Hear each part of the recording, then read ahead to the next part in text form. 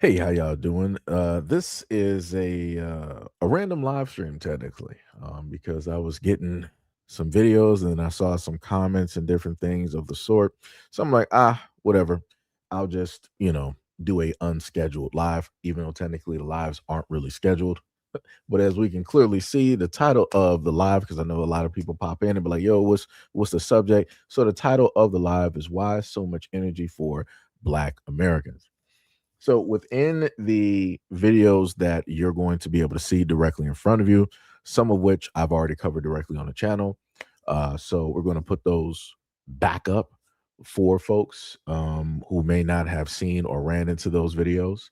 Um, or, again, to have further conversation for those who were not able to leave a comment directly on the video at the point in time. And then we'll also have some newer videos that again will be added to the long short form content directly on the platform as well. But again, we got a lot of nonsense, a lot of chicanery, a lot of foolishness. Yo, Bushido, what is up? What is up? What is up? So some people may remember this woman here. She actually made a part two.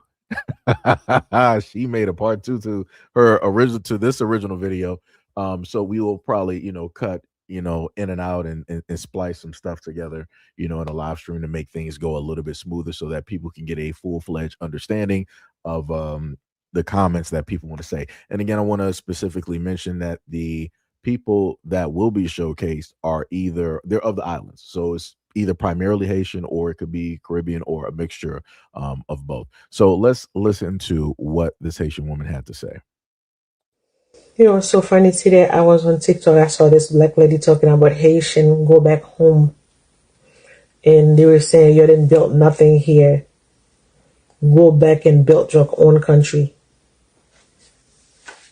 I need her to rephrase what she said about your own country part.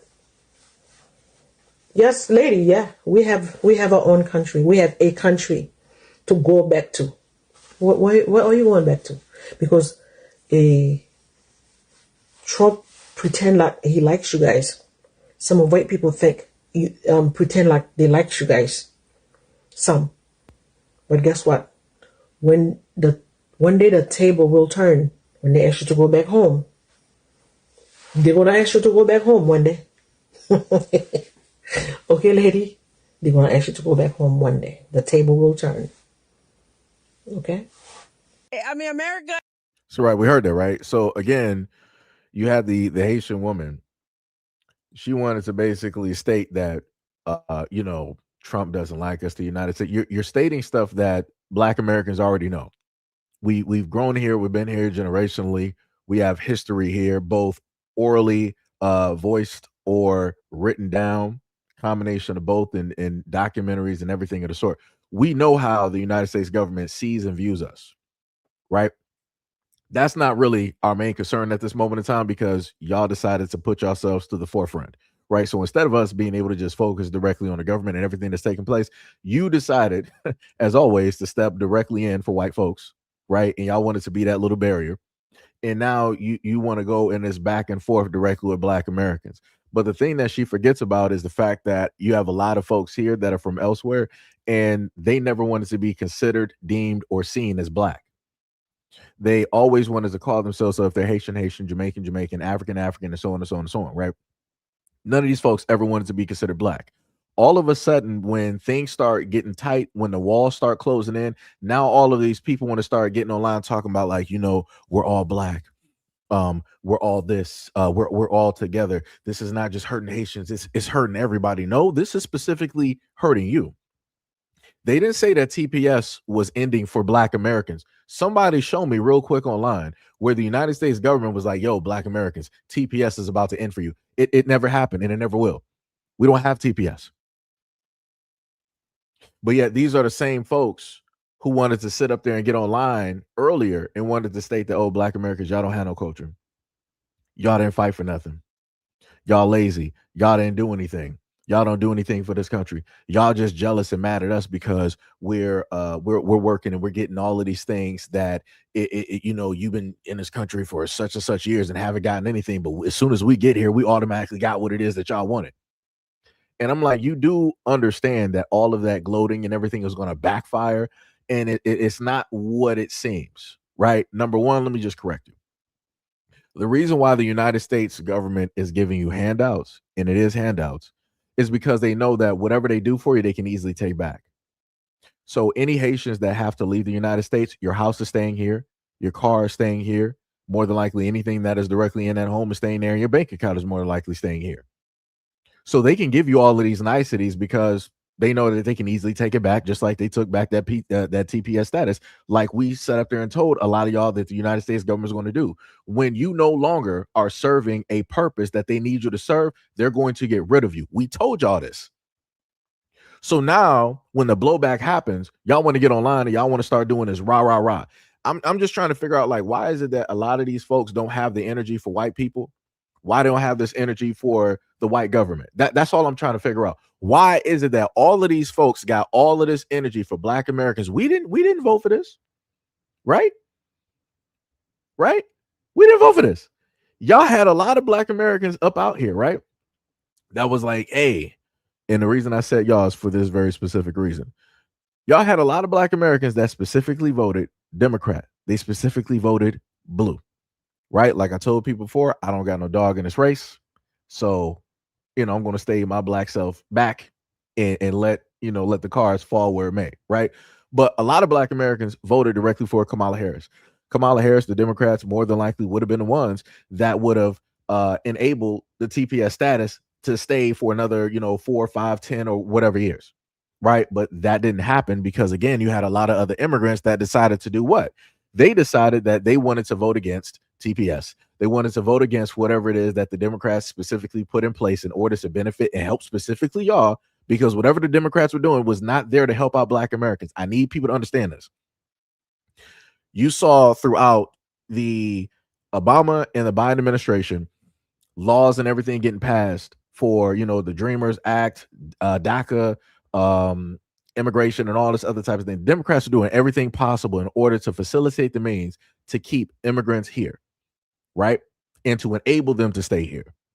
The Republicans are like, hey, we're getting rid of all of this. We're going to pack all of y'all up. Y'all served y'all purpose. We no longer basically need you. We're going to do America first, and we're going to get you up out of here so that we can now get white Americans directly into these jobs and these facilities so that, we can start doing what we normally do. You were used, and you're still being used, and you don't even understand it, because now that y'all doing this back and forth, right, the distraction, you're being used in order to cause, in a sense, a civil unrest, because that's what they're hoping for. Because you're too deaf, dumb, and stupid to actually realize the history within the United States, because you ain't properly been taught no strategy or no history of the United States and how white people in the government have specifically been going after Black Americans by way of using other quote unquote minorities directly up out here. And y'all falling right directly in front of that trap on purpose. And then y'all get online and y'all want to sit up there and try to tell Black Americans like, oh, hey, Black Americans, this is not just going to end with us. The Trump administration, they're going to sit up there and get rid of all of you. They're going to sit up there and send you back. And then Black Americans are like, so where are they going to send us back to? And then y'all think that y'all got to one up. Well, that's the whole question, because you guys don't even know where it is that you come from. We come from the United States, born and raised, bred. So I guess if you had a Black American that moved from New York to LA, I guess the United States is gonna be like, all right, we're going to deport you from LA back to New York. If you had a Black American family that moved from down south up to Detroit, Michigan, they'll be like, all right, we're going to deport you back down south to Virginia, South Carolina, North Carolina, Atlanta, Florida, Oklahoma. Like, come on now. Like I said, this is the most craziest thing. And again, these are the same people that go directly into Black communities, and they want to sit up there and say that Black Americans don't have no culture, we don't work, we're lazy, we're on Section 8 government assistance and all. Like I said, they take the same talking points that white America's been pushing for years, and they take it on as if they didn't just invent it or found something new, which is completely crazy. But as stated before, the only reason that y'all are able to sit here and even talk the way that y'all talk to Black Americans is because of us. We are, again, that foundation. Without us, there would be no you here. Historically speaking, there would be no you here. But like I said, people don't want to pay attention to that. So what we're going to do is we're going to look at the next video that this lady. We're going to come back to the rest of the video, but we're going to look at the newer video that she just put out, which is basically a part 2 to this video here. So let's look at it. You guys are pathetic. You guys are funny. I can't believe how you come up here and do my post talking. I don't give a how you feel. How none of you feel. Hey, I don't give a I know one thing. We're not crying because they say, I am not crying because they say the Haitian have to leave. And you're talking about this is your home. If you say this is your home, I guess it's my home too, huh? Remember where you guys came from. Remember you guys. Okay, let's not go there. Because if you know your history well enough, you would understand that this is none of our home. This country doesn't belong to none of us. And another thing, I'm pretty sure that Native Indian are looking at you guys like you're stupid as Go home. This is my home. You don't have a home. You don't have a home. You don't have a home. You were born here, and I've heard the way the Caucasian talk about you guys. You know, I heard how they talk about you guys. Y'all put work into this country. We put work into it too. We fought for this country. We help them fight. We help them fight. Yeah, you have built it. We have built it too. The talking about going home. I'm not jealous of anything. The only thing that I know you guys are jealous of is because the Haitian achieved that you guys spend your whole entire life here, you'll never achieve. So let me just stop it right there. You know the craziest part? I'm just trying to figure out what have Haitians done here promptly in this timeline of 2026 that Black Americans have never done or accomplished in this country ever. Because I'm like, we got millionaires, we got a few billionaires directly up out there, right? Multi-millionaires. We got Black Americans that have businesses, buy up the block, have land, have homes, right? Got successful families, educated families, right? We got, Black colleges, HBCUs, right? Even in a certain place down south, you got a Black car maker where he turns your standard issue cars into electric cars, right? We got Black inventors. So I'm a little bit confused. And then on top of that, historically speaking, creation wise, we've added a lot into the United States, right?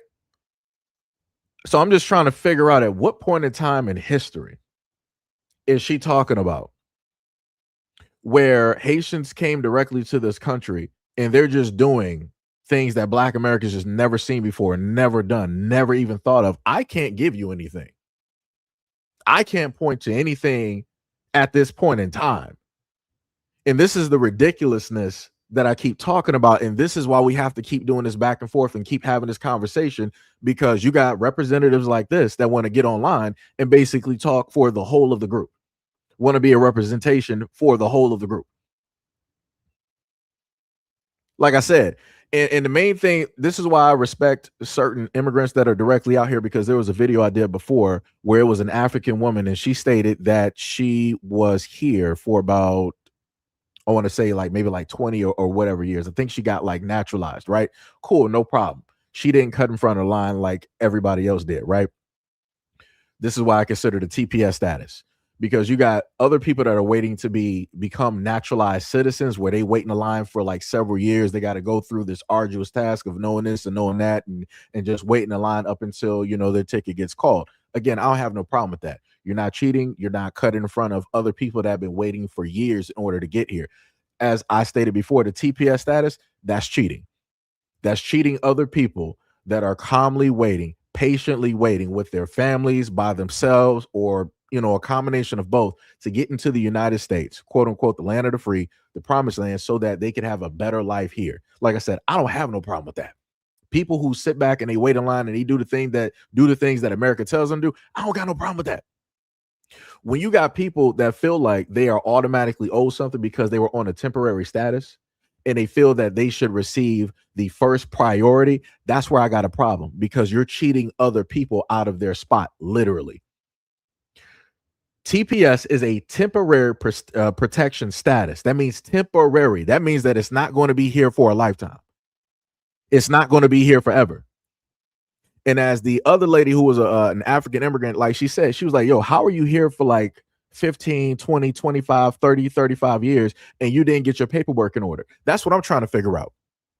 Because all of this anger that you see these people having online about Black Americans, I'm just trying to figure out. And again, I'm not talking about the young folks. I'm not talking about the young ones that just got here, like the 6, 7, 8, or the teenagers or whatnot or whatever. I'm not talking about them, because somebody else should be doing the paperwork for them and making sure that all of their stuff is straight. I'm talking about for the grown adults who are in their 30s, 40s, and 50s and 60s. You done been here for 20 plus something odd years, 25, 30 some plus odd years. And you mean to tell me that you never, ever got your paperwork in order, but you was like, I'm not going to do my paperwork. But the most important thing is, let me start a business. Let me buy a car. Let me buy a house. And then the most egregious one, let me start a family. You're going to start a family before you become an official citizen in the United States. So again, you're trying to cheat your way in order to get citizenship by having kids here, because you know that that's going to make them American. So by way of that, because they're young, you're going to be needed here to take care of them. So you can link yourself directly to that and sort of kind of be an American citizen. Again, you cheated your way here. So you cheated your way with TPS, which is, again, temporary status. And then you cheated your way again by sitting up there creating a family, which you should not have created, because the main thing that you should have done when you were in this land, when you were in the United States, when you were running and fleeing, however it is that you want to say, you should have made sure to get your paperwork in order. You have more than enough time to sit up there and do this. You have more than enough time. Nobody can give me a valid reason or an excuse why it took you 20, 25, 30, or whatever years to get your paperwork in order. You're not going to tell me that your life was that hectic and that busy that you were like, that's not a priority for me. What? That's your whole life. That paperwork is your whole life. That can make or break your situation. And now you know and understand how important that paperwork is. But because you didn't want to make it a priority, you want everybody else to make your situation, of which you put yourself in, you want everybody else to make that their priority. And you want everybody else to speak and fight directly for you. For what? You didn't care about yourself enough. You didn't care about your family enough. You didn't care about your money or your business enough to get your paperwork in order. Why should we specifically care? That's all I'm saying. And then you get online like this and you want to start talking all greasy. And you want to sit up there and say that you built this country. I didn't cheat my way in order to get into these United States. I was born here. I was raised here. So was my family, and the family before that, and so on and so on and so on. I'm not an immigrant. I didn't run or flee anywhere. So to sit up there and say and make an egregious comment to state that you put more work than Black Americans, or you did the same amount of work, that you are just as valuable, is ridiculous. Because like I said before, if there were no Black Americans here, you would not be here. All of these, like I said, the civil rights, that's not because of Haitians. Excuse me? The Black Panther Party, that's not because of Haitians.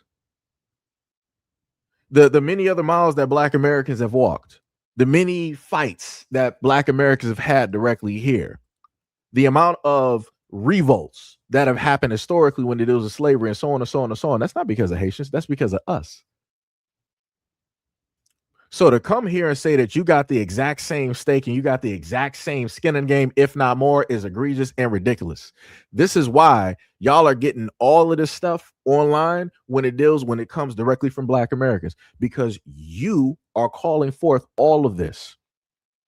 Because I want to make a note to a lot of people. You will see directly over the content, if you've been here, long enough, that I've done quite a bit of content on Asian Americans, right? When it deals with the boycott and everything of the sort. Asians have cooled down. So there's no reason for me to, in a sense, keep talking about the Asian community. They stopped doing a lot of those videos. Somebody must have got and went through that community. It was like, hey, we got to stop, really antagonizing and saying egregious and inflammatory and incendiary, comments and statements about Black Americans. Let's sit up there and just pull back and just shut up. And they did that. So like I said, cool. They understood, they registered that, and they're just going to sit up there and cool down to the side. They got to a lot of the content creators are like, hey, we need y'all to shut up. We need y'all to cool down because this is actually having an effect. Right. But now we're right back here when it deals with Haitians and many other people that want to throw their hat directly in this conversation.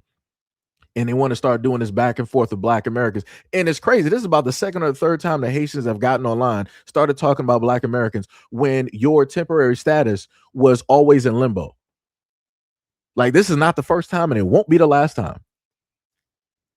Like I said, this is crazy. People gotta really understand this. Like, hey, if it came to the point in time that people really wanted to work together, all you have to do is just be respectful. All you have to understand is like, hey, if you come directly into such and such community, just be respectful. Don't start talking like this. Don't start talking slick. Don't start talking greasy out of your mouth. Don't sit up there and get online on your podcast or other people's podcasts and start sitting up there talking about like, hey, the reason that we don't respect Black Americans is because us as Haitians, we sat up there and fought, for our freedoms and yada, yada, yada. And we sit up there and look at you Black Americans like, what did y'all really do? What did y'all really fight for? And I'm like, what are you talking about? I'm like, did you not look at the history of the United States, the amount of things that transpired and took place here? Like I said, it's 100% crazy directly about here. But let's continue with the lady. Jealous for what? Go home. I'm home just like you're home. Just like you're home. I'm home too. Okay, TPS is done. I'm not crying for TPS, whatever, but it's have the audacity coming up here talking about you guys go home when you're a Black person and you're acting like this. The white people treat you as worse, as bad. Who you call this home? You were born here. These white people treat you guys as worse. When something happened, you know how they treat you guys. You guys know that. Mm-hmm. Talking about my community. Oh, we're taking over. This is what we're taking over. They didn't come here to stay. They come here to get our leave. You don't have to push up. You don't have to push that back. So let me hold on. So going from the horse's mouth, right? She said that everybody who was Haitian, they just came here to get their stuff and leave. But I'm like, so why would you be on temporary status since George W. Bush Jr.? Because I want people to realize, because I didn't think about this at all. I think I listed this in a previous video and in the comment section. A lot of these folks been having temporary statuses for quite a few presidencies. You can even take it back to, again, George Bush Jr. and look at the immigration and everything that was going on there. Again, some of these people have been here for so long, but they opted to not get their stuff together. And now she's sitting up here saying that, oh, we just came here to like get a little bit of stuff and leave. So what's the problem then? If you came here to get your stuff and leave, why are you mad that the United States government is like, hey, your temporary status is over? Why y'all sitting up there getting online and on mainstream media news, sitting up here crying and woe is me and talking about y'all don't know what it is that y'all going to sit up there and do? I'm a little bit confused. Which one is it? Did you come here in order to skip the line in front of other immigrants who are doing the right things? They're abiding by what it is that the United States basically presented to them with that itinerary of point A through Z, and they completed those in order to become naturalized? Or did you just come here real quick, jump off a boat, right, and get here real quick just so that you can make some money and just go back? Because I'm a little bit confused on how that works. I'm a little bit confused, because for Black Americans, we're not getting off a boat or a plane and just coming here to just, take. We have families, we got businesses, we have homes, we got land, you got farms, Black farmers directly up out of here and everything of the sort. Like I said, it doesn't matter what discrepancies or what issues or problems we have that Black Americans have with white Americans and vice versa. That's something that has nothing to do with you. Historically, that's something that's just been going on, and it'll just be like that for whatever time. Again, that's none of your business, right? Those are Americans having problems with other Americans. You, my friend, are Haitian. So again, this is why I try to tell people, it's like, you need to mind your business. You need to mind your business is with the French. That's where your business is. That's where you need to be having all of this animosity, all of this anger directly towards. You need to be really having this towards the French. You need to have them pay you back. You need to help. You need to tell them, knock on, France's door, be like, yo, hey, Jean-Claude Van Damme, I need you to talk to the people real quick and have them and run that money. Or maybe he's Belgium. I'm not sure, but y'all know what I'm saying. You know what I'm saying? Knock on France's door and have them give you back that money to help you guys out, so that they can fix and repair the problem specifically there, because y'all in shambles. Because it's crazy how people want to sit up there and say that they're so proud of this, that, and the third, but it's like, You're saying that while being in the United States. So realistically, how proud are you really? How proud are you really if you ran and you leaped, came by airplane, train, or boat, whatever it is, or buoy, right? How proud are you if you ran from wherever it is that you come from to be in the United States? And then not only that, and this is the other thing that I sit up and try to tell a lot of folks here, right? We do have an American flag, and then we also do have a Black American flag, right? My main problem with this is that a lot of these folks who come from these other countries, they want to start flag banging. So I'm like, okay, so you're an immigrant from another country, you're in the land of the free, and then you don't really assimilate. So then to further prove that you're not going to assimilate into American culture or into the American way of life, you're going to be rebellious by sitting up there waving your flag whenever it is that you get some type of success. So it don't matter if it's the NBA, the NFL, don't matter if it's NASCAR, it don't matter if it's MMA or a prom or college graduation, don't matter what it is. Out here flag banging, basically saying like, yeah, we in here, we did this and da da da and all this other. I'm like, yo, I thought you were supposed to be American though. Thought you were supposed to be American. Shouldn't we see American flag directly in your hand? But y'all don't want to sit up there and do that. And again, you wonder why it is that those in the United States got a problem, a deep-rooted problem directly with you. It's because not. It's like, all right, you want to be here working. Okay, cool, fine. But are you going to assimilate? You don't even want to do that. Either which way, you don't even want to assimilate by way of white American needs or by way of Black Americans. You don't want to do none of that because y'all standing still and be like, hey, I'm Haitian all day. I ain't none of this other type of stuff. I ain't Black. I ain't Black American. I ain't African American, da da da, all this other type of stuff. So I'm like, you got two ways of which you can pick. You can go the white American way, or you can go the Black American way. You don't want to go none of those ways. You just want to still be Haitian and being here. Again, that's disrespectful. I at no point in time as a Black American would I ever sit up there and go down to Haiti, anybody else's country, and start pulling out my flag and standing up there like, yeah, we Black Americans, we in here, we doing this. Like we standing 10 toes down out here.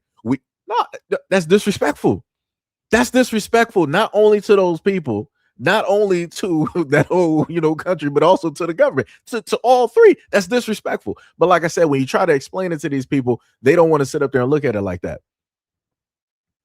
Like I said, just imagine if you had a white American go over there to Europe and they started just waving an American flag in front of like European faces.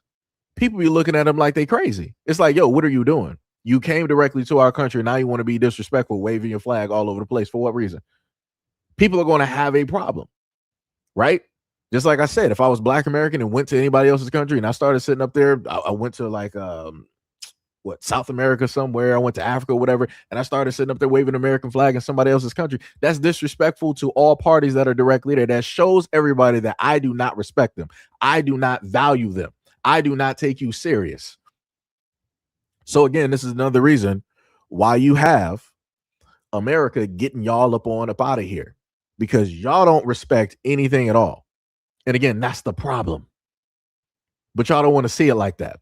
You want to sit up there and pull up and play victim. You want to sit up there and make it seem like woe is me and that Black Americans are just doing y'all wrong. This ain't Black Americans' fault. You need to be talking to the United States government. Didn't y'all get online as Haitians sit up there and say that the United States government destabilized Haiti and all this other type of stuff?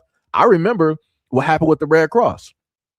I talked about that. I did a video on that, but I didn't see Haitians trying to pull up and flag bang on the Red Cross about where those hundreds of millions of dollars, if not close to billions of dollars, went that was supposed to go to Haiti. What happened to that, guys? How come y'all ain't all high and mighty directly about that conversation? What happened to all of that money that was supposed to go to Haiti that the Red Cross basically raised? What happened to that? Right. Yeah, I guess y'all forgot about that. But yeah, let's talk about Black Americans though. Even though Black Americans, again, we're not the reason that your TPS status is basically ended, but you got all the energy and all the mouth in the world with this topic dealing with us, pointed directly towards us. Crazy work. But let's continue. Talk about going home. We know we have a home. And for myself, cannot tell me to go anywhere. Okay? And this argument finished there because you're a bunch of pathetic people who come talking for nothing. You're What? fighting with another black nation. Whoa. Let's rewind it. Nope, we're not doing that. We're not gonna hold up. Okay, and you guys are black. Why don't you go fight the Cubans? Why don't you go fight the Dominicans? Why don't you go fight the Brazilian? Why don't you go fight the those all those people who came here? So let me show you what she's doing, right? She's deflecting. So instead of taking responsibility for her comments in 2 videos and probably more, because I didn't actually try to find her page or go through her page because I just wanted to focus on these. But she's one, and I got a multitude of other Haitians throughout the years who have come directly online being disrespectful to Black Americans. So instead of being accountable for all of that nonsense that is being, pushed directly out there, all of that rhetoric, you want to pull up to the scene and try to tell Black Americans, oh, what y'all need to do is y'all need to focus on the Dominicans. But isn't Haiti and the Dominicans, don't y'all have issues? So shouldn't you technically be, focused on them? And then as a matter of fact, the thing I also found out about, shout out to Donnie and Timeout. He did a video. I might have it. I might play it if I can find it. He did a video recently. He basically stated, no, it wasn't Donnie and Timeout. It was another guy. But the other guy basically stated that you have Haitians are here under the pretenses of masquerading as Dominicans. And I didn't even know that. Like, that's some crazy stuff just by itself. So it's like that adds another layer on top of this whole thing where they want to sit up there and say that they're proud of who it is that they are and where it is that they come from. But if you are so proud, then why are you masquerading? Why are you running? Why are you fleeing? If you are so proud of where it is, if you're so proud of home, why are you not home? And I don't care how that sounds. Because like I said before, whatever problems Americans have, white Americans and Black Americans, again, historically, we have a history. We all know this, whether people, want to talk about it or not, whether people want to sweep it under the rug, however it is. We will deal with that issue. That's a home issue. That's an American issue. You are not American, so mind your business. Stop bringing up American talking points. Stop talking about things in between white Americans and Black Americans, because again, it has nothing to do with you, because historically you have no skin in the game. You have no dog in that race. You have an issue specifically, realistically, with the French. Go out there and have that conversation with them. Go out there and be disrespectful over there in France and start waving your flags and start doing this and start doing that. You're not going to do it though, but you'll make sure to be disrespectful in the United States to both white Americans and Black Americans and to America in general. That's ridiculous. And you think that people are going to allow you to be here while you're doing this openly? Word? You think that's how this works? It is the land of the free, but you're not free of consequences. And this is the consequence. But like I said, people don't want to own up to the nonsense that they just so happen to do. They want to start doing stuff like this. And then you want to sit up there and try to tell Black Americans, oh, what you guys really need to do is you need to focus on all of these other groups. No, we're focused on you because you're the one sitting up here running your mouth. If Dominicans start running their mouth, I'll focus on them. If other groups start running their mouth, I'll sit up there and focus on them like I've been sitting up there doing on this platform for years. But you, my dear, are the main ones front and center. You, with 2 videos, the main one that spent all of this time. And I want to remind people that she's sitting up there filming and driving at the same time, breaking the law. But it'd be like that. But again, she's the one talking, but she wants Black Americans to be focused on all of these other groups. Wow, that's crazy. The lack of accountability is astonishing. But let's keep going. We are illegal. We are the Italians. All of us immigrants in this country. All of us is immigrants. What the are you guys talking about coming under here talking like you're better than Haitian? None of you, white, Black. You know what? Because you know what? First of all, the Blacks really, some of you really piss me off because y'all come under here talking when you don't do in this country anyway. You see that? Hold on, and I don't normally usually sit up there and do this. So let me just be very clear, because I have to do it for the sake of this conversation. Because again, this is an American thing. You're going to sit up there and say that white Americans are immigrants. They're Americans, right? Again, there's a whole history to it, but for the basis of this conversation, I'm not delving directly into that past. You're trying to sit up there and make the stance that both Black Americans and white Americans who have more of a history on this land than you are not American. And you want to sit up there and say that we're all immigrants here. No, we're not doing that. We're not doing that. No, no, no, no, no, no. I'm not about to sit up there and allow you as a Haitian woman who ran and fled from our country, the one that you're so proud of, that you probably got a flag of and all this other type of stuff. I'm not going to allow you to sit up there and say that both white and Black Americans are immigrants. We ain't doing that. We ain't doing that. Like I said, this is what I be talking about. This is how slick they mouth start getting. Like I said, you would have thought that how this Haitian woman is talking, like she actually established and they built this country. They did not. They did not. But like I said before, this is how disrespectful. Like I said before, they could either go by the white way of life, right? And go that way, or they can go by the Black way of life. They didn't want to sit up there and do any of those. They had two directions that they could have gone. They opted not to do it. And this is what you get right here. This is the disrespect that I sit up there and tell people all the time. This is what we don't need here.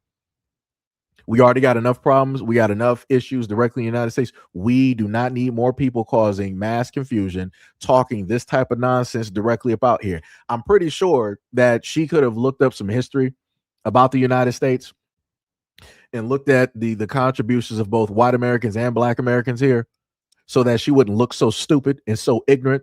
This is why I sit up there and say that the education system is failing a lot of people, because this is what you get. This is what you get. This is also what you get when you have people that skip the line and they don't know a lick of history about the United States. They don't know nothing. But she want to come up here and open her mouth and be disrespected, and she want to sit up there and portray and play herself as the victim. How? You caused this. You're the issue.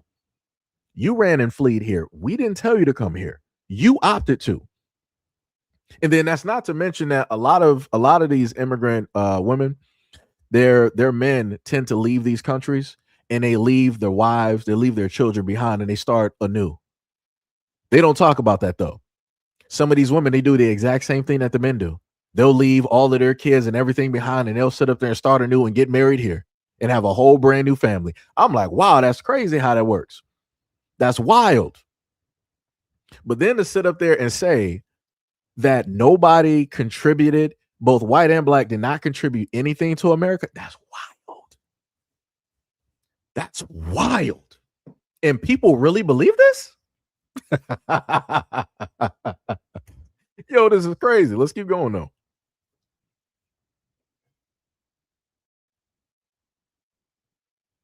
What the f*** do we anyway? Talking about we built this country. We have built it too. Let the white people talk like the way you're talking. They do. Because they're the one who don't know, they're the one who don't like us Black people. There's no us. Some of you. I'm not going to talk about all Black people because I know a lot of Black Americans. I have a lot of Black American friends. My guardian was American, okay? And she was a Black lady. But some of you imbecile coming under here talking about we home, go home. Please, we have a home.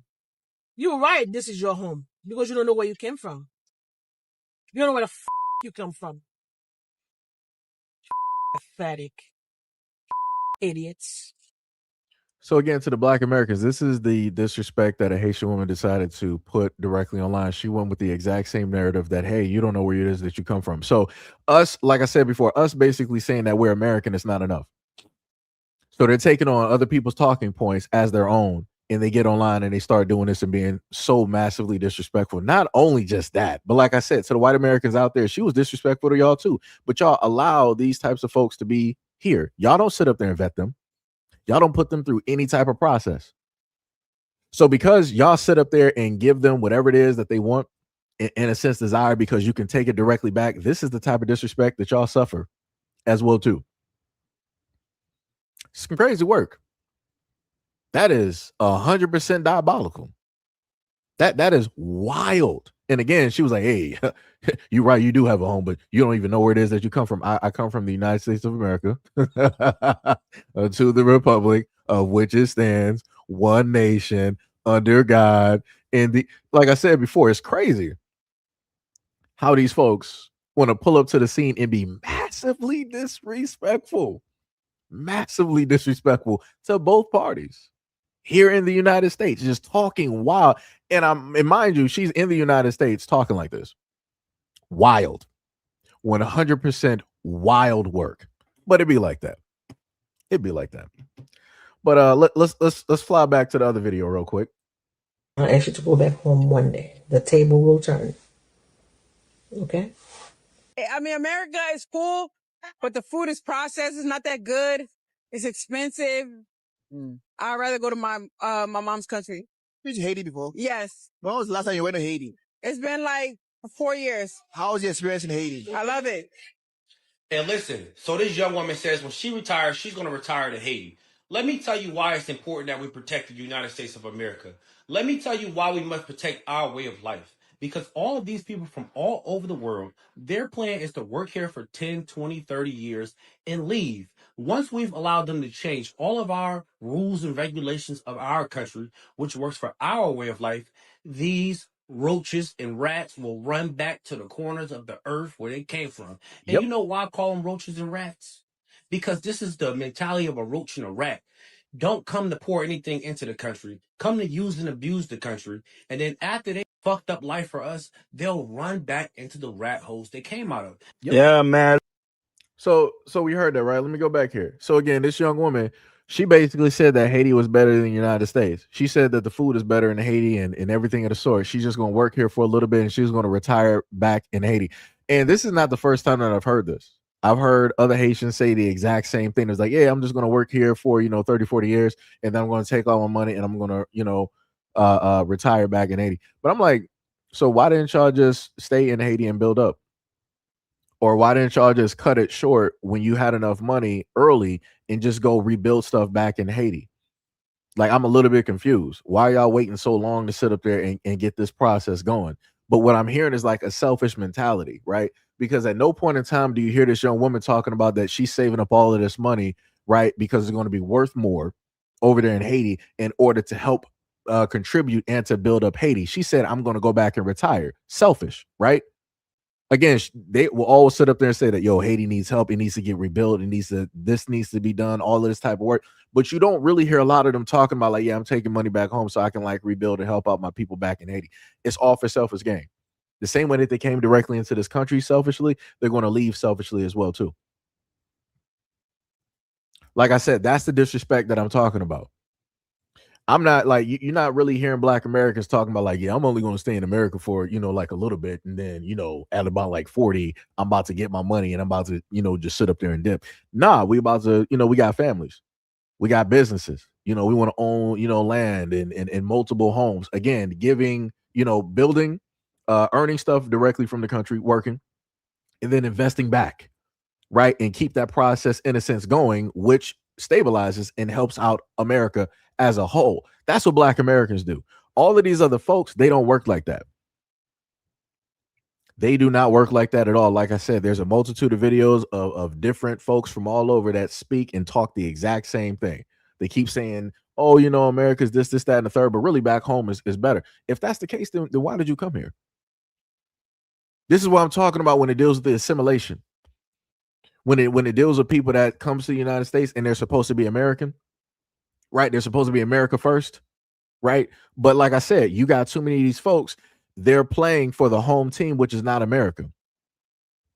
Like I said, I don't care what issues or problems that white Americans and Black Americans have. At the end of the day, we play for home. Like I said, I don't care if people like hate each other, dislike each other, whatnot, or whatever. At the end of the day, both white and Black Americans play for home. And that is a fact, bar none. Can't nobody sit up there and tell me or say anything different. All of these other folks, you don't know who they play for. And I can tell you for sure, 100%, they're not playing for America. The only way that they're playing for America is if they went through the trials and tribulations in order to become a naturalized citizen. Those are the only few folks here that are like, okay, I can look at them and like, all right, they're playing for here.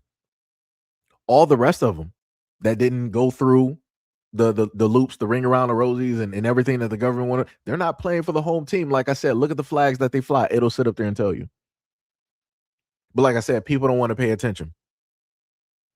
People do not want to pay attention.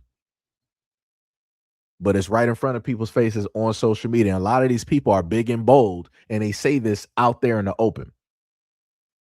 Like I said, this is the type of stuff that I don't respect. Like I said, it don't. I know the history of the United States, the good, the bad, and the ugly. But at the end of the day, I will still play for and fight directly for this country. At the end of the day, like I said, history here, generations here, bloodline here, graves here, future here. But like I said, these folks, they don't understand it because they don't got nothing here. So because they don't have no skin in the game, they don't basically care. Well, let's continue. They fucked up life for us, they'll run back into the rat holes they came out of. Yeah, man. Look, man. Hey, TikTok, what it is. Hey, straight up. Y'all listen up. All my Haitians, man. Hey, stay strong, bro. I'm telling you. I don't know what's going on TikTok. You feel me? I try to stay out this, Haitian hate algorithm, but TikTok keep throwing shit in my FYP. So they want me to chime in. Listen, bro. Tout Haitian win, tandem. Y'all listen up, man. Let everybody who hating on us, who happy about the TPS being cut off, let them hate, bro. What we gonna do? We gonna save it. We gonna bookmark it. We gonna stamp it like, okay, bet. Motherfucker right here with hating bet. This motherfucker right here is hating bet. we gonna get him. Cause, bro, what disease did? It's like y'all mad at Haitians cause we done came up, bro. Y'all can't be mad at that, bro. Y'all can't be mad Haitians done came up, dog. That shit crazy. I even see, and it's black people. What the going on? Look, bro. I don't see some say, oh, Haitians think they run Florida. Bitch, we do run Florida. We a big part. White people, correct me if I'm wrong. Let me look this up because maybe I'm a little bit confused. Isn't Florida a Republican state? Hold on. Let me just let me just check something real quick.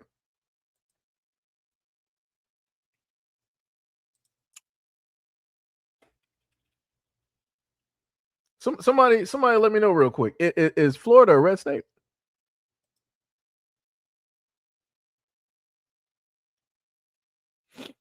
I had to use AI real quick. It says, yes, Florida is currently considered a Republican state, right? So somebody correct me if I'm wrong. When at any point in time in a Republican state have you seen Haitians running anything, especially in Florida? I'm just trying to figure out. I'm just trying to figure out, like, is there like a Haitian like mayor? I think what was the dude's name? Was it is it DeSantis? I forgot who was down there in Florida. My mind is a little bit warped at this moment in time. I'm just trying to figure out, how do these folks come to the main point of basically saying that they are running the totality of Florida? That's a Republican state. How do you think that they were building another Alcatraz or whatever it was, out there, like in the Florida lands. They was building a whole nother prison down there. And I'm just trying to figure out what control do Haitians actually have down there in Florida like that, where they're like, hey, we got more control over Florida than the white folks. Huh? Since when? Since when? Like I be trying to tell people how these people get so disrespectful online and they start stating nonsense. It's crazy. I'm just trying to figure out. It's like, you barely got control over your own homeland, but then you come directly to the United States in one area or a few areas, and you claim that you got all the power and the control there. How does that work? Like, where? But let's keep going. Maybe he'll make a point and it makes sense. Part of this shit, boy. Whether you like it or not, we done left an imprint on Florida.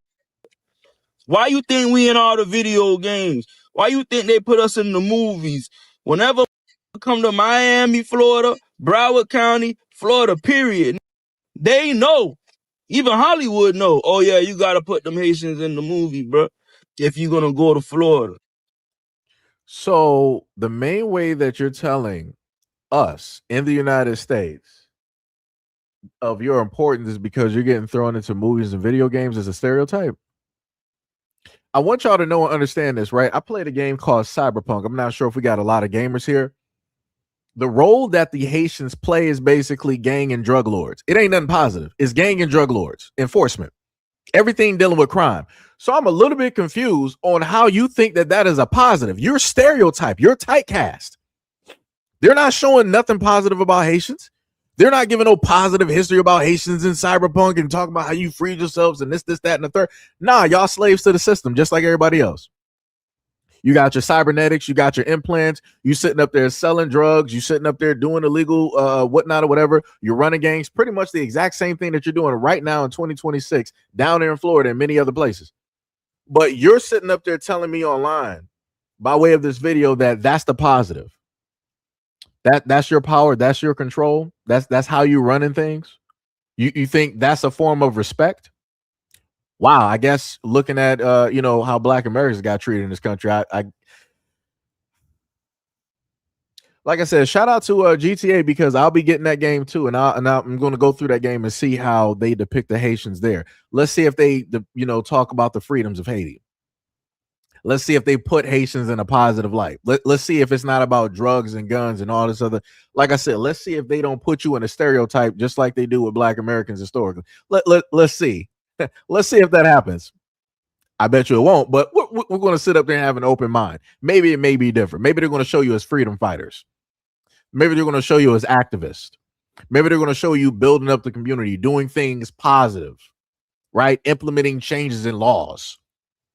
Maybe even being president somewhere in GTA. I don't know, but let's keep going. Y'all tighten up, man.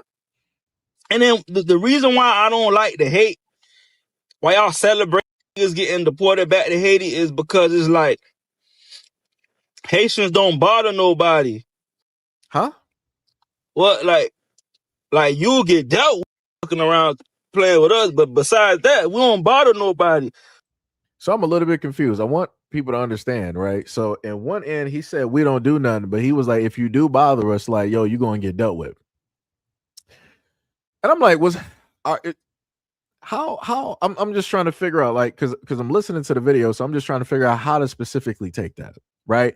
Because on one end, I done showed y'all a multitude of videos where Haitians have come out here talking out the side of their necks, like the one girl that was on the podcast, she said, dirty Black Americans, right? Dirty Black Americans, which nobody said anything crazy to her. Nobody said anything sideways. Nobody disrespected that Haitian woman on that podcast. She just came out of her mouth and she was like, yeah, that's what I called you, dirty Black Americans, because that's what you are.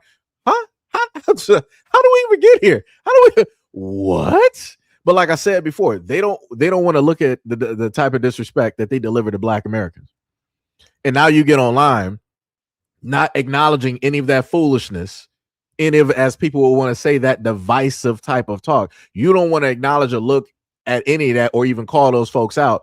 But now you want to sit there and be like, we don't even do nothing to nobody. We don't cause no problems. But if you cause problems with Haitians, we're going to sit up there and deal with you. You know, the United States government been causing problems with y'all, but y'all ain't about to sit up there and do nothing, though. That's a fact. That's a bar. You're not about to be rah-rah-rah. You're not about to be doing whatnot or whatever to the United States government, because the United States government will get you up out of here one way or another. They got tanks. They got stealth planes, all types of armaments. You got AI robotics, thanks to Elon and everything. You don't got nothing to sit up there and fight this United States government. So if the United States government comes knocking at your door, you ain't about to do nothing. Like I said before, the only main ones that's been really fighting and going against, in this United States thing has been Black Americans, right? No matter how any of that stuff went, wins, losses, whatever it is, we're the main ones, pretty much the only ones. You, my friend, are not that. So, like I said before, all of this talk about if somebody causes problems with you, that you're going to rah. No, you're not. You're not about to do nothing with the United States government. You're not going to do anything. They will pull up an army real quick. Like I said, I don't know what y'all think this is. The United States government is not going to sit up there and mess around. If you sit up there and make them angry enough or mad enough, they're going to sit up there and show you what time it is, and they're going to bulldoze. Like I said, I guess people not paying attention to a lot of the the skirmishes or the things that are going on overseas, or the things historically that have taken place in different countries dealing with the United States. Didn't we just have something recently with like Venezuela, where you had some folks that was a part of the United States government covertly went directly out there, shut down the power and electricity, and they sat up there and got the Venezuelan president? And you mean to sit up there and tell me that automatically you got something to deal with that? Okay. All right. Okay. Like I said, the United States went in somebody else's country and got their president. You think for 1 second that on United States soil, you got the edge over the United States? You have to be a straight fool. Now, maybe if you was over there in Haiti, all right, cool. I understand that. Y'all got a whole bunch of armaments and y'all got a whole bunch of gangs and everything of the sort. All right, cool. Y'all got that. Y'all know that land and everything of the sort. Cool. Got it. You're in Florida. You're in the United States. You don't know the United States better than the United States government. You're going to lose. You're going to lose. But let's keep going. You feel me? The reason why Donald Trump and them don't like us is because we fought for our freedom. Look it up, 1804. And we we unalive, spilled blood behind our freedom. They don't want the rest of the black people in the world, especially America, to adapt that same mindset. So this is why I was speaking on some things historically earlier. So now I have to go back into the past just a little bit, right? So when it dealt with slavery, you had slave revolts on plantations. It don't matter what was happening or going on in Haiti. This was happening before we knew anything about that. Before there was a carrier pigeon with an olive branch and like some type of scroll with the Rosetta Stone attached, directly to the hip. Before any of that stuff was happening, we were already having slave rebellions and everything else happening directly over here. We were already fighting for stuff. Right? We were already going directly for freedom, no matter how it had to sit up there and happen.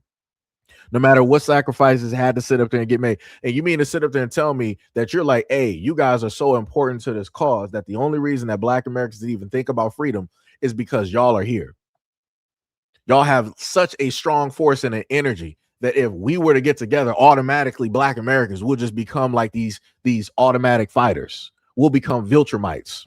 We'll become Kryptonians. Really? As if we weren't already fighting here before you were even here. Like this is why we talking about again, the disrespect where they always feel like they were the only ones to sit up there and really wage war or basically fight for freedoms. And this is why I be talking about when it deals with history. This is the ignorance that I be talking about right here. Ridiculousness. I would never go to somebody else's country and be this ignorant. I would never be on somebody else's soil of which they fought and bled directly for and talk this reckless. I would never do that. Like I said, if he went to other people's country and he was talking like this, they would have packed him up. Like I said, go to China or go to Japan and be disrespectful like this. They're going to pack you up one way or another. And there ain't nothing any Haitians can sit up there and do. They're going to pack you up. But like I said, you can't tell. That's why I sit up there and say, like, yo, people can be this disrespectful because in general, Black Americans are too nice. And also in general, America is too nice. This is why people can come directly onto this land and quote unquote with the freedom of speech and everything of the sort and not even really be Americans. And they can sit up there and talk this disrespectful. Like I said, it's wild work. Let's keep going. You see what I'm saying? Don't let that go over your heads. They want Black people to be like, they want you to be weak, bro. They don't want you to fight for your human rights. They don't want you to fight for your life. They don't want you to fight for your culture. They don't want you to fight for your family. So I'm a little bit confused. He said they don't want us to fight for our culture.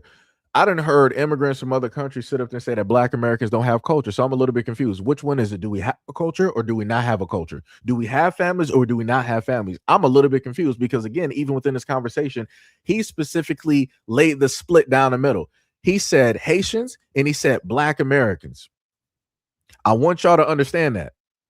He himself said it in his own video with his own two lips, that there is clear-cut a difference between Haitians and Black Americans. Haitians fought for their freedom. Black Americans, we were just here. we were just here twiddling our thumbs up until the Haitians and everybody else came, and then we decided to basically charge up and start fighting. Everybody else put like an engine, put a supercharged Energizer Bunny battery directly in our back, and then we automatically became superheroes. Like I said, the disrespect, people got to pay attention to how these folks be speaking directly online when they make this type of content. Like I said, it's not me making the stuff up. I'm listening directly to the same exact video and to the words that this man is sitting up there saying. Disrespectful, backhanded compliments, or if you can even say it is that. But let's keep going. They don't want a bunch of Black people having that Haitian mentality. They want you to be subservient to them, bro. That's why Trump want to cancel TPS. That's why you might see some of the Caucasians happy about that. But for you Black people that's happy about that, and honestly, bro, I think it's just the FBAs. I don't think it's all Black people upset about that. It's celebrating that. I really don't think that. I just think it's that little minuscule online group. You know what I'm saying? But come on, man. That's why, bro. Don't let them fool y'all. Y'all letting the CIA put y'all against Haitians. And Haitians, we never went to war with you. We went to war with the French, boy. Y'all go learn fucking history so y'all won't be, y'all pointing the gun at the wrong. Don't point it at us. Y'all need to point it at. That's some crazy work. And this ignorant dude is sitting up there telling Black Americans like, yo, y'all need to go read up on some Haitian history and how we freed ourselves, and y'all need to go educate. No, y'all need to go educate yourselves on Black American history. All of the many like I said before, the amount of wars that Black Americans, let me just make this very clear. Regardless of the discrepancies, the issues, and the problems that we have in these United States, Black Americans have always fought in these wars. When we were allowed to, we were there. Even when it dealt with the Olympics and representing the United States, we were still there, and we were still fighting for who? Home team. We were fighting for the United States. We were waving that American flag, no matter how we knew that we were going to get treated when we got back home, right? We knew that as soon as we sat up there and left like Europe and all this other type of stuff over there, we're going to come back over there. We're going to have to sit up there and deal with like, all right, go back to the back of the bus, go back to the back of the restaurant. You're not about to be sitting here and all this. Like I said, we got problems here that we're going to deal with when it deals with America. These folks right here are disrespectful. They don't care nothing about American history, about American culture, or anything about that. This is how they want to sit up there and talk and speak directly on us online. And then they want to sit up there and point out and be like, hey, we the victims. And like I told people before, it's like, yo, I've known people of a variety of different ethnicities. And in certain instances, there's been disrespect that I've had to sit up there and check. I've had a Jamaican man sit up there and tell me like, yo, you're one of the good ones. Like, you like to work. You're not, lazy like the others. And I'm like, yo, what do you mean? I'm like, every single, Black man out here is not lazy. Like, you got Black men out here that work. I'm like, yo, that's disrespectful. And then he tried to sit up there and walk it back. I'm like, no, you can't sit up there and walk that. You don't say something like that. Like I said, that's like me coming out and sitting, even if I have the stats directly on it, when it deals with like women over there in Jamaica, when it deals with like the yellow jacket. If you don't know what yellow jacket is, that's basically when you have Jamaican women that decide that they want to get pregnant by one guy, and then they put the burden of that child on somebody else who is not even the father. And they have a high amount, Nigeria and Jamaica have a high amount of illegitimacy rates directly over there, where those children do not know the fathers of who their fathers actually are, right? And then on top of that, you have a lot of men that are raising kids that are not even theirs. So, like I said, if I were to get online and start talking about their women like real crazy in a variety of these other countries, people would feel a certain type of way, regardless of the stats or not. Right? People would feel disrespected. So, within that exact same vein, right here, you're being disrespectful. You want to tell us to go learn and do some history. You're here in the United States. You don't know nothing about Black American history. But the crazy part is, this Haitian don't know nothing about Black American history. But at the same time, y'all want to shoehorn in when it deals with Juneteenth. Juneteenth don't got nothing to do with Africans. It don't got nothing to do with Haitians, nobody else. That has to do with Black Americans, specifically down there in Texas, right? But because of that, you know, a lot of other Black Americans, they celebrate it as well too. But somehow, some way, y'all want to shoehorn everything that y'all got. You got Africans that want to start playing and doing parties and pop-ups, and y'all got Pan-Africans. They want to start waving these Pan-African flags, and you got Haitians want to start doing this and still doing that. And then when we got Black history, y'all want to shoehorn directly into that as well too. Even though everybody from the islands, y'all got your own months. Y'all got your own months where y'all can celebrate your heritage and your history and everything else, but that's not enough. So y'all want three or whatever different times to be able to celebrate yourselves. And y'all want to come directly into what it is that Black Americans have established directly for themselves. And y'all want to sit up there and say, like, oh, this is all of us. This is all of our celebrations. No, it is not. No, it is not. No, it is not. We had to sit up there and fight for any type of celebrations. Like, even still right now, at this point in time in the United States, people want to get rid of Black history. Because they were like, yo, why do Black people have a Black history? It's you know, everybody's American. Like, it shouldn't just be. I mean, well, it had to be Black history due to the fact that realistically, whatever accomplishments or things that Black Americans have created or done for this country, it doesn't get talked about. Trust me, I know, because I went through the American education system and went through those history books, and they don't really talk about the contributions like that. They talk about white contributions a lot, and that's to be expected. Right? Because the majority who write the history books are white. And what do they normally sit up there and say? The champions dictate and write the history. So the winners of history are going to make sure to portray themselves and put themselves in the best light, and always make sure to highlight their contributions in a positive light. And then everybody else is pretty much dead last. That's how that works. So when Black Americans sit up there and say that we got days in certain types of months that are specifically designated to us, that's exactly what we mean. But like I said, you got disrespectful folks about here. Crazy work. It be like that. So now we didn't heard this man's video, right? So now he has an update video as well too. We have an update directly for him. So we're going to sit up there and look directly at this. But before we get here, right? Because I want some folks to not, in a sense, well, you can feel how it is that you specifically feel about this this instance. But I want to point this out because this was directly on his page, right? So a Black woman wrote, she was like, so you know what you said about us, right? And because she's also stating underneath the video, because he has a Black American woman that he is with. I'm not sure if they have kids together, but you know, might have kids or whatnot or whatever, right? So you got a Haitian Black American woman. So obviously from this Black woman's comment, he said something negative about Black women. And his response is that the woman that he's with, the Black woman, Black American woman that he's with, she said, she loves me and I'm her leader and protector, right? With the emoji. The response was like, that's what's up. Good for her. I actually feel bad for you. Honestly, I just don't like what you said in your other video, but that's your opinion. So, like I said, he's being disrespectful on all fronts. He's talking about Black Americans in general. And then on top of that, he's sitting up there. He said something in another video, negative, you know, about Black American women while being with a Black American woman. Crazy work. But we're going to get to that in one of the other videos. But we're going to take a listen to this one. TikTok, what it is, bro. Hey, man, as y'all know, and I'm sure y'all heard, feel me, the TPS for Haitians has ended.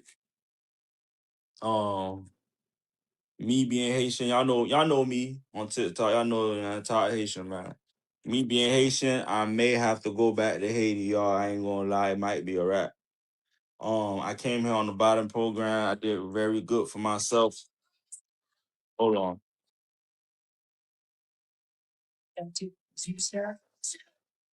Yeah. I came here on the program. I did very good for myself.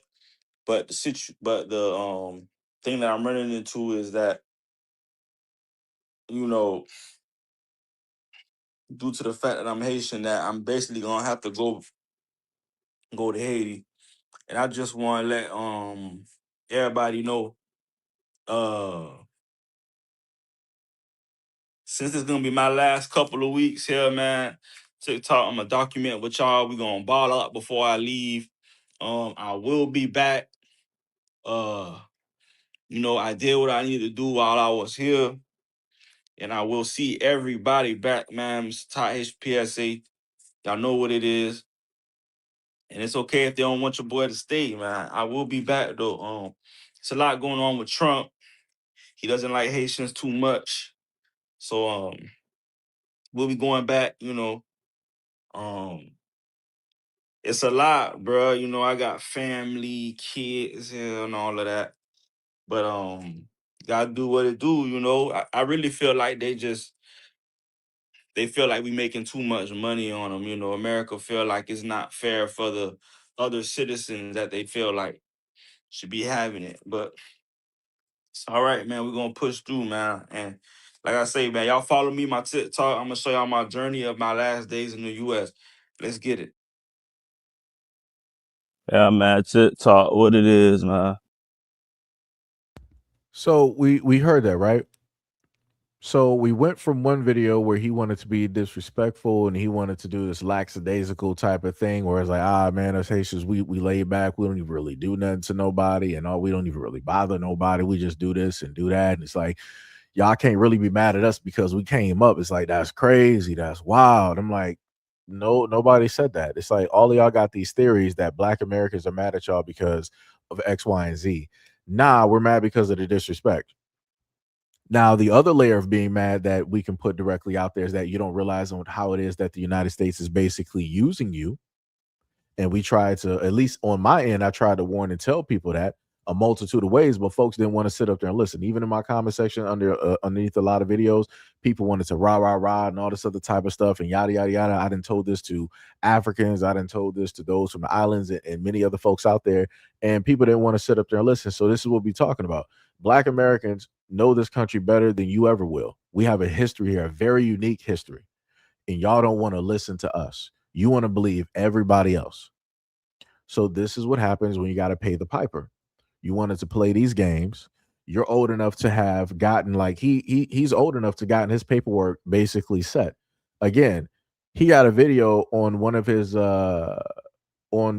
platforms talking about basically how he started, and I'm like, yo, that's cool, that's great, right? But I'm like, at the same time, with all of that money that you flashing while you're sitting on that car, why didn't you do what was necessary before you got a girlfriend or a wife and then started a family? Why didn't you get your paperwork in order? You knew that this was going to happen. You knew at your core that this was going to sit up there and happen, but you didn't feel that that was a priority.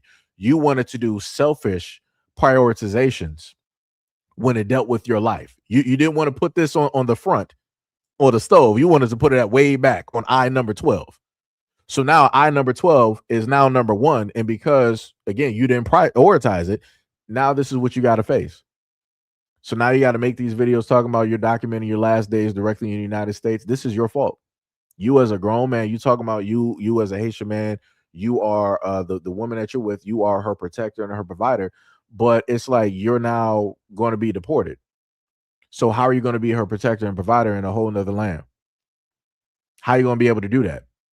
Like I said, people set themselves up for failure. When you decide to go for selfish gains, this is what happens. When you decide to not prioritize the important things, this is what happens. Like I said before, now you got this woe is me and all this other type of stuff. It's like you should have thought about, you shouldn't have created a family. You shouldn't have gotten into a relationship. You should have made sure your paperwork was straight and you wouldn't have to make these videos. You would have been still on social media talking how you talk and all this other type of stuff and getting money. But here we are. So let's continue. Hey, like I said, it's my last couple weeks in the U.S. As y'all know, TPS has ended. So Ty Haitian will be making his way back to Haiti once my TPS, once everything get fully canceled.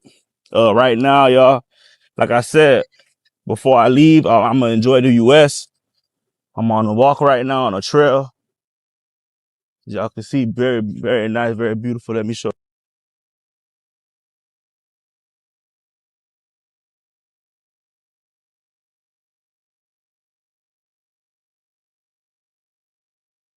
Yeah, so it's a lot going on right now with TPS and all of that. You know, as a Haitian in America, I see it's a lot of people against us. We got certain black people against us. But like I said, man, us Haitians. So let me point that out again to the Black Americans. Notice how out of all the people that he could have pointed at to the reason why TPS is basically going the way that it is, his prime go-to was Black Americans.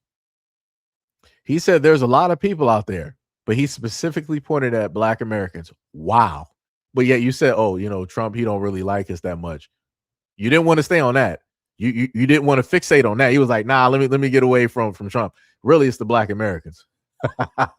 This is, we just sitting back, not doing nothing, and we still get the blame for something. This is crazy. This is 1000% crazy. Like I've never seen nothing like this in my life. Temporary means temporary. You were on that temporary status and you knew this, but you're going to blame Black America. Jesus Christ. All right. We're going to push through. And I want to say this to the FBA woman, to the ladies out there who seem to find themselves under my comments, under my page, spewing hate. I guess y'all don't know, but a lot of Haitian men are in relationships with Black American women. Here we go. A lot of Haitian men marry Black American women. So you tell me what you think gonna happen, right? You tell me what you think gonna happen when Donald Trump deports all the Haitian men who's with Black American women. And these Haitian men, they're leading families to success. You know, they're a pillar to the community. You know, we're leading the black woman, you know, down the right direction. So I want y'all to understand this is a twofold thing. So number one, he's trying to go towards the emotions of Black women. Like, hey, Black women, you got somebody that looks like you that actually loves you and with you and creating kids and they're providers and leaders, unlike the Black men specifically in your community that you talk about and whatnot or whatever. So if you get rid of us, then where is that going to sit up there and leave you? And then indirectly, right, or directly, if you want to take it that way, he is taking shots directly at Black American men. So when I sit up there and tell people the type of foolishness and the disrespect that takes place when you hear a lot of these people talk and how it is, like a lot of people want to sit up there and say that, oh, you know, Black Americans, y'all are so divisive. This is divisive talk. You're trying to split the main group, right? You're trying to split Black American women and then Black American men, all just in this one statement here. You're trying to say that, hey, you're actually, you know, doing this and doing that. The same thing that Black American women complain about, you're basically doing that. Haitian men are basically snatching Black women up and getting married and creating kids and leading and providing and doing all this stuff. But it's like, hey, if we as Haitian men, if we leave our Black American women, it's like, hey, Black American women, you ain't gonna have nothing. See how disrespectful that is? See how, and that's why I be trying to tell people like, yo, you got to pay attention to how these folks be talking. They be real disrespectful every single time that they sit up there and talk and want to make a point. Then on top of that, you again want to sit up there and try to blame Black Americans. But while also blaming Black Americans, now you're trying to sit up there and turn and get on the sympathy train with Black women. And you're trying to use, in a sense, covertly, Black American men in order to sit up there and get that point across. Let's continue. We're leaders of our family. So what y'all think gonna happen? What y'all think gonna happen when they deport me and my Black American woman, beautiful Black American woman? What's gonna happen when I'm gone? Who's gonna be there for her? So y'all, let me just pause that real quick. So you said what's going to happen when you're gone. You should have thought about that before you got into a relationship. You should have thought about that before you appeared directly into that Black American woman's life. If you actually valued her in that relationship, you would have made sure that your paperwork was actually correct. Better yet, if y'all both actually valued that relationship and everything that y'all built, y'all both would have made sure that that paperwork was correct. Matter of fact, if it was actually this important, what y'all both could have actually did was get married. Wouldn't that have solved the problem? I could have sworn, wasn't that a thing that a lot of immigrants do? They'll sit up there and get directly with an American, and they'll sit up there and get get citizenship or however it basically goes. So why didn't you get married? Out of all of this stuff that you said that you established, that you build, and how you're a provider and you're a leader, but you couldn't provide and lead yourself into getting the proper paperwork. How does that work? How does that work? You're a provider and a leader, but you couldn't lead yourself to get the proper government documentation so that you could be a citizen. How are we doing that? But you want to throw shots at Black American men, though, while you're trying to like up Black American women at the same time, but then at the same time say that, hey, if Black American women, if Haitian men ain't here, y'all don't got nothing. Wow. That's some wild work. That's some sorcery right there. That's some Harry Potter level wizardry right there, right? Huff and Puff, Slytherin. They are out here. But let's continue. FBAs, y'all gotta take that in account. You know, a lot of Haitian men, we're with our beautiful Black sisters. We have kids with our beautiful Black women. And y'all want us deported. See, y'all FBAs don't understand Haitians been building with Black Americans. You know how much Haitian men is with Black American women? And do you know how much Haitian women is with Black American men? Somebody give me those numbers. Now, you can sit up there and go off on the end and be like, all right, you got some Haitian dudes that are with Black American women. Okay, fine. Yeah, how many Haitian women are really with Black American men? Because usually what tends to happen is that women of other nationalities, they tend to date within their race. They tend to date within their ethnicity. So to make it seem like there's just this huge thing of Haitians with Black American women, let's not do that. To make it seem as though that there's this huge amount of Haitian women with Black American men, let's not do that. There are more Black American men and women together and married versus being with anybody else. We got stats directly to back that up. Like I said before, I tried to explain this 99 different times to a lot of other folks, but people choose not to pay attention and they choose not to sit up there and listen. But here we go with this nonsense where he's trying to make it seem like yeah, we're just like an homogenous type of group and we're just really amalgamating and we're just interwoven into this society. No, we are not. Y'all are literally only in about a good 4+ places in these United States. When it deals with being around Black Americans, y'all are not really in a lot of states like that. But have them sit up there and tell it they're everywhere. Matter of fact, I got another video up here where a Haitian woman wanted to sit up there and say that there's 20 million Haitians. 20 million Haitians in the United States. We're going to go over those numbers a little bit later, but I'm going to let him continue. So the Haitian women, to my FBAs, the men out there, the Haitian women will be getting deported, which is some of y'all wives, some of y'all girlfriends. And we all know how valuable the Haitian woman is and how she plays a vital role in the family dynamic as a wife and as a mother and as a girlfriend, as a spouse, as a partner.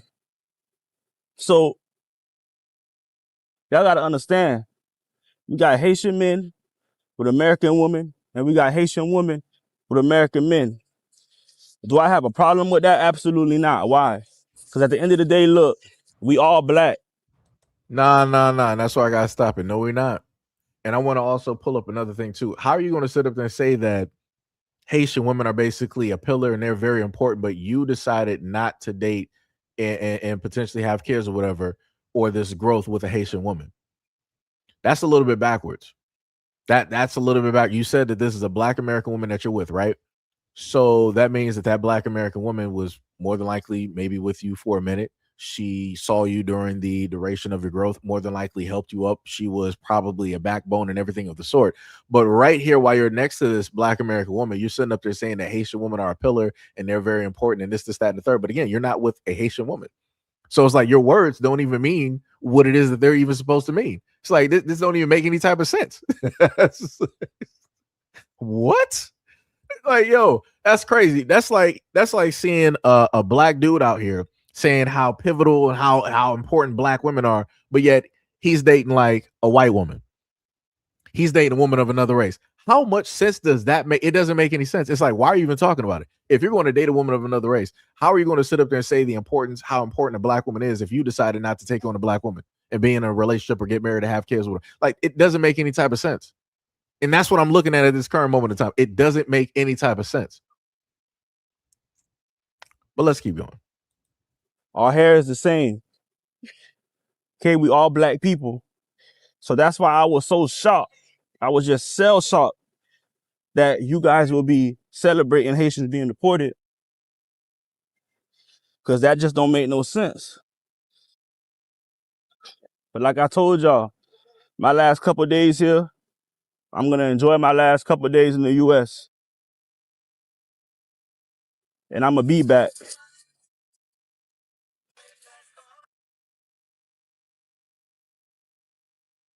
Like I said before, if you were the leader that you said that you are, you would have led yourself to the proper government offices to get the proper paperwork so that you wouldn't even have to make this video. So it basically, in a sense, states that you lack a type of leadership for yourself, right? And that's the main thing that a lot of people happen to state when it deals with men. Like, can a man lead himself? And if a man can't lead himself, then that means that he would potentially have the ability to take on a relationship and then to lead the people that are amongst him or with him. So it doesn't mean that means like friends, family, kids, wife, girlfriend, whatever it is, right? But like I said before, he couldn't even get the most important things done so that he can become a citizen. But he stated that he is more of a leader and a provider than the black American men directly out here, either directly or indirectly.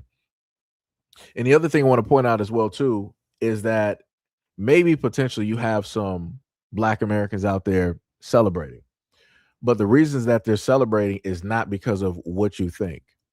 They're celebrating in a sense because it's either I told you so or because of the disrespect that black Americans have been tolerating for oh so long. And then they just got tired of tolerating it. So now you got black Americans online sitting up there, with the ahas or doing this and doing that. I mean, like I said before, if y'all would look at how your folks are getting online on TikTok and all these other type of social media platforms and talking about black Americans, you would get some type of insight onto why it is that black Americans are having a reaction towards people being deported in America doing what it is that they are currently doing at this moment in time. And then on top of that, to sit up there and say that we're all black and we're all the same. No, we're not. Y'all keep getting online talking about, y'all freed yourselves and this, that, and the third. And then you shifted over to black Americans and y'all don't got nothing to say. Y'all not trying to big us up. Y'all not trying to point out any of our history. You're not trying to point out all of the many times that we done fought for our freedoms or we still fight for this country and all this. You're not trying to do any of that. So like I said, the amount of disrespect that y'all give to us online every single day, this is what that looks like. You guys, some black Americans like myself, I'm talking. I'm giving a response. You got other black Americans that are in the middle. Other black Americans that's like, I don't care. Other black Americans that's like, ha, ha, ha, that's what you get. And then other black Americans that's like, all right, what am I getting for dinner? What's for lunch? That type of deal. So like I said, the disrespect that y'all deliver, and then you try to pull back your hands and act like you're not being disrespectful or like you're not taking indirect shots or direct shots, like it's crazy to me. You think that we're not going to see it. You think that we can't comprehend it. That's wild to me. That is 100% wild, but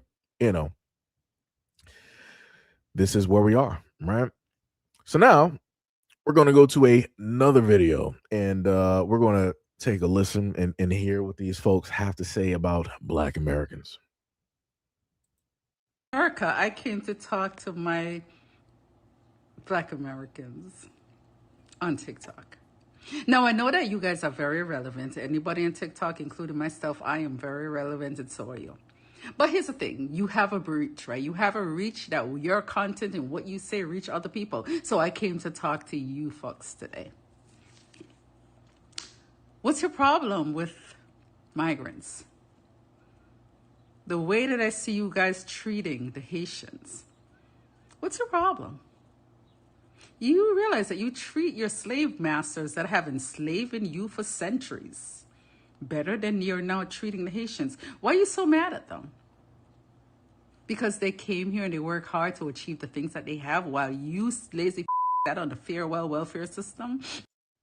So Black Americans, here we go again. Didn't I sit up there and tell y'all that they come directly on these videos and they start being disrespectful? What talking points? Where do you think that she got this talking point from? She wanted to say that Black Americans, she was like, oh, you guys are mad because we came here and we work hard and you're just nothing but on a welfare system. Whew, diabolical work. Diabolical work how they take on other people's talking points, because now they want to portray themselves as being the victims, but realistically they are the perpetrators. Now notice again how she got all of this energy. She wants to slightly mention white people, but she's not really going to go fully in and mention white people. She's not going to mention the United States government. She's not going to mention the Republicans that are currently doing a lot of this stuff. No. That's too big of a deal. She's not going to do that. They're like, hey, we didn't fought Europeans before. We're not going to fight them again. But what we are going to argue and fight with is these Black Americans. Here you have it.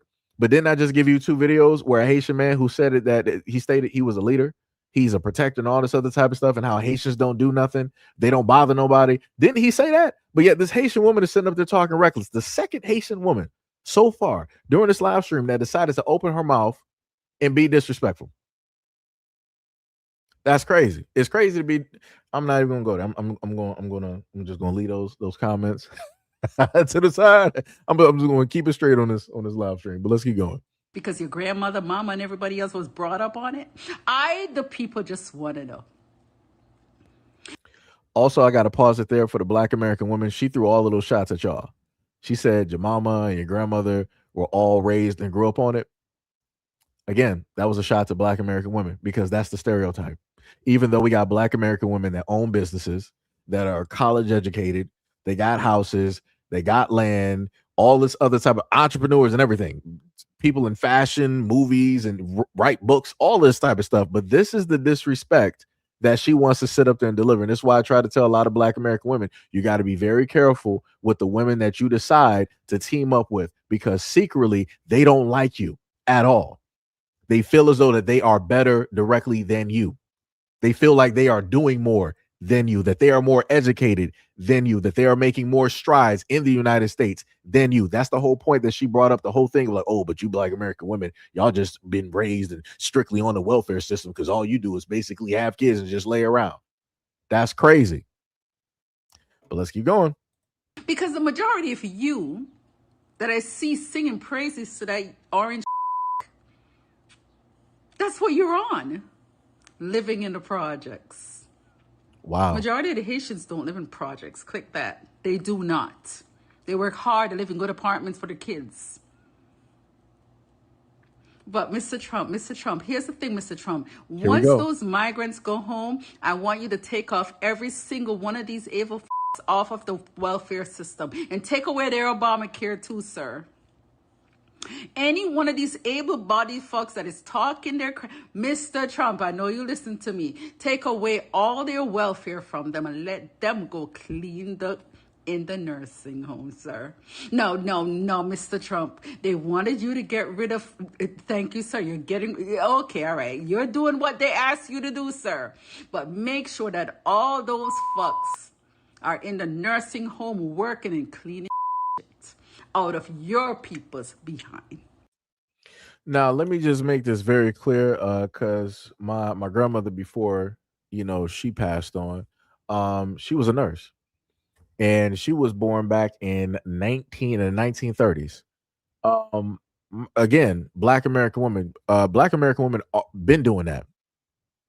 This is why I sat up there and stated before, I'm not understanding why it is that these folks just get here and they think that they're doing something that Black folks ain't already been doing.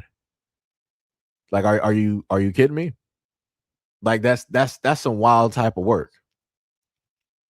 And you think that that's some type of like gotcha moment or some type of shot, or like, it's like I said, this is how weird these conversations get, because they don't really have anything else established here. They don't really have anything else to go directly off of but this type of disrespect. So let's keep going.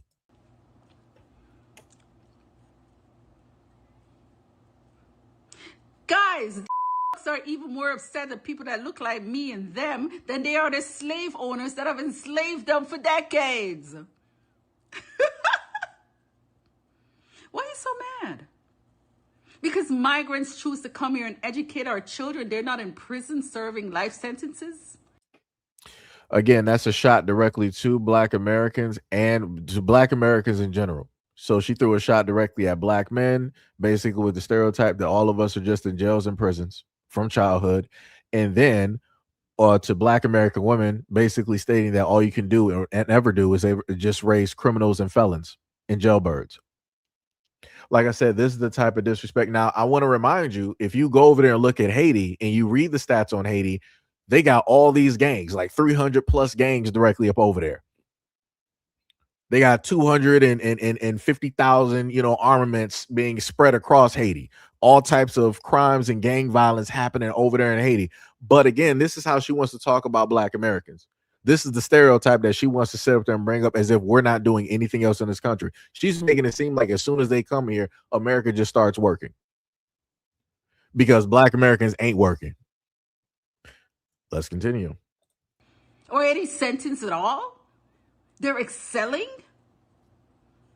Not our fault. I'd like you to look deeply into your own self and your own situation.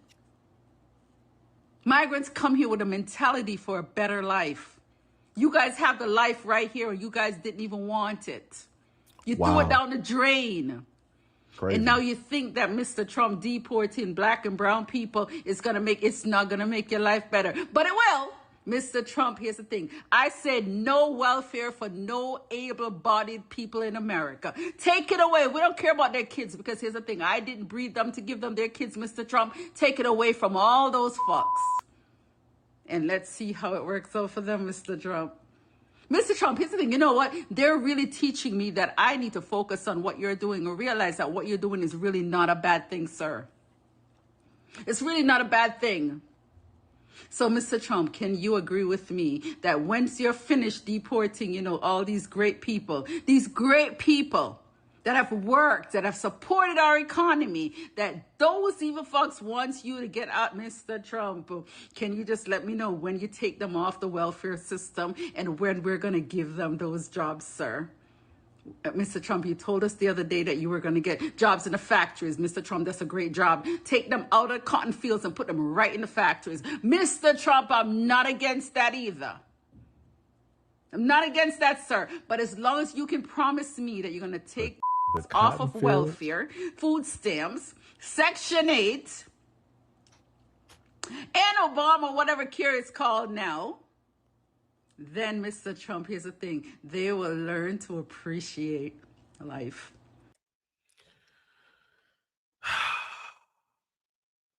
I've never been so confused and angry at somebody who looks like a female version of Bill Cosby ever in my life.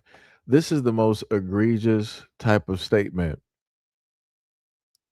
that I want to say that I've heard thus far, and this is probably my second or third time, because I did try to edit it, but it was a little bit, difficult. So, my apologies for the cursing that slipped directly through, just in case you may have kids directly in the room. My apologies. But like I said, all of the stereotypes, she brought up cotton fields. I'm like, you're older than me, so maybe you might have seen some cotton fields. Like I'm not, maybe she might be having some flashbacks or something. Like I don't know. Maybe back in Haiti, some cotton fields was happening, and and that type of stuff was going on. I don't know. But it's crazy to bring up cotton fields in 2026. Like what are you talking about? Like, are you going through like a sundown phase or something like that? Like Alzheimer's, dementia? Like I'm not sure specifically what's happening, but she needs to be checked out. I don't think her health is completely all there. I don't think she really got the facilities or the faculties to really hold this conversation, because the stuff that she's saying is just stereotypical. She don't have the numbers or anything to really back up anything that she's stating. She's just parroting the exact same stereotypes that other people out here have parroted. That's it. She not saying nothing brand new. Ain't saying nothing brand new. But like I said, let's keep going. and appreciate sacrifices that families made to move to this America. So, Mr. Trump, once once you succeed in getting what you want to get done, let's put the African Americans to work, sir. Sir, let's put them to work, sir. Please and thank you very much. Thank you, sir. Thank you. Tout haïtien qui la m'bal parle anglais fermé dans nous. Excusez-moi vidéo up long. Mama, you are black American. You not better than us, honey. You not better than us. Listen, you open your eyes and open your ear to hear me. They hate you too. They only hate Asian people, no? You too, you include. You know why? Because your skin is black. Same when you born in USA. Same when you are. They say you. Why they put you when you fill a paper? They put black African American. Why did they put you American? Why? Why they now they put black African American? Why they do that? Because they not consider you like American. Mama, open your eyes. They hate you too. They hate you too. Okay, mama? Stop talking about Asian. You know why the government say Asian people, Asian? They know when they say Asian, they got power on us. They know when they say Asian, they shine. Because Asian people have the light. We are the light. We are the light. When they say Asian people, you shine in the world. Every nation see you. That's why they always like to Asian people. But that doesn't mean they like you too, mama. We are the same thing. You're not better than me, mama. Stop talking about Asian people. Stop talking about us. Okay, mama? I was working at Walmart. I see the way treat you like your skin. I see the way they treat you at Walmart. They don't treat you better than me. Mama, please open your eyes. You are not white people. White people doesn't like black people. Okay, mama? Leave Asian people alone. Okay? You will not get, mama. What to twice na muda, mama.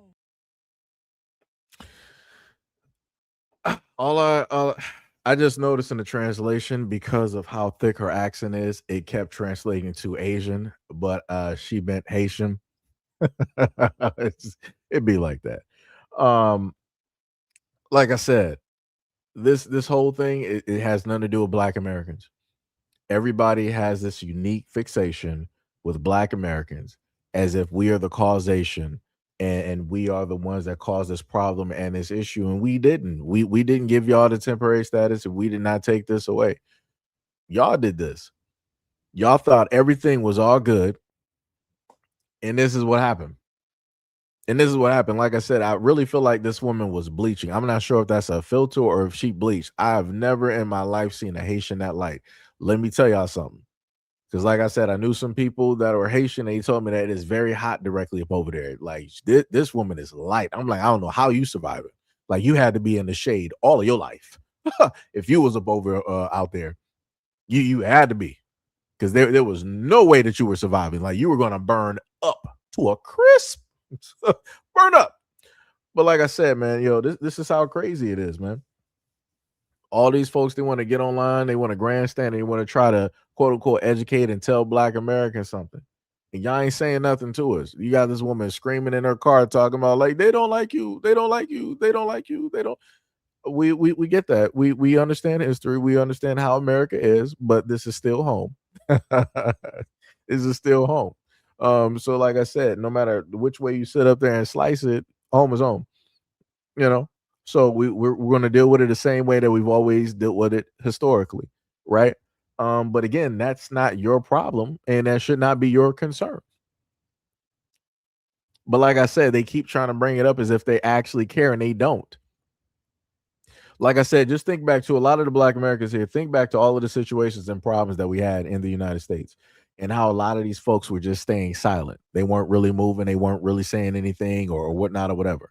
But then as soon as they had problems in the United States, they were calling Black Americans to action, like, yo, we need your bodies. We need boots on the ground. We need y'all to speak out, use your platforms, and this, that, and the third. And Black Americans were like, nah, we see how y'all been moving. Y'all ain't really been doing anything. So we about to do the exact same thing that y'all did. Nothing. And now they want to get mad. Like I said, that's where a lot of this stems from.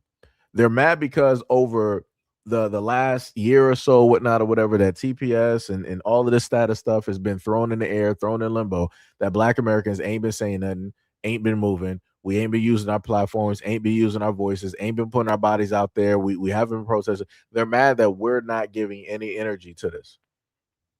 And we told people, like, yeah, we're not doing that because every time that we happen to step out and step forward, things happen. And people were able to see and realize that when Black people were not on the front lines for a lot of these protests, magically the police weren't really moving how they normally move. Because if Black Americans were directly out there, peaceful protests, hey, stuff would have been happening. People would have got maimed. People would have been hurt. Some lives would have been lost that were Black American, and yada, yada, yada. And then everybody else would have just been like sitting at home and be like, well. So like I said, we ain't doing that.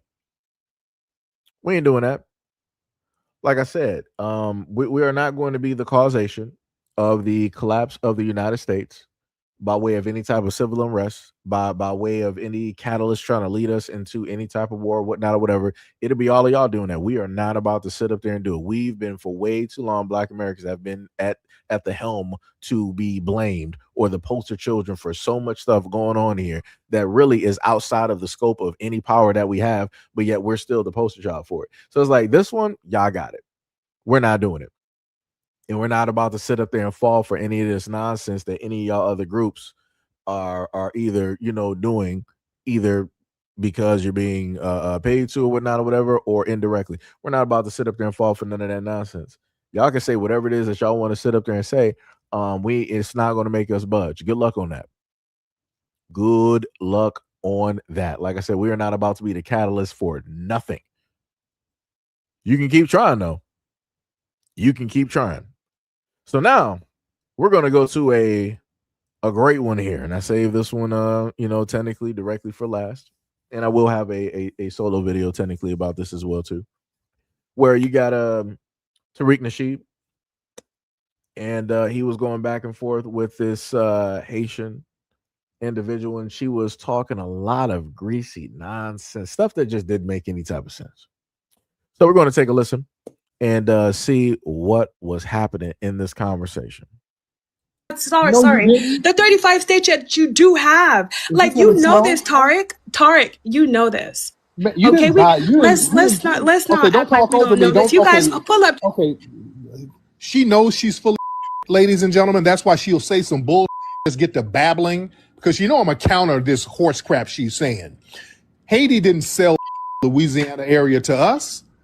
You didn't sell the Louisiana area to the United States. What are you talking about? Oh my God. Let's You don't know this? All right, let's not say that I'm wrong. What is your stance on it? You didn't sell. You didn't sell this. You didn't own Louisiana. So say what happened. What happened? How did you get the 35 states? Ma'am, what happened with the Louisiana Purchase, that wasn't a flex, ma'am. Napoleon had to sell the Louisiana area to the United States because he was overextended with so many wars he was fighting, and that expanded slavery. That didn't really help us, ma'am. What are you talking about, ma'am, it expanded slavery. They had more territory to expand slavery. That wasn't a flex, ma'am. You so damn, okay, I'm not going to be insulting, but that sounds dumb. You just saying stuff. This is say stuffism. And also, let's get into Chicago. All right, let's move on to the next one. Let's get into Chicago. DeSable. When did he go up there to Chicago? I'm sorry, what was your question? DeSable, who went up there to Chicago, one of the founders of Chicago. DeSable. Yeah, he was Haitian. Yeah, he was one of the Haitians. The ones you call Haitian, right? The one we call Imperial Haiti. We are kings and queens, but go ahead. It wasn't Imperial Haiti. It wasn't even Haiti yet. It was Saint-Domingue, if that were where he's from. It was Imperial Haiti, Taurus. It wasn't Imperial Haiti. And it hasn't even been proven that he was actually from Saint-Domingue. It wasn't even Haiti yet, ma'am. It wasn't Imperial Haiti. He wasn't technically Haitian. And it hasn't even been proven that he was from Saint-Domingue. All right? Come on now. You're just saying stuff, dear. What are you going to do about all of these deportations? How are you going to work that out? I know the history, ma'am. You dealing with somebody who's dealt with this history. Go ahead. Unmute your mic, ma'am. You want to do what the white man did to you and erase your history, and that's what you're trying to do to ours. You just saying, and I don't appreciate that. You erase your history by fleeing from your home. Let's move on. What's up now? What did you have to say about Haiti? Everybody in the comment section, the one that was what you guys have to say about Haiti? Ma'am, what else you gotta say? Let's fast forward. Yes, they ended TPS, but there's still another 20 million Haitians here legally. Ma'am, what you gonna do when your family gets sent back? So let me pause it right there. She said there are 20 million Haitians currently in the United States, right? Easy type in, right? It says, no, there are not 20 million Haitians in America. According to the demographic data and the United States Census Bureau, there are approximately 1.2 million to 1.5 million people of full or partial Haitian descent living in the United States, right? So they go to the figures. It said Haitian immigrants around 700,000 to 800,000 foreign-born individuals. Haitian Americans approximately 600,000 to 700,000 United States-born residents with at least a Haitian parent. The population is highly concentrated in specific regions across the country, primarily on the East Coast. The top states for Haitian settlements include Florida, home to nearly half of all Haitian Americans; New York, the second largest population; Massachusetts, the third, and I think the fourth that was listed in some other stuff that I looked up was Connecticut, right? So those are the main four areas: Florida, New York, Massachusetts, Connecticut. Right. So again, she wanted to say that there's 20 million Haitians in the United States. Now, let's go to what the population of Haiti is, right? So type that in real quick. So it states that the total population of Haiti is approximately 12 million. So you got 12 million Haitians in Haiti. So I'm just trying to get these quick maths, right? Haiti has 12. She wanted to state that there are 20 million Haitians in the United States. The math is not mathing. How would you get 20 million? So in general, out of the whole planet, you would have about 32 million Haitians, if her numbers are correct, 32 million Haitians, but 20 of which are in the United States. That doesn't make any type of sense. Why would people who are so proud of where it is that they come from, 20 million deep, just come directly to the United States? That doesn't make any type of sense. That seems like a lot of running and fleeing. This is why I be sitting up here talking about where these folks they get online and they just start talking reckless. They don't have no numbers to back up anything when it deals with any of the stuff that they just so happen to state, and they think that people aren't going to catch it and correct them on their nonsense. Like, this is crazy. This is why I told people you got to pay attention to listen to these folks. They will lie to you with a straight face, in your face, straight lie to you, and claim that it's the truth. Let's keep going. What do you mean? We could build Haiti. It's our country. Let me tell you something. What you so Regardless of what your people has already done to it. Then what you so mad at then? If you going, why y'all crying and kicking and screaming about going back? Why are you not over there building it then? Why are you over here whining at us? Is it not, Tariq? I'm not even angry. We're just having a conversation about it, right? 20 million. I mean, at the end of the day, I'm not on TPS, but I could have a stance. Did you say 20 million Haitians? Where?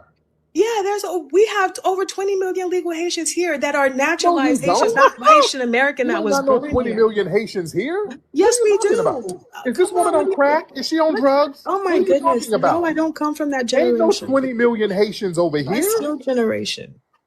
Where are 20 million Haitians? All right. Scattered all over the United States. What do you think? It's scattered around. Okay, I know how many people. I'm not going to say it's around 20-ish million. It might be a little bit more. Yes, it is. No, it's not. How many Haitians do you think is here? How many people do you think is Haitian? You probably don't even know somebody that you walk past as a Haitian, because what do Haitians look like at the end of the day? How would 20 million Haitians get over here? No? Oh my goodness. How in the world would 20 million Haitians get to the United States? Exactly. What do you mean, how did 20 million Haitians? Did you hear how many just came over?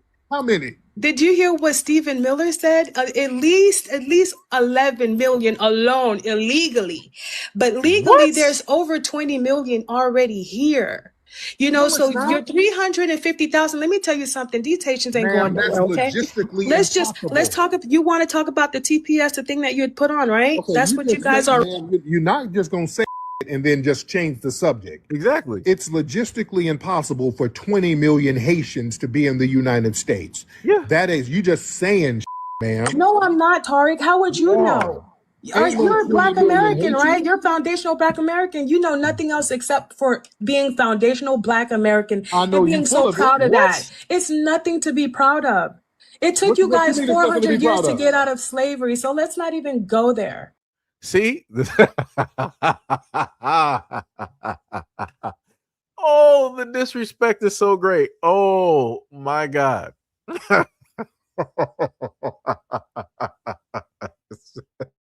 Yo, I told y'all, dog. I kid y'all not. When I sit up there and tell y'all, when I talk about these things and I try to give y'all as much proof as possible, I gave y'all multiple videos of Haitians coming online and being disrespectful. This woman was like, hey, y'all ain't really sit up there and do nothing. It took y'all 400 years to do this, that, and the third. Wow. And then she was like, yeah, y'all in America, but how you don't know nothing else about America but except being foundational, Black American. You don't know anything else. So how would you know how many Haitians are here? What?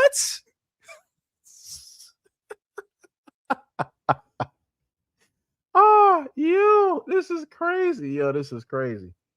Oh my, that skin bleaching must be, it's live over there. Because, like I said, to see, you got a Haitian woman that's trying to look like a blonde, looking like a white Barbie doll with blonde hair. That's crazy to me. That is crazy. You got frizzy type of hair from like the 80s on top of wearing that headband, which is more than likely covering up the hairline for it, on top of bleaching your skin. But you're a Haitian woman. That's why I've never in my lifetime seen, and I work with Haitian women, I've never in my lifetime seen a Haitian woman with that skin complexion. That's wild. That's wild. You looking real raw. You looking very undercooked at this moment in time. I bet the son is sitting up there looking like, what happened? I thought we had a relationship here. Like, what happened? It's like, yo, let's get going though. Yeah. But seriously, let's not even go. Yeah. And you got out of slavery and then had to pay France. Y'all just finished paying France a decade ago. So what you talking about? Ma'am, really? What you gonna I know you ain't trying to flex on nothing. Ma'am, y'all just finished paying France off a decade ago for your freedom. Are we gonna go there? Ma'am, 20 million. There's less than 1 million Haitians over here. Ain't no 20 million. It's less than 1 million of y'all over here. Unmute your microphone. You just saying stuff. There's just the city of Miami is 2 million. So what are you talking about? 2 million Haitians yes, in it no damn Miami. is. Oh my Ma'am, goodness. you just saying stuff. I'm Ma'am, not we just go saying from 20 stuff. to 2 million? Talk about us. I live here. Ma'am, your homeland Go don't look even it have up. your Go look homeland it up. doesn't your Dog, homeland can she doesn't even tell? have a running president right now, ma'am. Okay. Yes, it does. Who's the president? The Atelier guy, the She don't even Atelier know. guy, he literally just took office like literally 6 months ago. So yes, we do have a president now. He's not a president. He's not the president. No, he's not. Yes, he is. Yes, he is. He is I'm telling not you the the truth. Yes, he president, ma'am. is. Then who is? He's Then who not the is? president. Then who Nobody. is? He's not the president of Why Haiti. are you saying that? Because he is. He literally not has the been sworn president of in as the Haiti. president, but he's been sworn in. He has a whole cabinet on his No, he doesn't. administration. So how is he not president?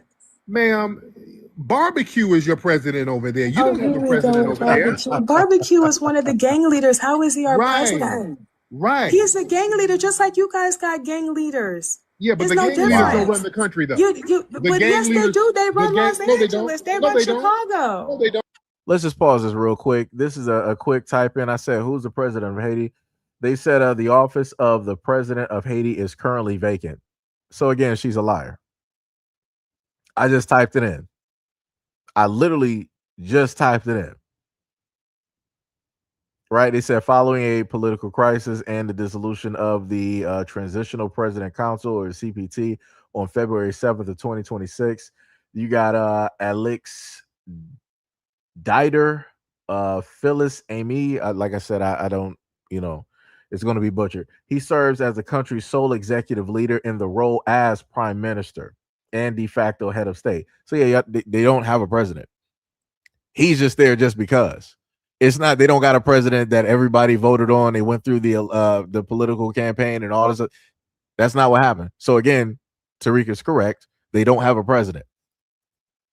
It is currently vacant for all intents and purposes. Like I said, and it's crazy how she don't know this and she's Haitian. Like, this is wild. I'm Black American, and all I did was a quick search, and that was the information that I got. I'm like, she could have looked up all of this stuff before she said anything, or even after, and corrected herself. She opted not to do it. Like I said, she said there was 20 million Haitians in the United States. That's lies.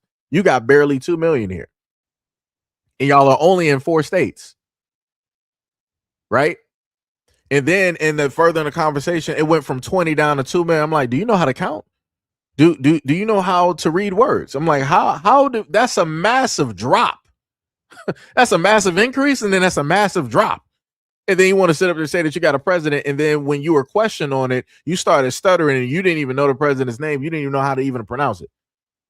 But you Haitian though. But this is the country that you're proud of.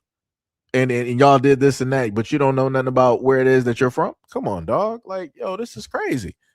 But you sitting up there telling us, all you know is about how to be Black American and all this other type of stuff. Yeah, he know the actual number of what the population of Haitians are here. What you talking about? And he know that y'all don't got a president. How he know all of this stuff and you don't know it about your own people? That's wild to me. That's wild to me. But let's keep going. Yeah, they do. Name they run Jacksonville, Florida. They do. Name the gang member who runs Chicago. Why do I have to name them? I'm not in a gang culture. You're just making it up. But come on, this because you're just saying, ma'am.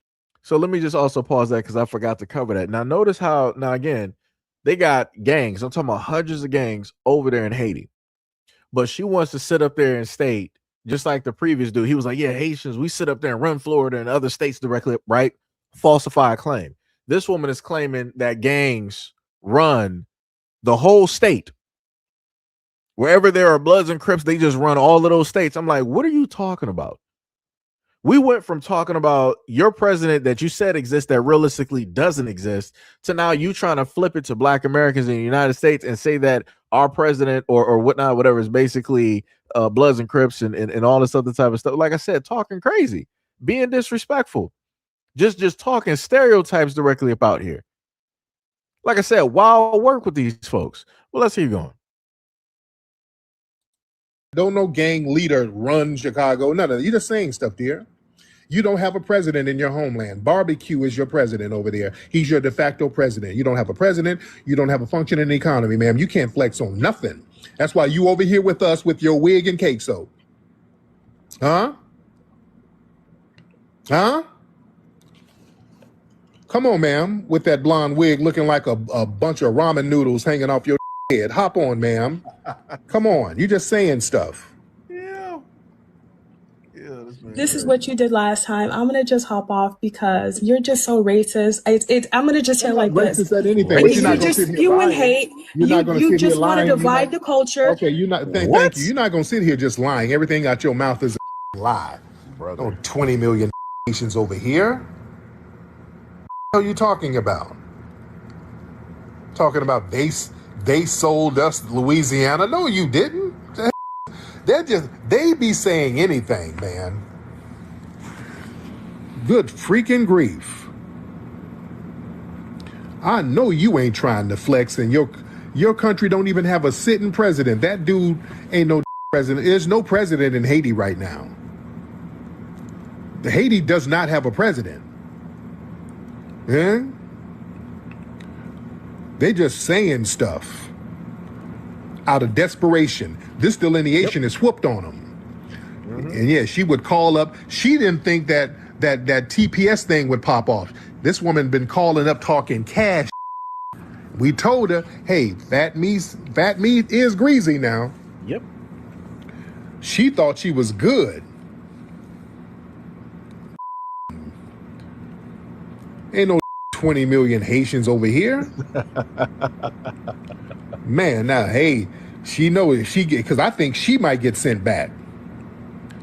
Yep. Yeah. Man. Yeah, she's shook right now. Her status is up in the air. That's why she's mad.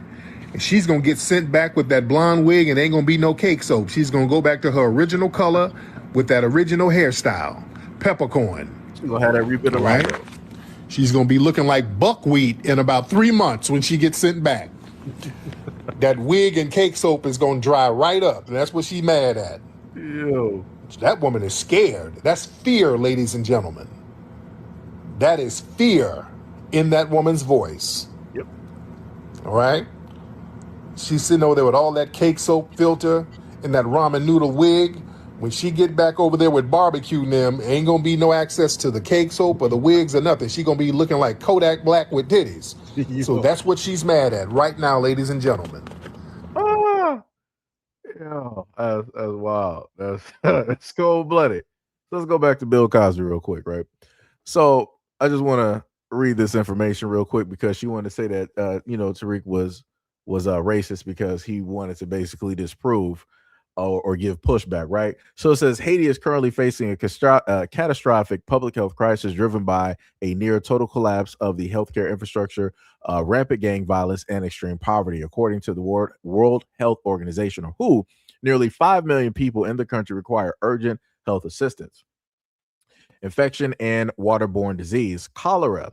After a brief period of elimination, cholera resurged due to poor water infrastructure. It remains a major persistent threat in overcrowded displacement camps. Tuberculosis and HIV. Haiti has some of the highest rates of tuberculosis and HIV in the Americas, with treatment severely interrupted by civil unrest. Vector-borne diseases. Dengue fever and malaria are widespread, aggravated by standing water and tropical storms. Rabies. Haiti suffers from the highest rate of human rabies deaths in the Western Hemisphere due to low animal vaccination rates. Acute malnourishment and food insecurity. Over half of the Haitian population face acute hunger due to gang enforcement barricades on ports and major supply roads. Child malnourishment. Mobile clinics report an overwhelming surge in severely malnourished children, which impairs immune systems and leaves them vulnerable to common childhood illnesses. Trauma, violence, and mental health. Gunshot wounds. Severe trauma injuries from ongoing armed conflicts have flooded the few remaining operational emergency rooms. Gender-based violence. SV has skyrocketed. Survivors face immense hurdles trying to access emergency contraception and other things or psychological care. Mental health neglect, intense trauma, and mass displacement have triggered a severe mental health crisis. There are currently no operational public psychiatric facilities in the country. Maternal and infant mortality. Haitians' maternal and infant mortality rates are the highest in the Western Hemisphere, sitting at up to 5 times the regional average. Because traveling to a clinic is deeply unsafe, many women are forced to give birth at home or in temporary shelters without any medical assistance. Systematic collapse of healthcare delivery.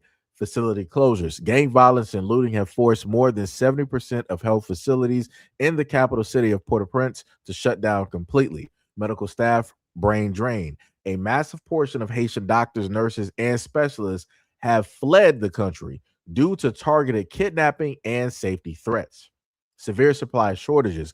Blockaded roads prevent the delivery of clean water, electricity, anesthetics, antibiotics, and routine vaccines, leaving the remaining hospitals operating on the brink of total failure. So, like I said before, it's crazy how a lot of these folks, when you read off those stats or you know the information, they want to pull off and they want to sit up and say that you're racist.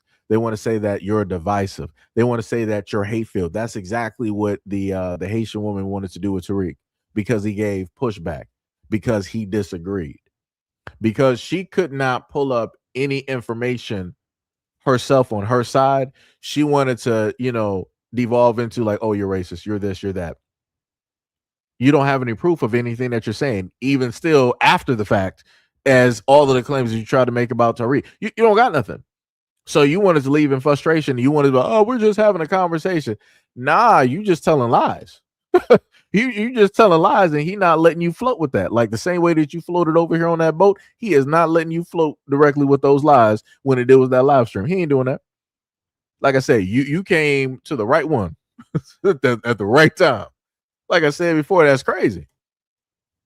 Y'all got all of those problems directly over there. Y'all got a whole bunch of SV. I understand why the women are afraid to go back there because of what's going to potentially happen. I get that. But like I said before, y'all said that y'all built a lot of stuff, that y'all established a lot of stuff, that, you know, you freed yourselves from the country when it deals with the French and all this other type of stuff. With all of the things that you gained here in the United States, if you go back, shouldn't that, you know, better prepare the people there? Can't you take the knowledge of everything that you learn in the United States back there to empower and educate those people? Like I said, I also talked about in a previous live stream the illiteracy rate, the high illiteracy rate that deals with Haiti as well too, when it deals with the collapse of the infrastructure of the school system and everything else of the sort. Like I said, it's in shambles all over the place. Like I said, they just told you that they got nurses and doctors that fled Haiti. They just left the people that were in need because they were like, yo, my life is more important. I'm not about to sit up there and risk my life trying to get to you when I got all these blockades, I got these gangs and all this other type of stuff, and I'm risking my life trying to do the right thing. I'm not doing it. I'm dipping. And that's what they did. And they did not look back. But yet y'all want to sit up there and get online in several videos and talk about Black Americans. Y'all want to talk about how it is that y'all doing better than us. It's easy for you to do better in the United States, but you can't say that you're doing better than us back home. How about that one? Let's make that a race. Let's see who is going to do better in their homelands. Black Americans or Haitians or Black Americans. Let's have that for a race. Let's have that for a debate. I bet you're not going to do that, because you know the uphill battle you're going to have to face when you go directly back there. Matter of fact, I actually gave you guys a video earlier this year where it dealt with a Haitian man and his wife. The Haitian dude was getting deported. His wife was like, all right, I'm going to actually go with you. Right. And they're back there in Haiti, you know, surviving and trying to make, you know, things, you know, work however it is that they're going to sit up there and work. And I brought to you guys another video where a Haitian woman basically showed the area of which that she is stating, where it is that she takes a shower, where it is that she goes directly to the bathroom, which is basically concrete. And there's a hole directly in the concrete, which is basically the toilet. Like I said, everything is in shambles. It's looking horrible, completely horrible. But like I said, folks want to run their mouths and they want to talk about Black Americans. Y'all want to continuously blame us, but yet back home is looking completely crazy. We don't have Black Americans don't got nothing to do with what's happening or what's going to be waiting for you back there in Haiti. We don't got nothing to do with that.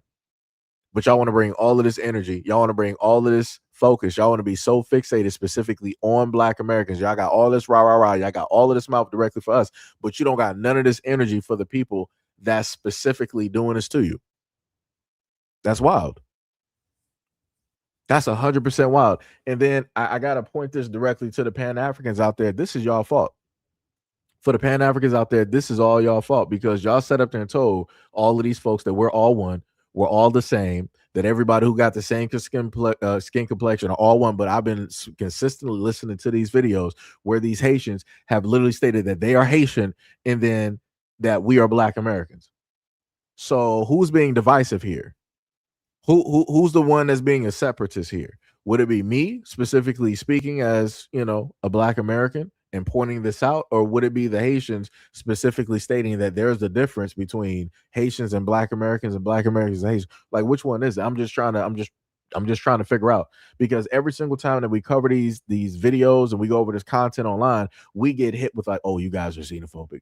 You guys are anti-Black. You guys are anti-immigrant. You guys are anti-this. You guys are hateful. You guys are racist. We get labeled everything in a book, but we didn't pass none of the laws or the rules or the regulations. We don't got control over none of this, but y'all got all this energy for us. But y'all the same folks that set up there said that y'all freed yourselves from the French. But at the same time, when the United States government is specifically pointing to you, at you, and specifically pointing out Haitians and be like, all right, we're about to pack you up. Y'all be like, we don't care about the United States government. It's the Blacks.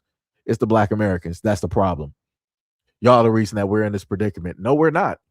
Like I said before, how is it possible that you can be here for 15, 20, 25, 30 some odd years and you don't got your paperwork, dog? I'm still trying to wait. I'm still trying to figure that one out. I'm waiting for somebody to make an excuse to give me something.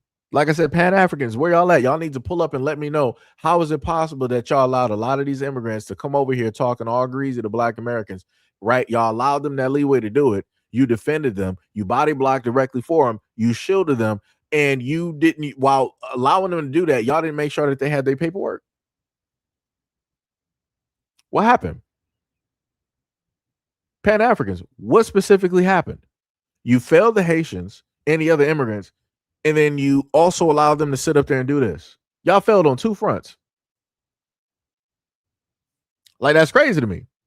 Like, y'all want to create this whole diaspora and all this other type of stuff, but y'all lacking when it deals with these folks not getting their proper papers. But y'all real smooth and cool with them sitting up there talking about Black Americans, real greasy though, right? Like I said, y'all did this, and then the prominent Pan-Africans and all these other folks directly online, I don't see them giving no pushback when it deals with these conversations. They ignore this on purpose. They don't look at this on purpose. They don't talk about this on purpose. What they tend to do is they'll be like, this is that and the third, but really, let's look at these Black Americans. Let's look at what they do to the immigrants. Let's look at how they attack and talk about the immigrants and all this. Like I said, man, like, yo, it's a whole game, and the jig is up. Like, that's wild to me. That's 100% wild. Like I said, where are all of these Pan-Africans at when it deals with these conversations? Like I said, where are all of like the Roland Martins at? What's the other one from the Grits and whatever podcast? Like that dude, Consciously. Where are all of these folks at? Because a lot of these folks are the main ones that always got the utmost to say about Black Americans. But then when these conversations show up, I don't see them saying nothing. Like I said, this is wild work. But like I said, I blame the Pan-Africans on this. Because y'all sit idly by and allow this type of talk to sit up there and happen, this type of disrespect, because Pan-Africans don't view themselves the same as Black Americans. They feel that they are separate and all this other type of stuff. So this is why they just let this stuff happen. And this is why this has been a festering problem for a very, very, very long time within the Black community. And again, these are the same folks that say that Black Americans don't have culture. But I'm like, wouldn't that also include the Pan-Africans? But I guess the Pan-Africans, they're safe because they're like, I'm African and I know this and I know that and I know da-da-da-da and all this other type of stuff. But yet at the same time, the Pan-Africans are not the ones leaving America and becoming, African, whatever, African citizens. You keep talking about online how great Africa is, but I don't see millions of Pan-Africans moving directly over there to Africa. But I see Black Americans who went directly over there to Africa, and they're telling a whole different side. They're telling a whole different story of how it is that they're getting treated, seen, and deemed. How they're getting robbed, how prices are, magically going up when they're over there. But when it deals with like other Africans and white folks or Europeans, the price is pretty much moderate. But Black Americans got to pay an exorbitant amount. Like I said, it's crazy, man. It's like I said, it's a wild game out here. It is a very wild game. Very wild game. Shout out, much love, respect, and appreciation to the super chats. We got Kyle, who said he sent the $2 dono. He said they say 1804, but can't expel the troublemakers, right? Shout out for the $2 dono. And then we got the brother Mahoko. Much love, respect, and appreciation. Thank you for doing this live stream. Said you much love, respect, and appreciation. Again, it was a random live stream. I didn't actually have a plan to do a live stream. I was actually going to do a video format, but I'm like, hey, whatever. I'll just sit up there and do, a live stream and, different things of that sort. And I also want to give a shout out. Who was that? It was another person that dropped some gems. We got Tommy7, who dropped 200 jewels. Shout out to you. Much love, respect, and appreciation. And we got Scotty Singleton that dropped the Laughing Disco for 250 jewels. Much love, respect, and appreciation. For those jewels directly in the chat, as well. Much love, respect, and appreciation. Like I said, this whole thing is crazy. This whole thing is crazy. And I get the whole thing where you got folks that want to sit up there and say that we should ignore it and just not give them no energy. But it's like it gets to the point where people are talking so stupid that you can't ignore. You gotta put down some correction.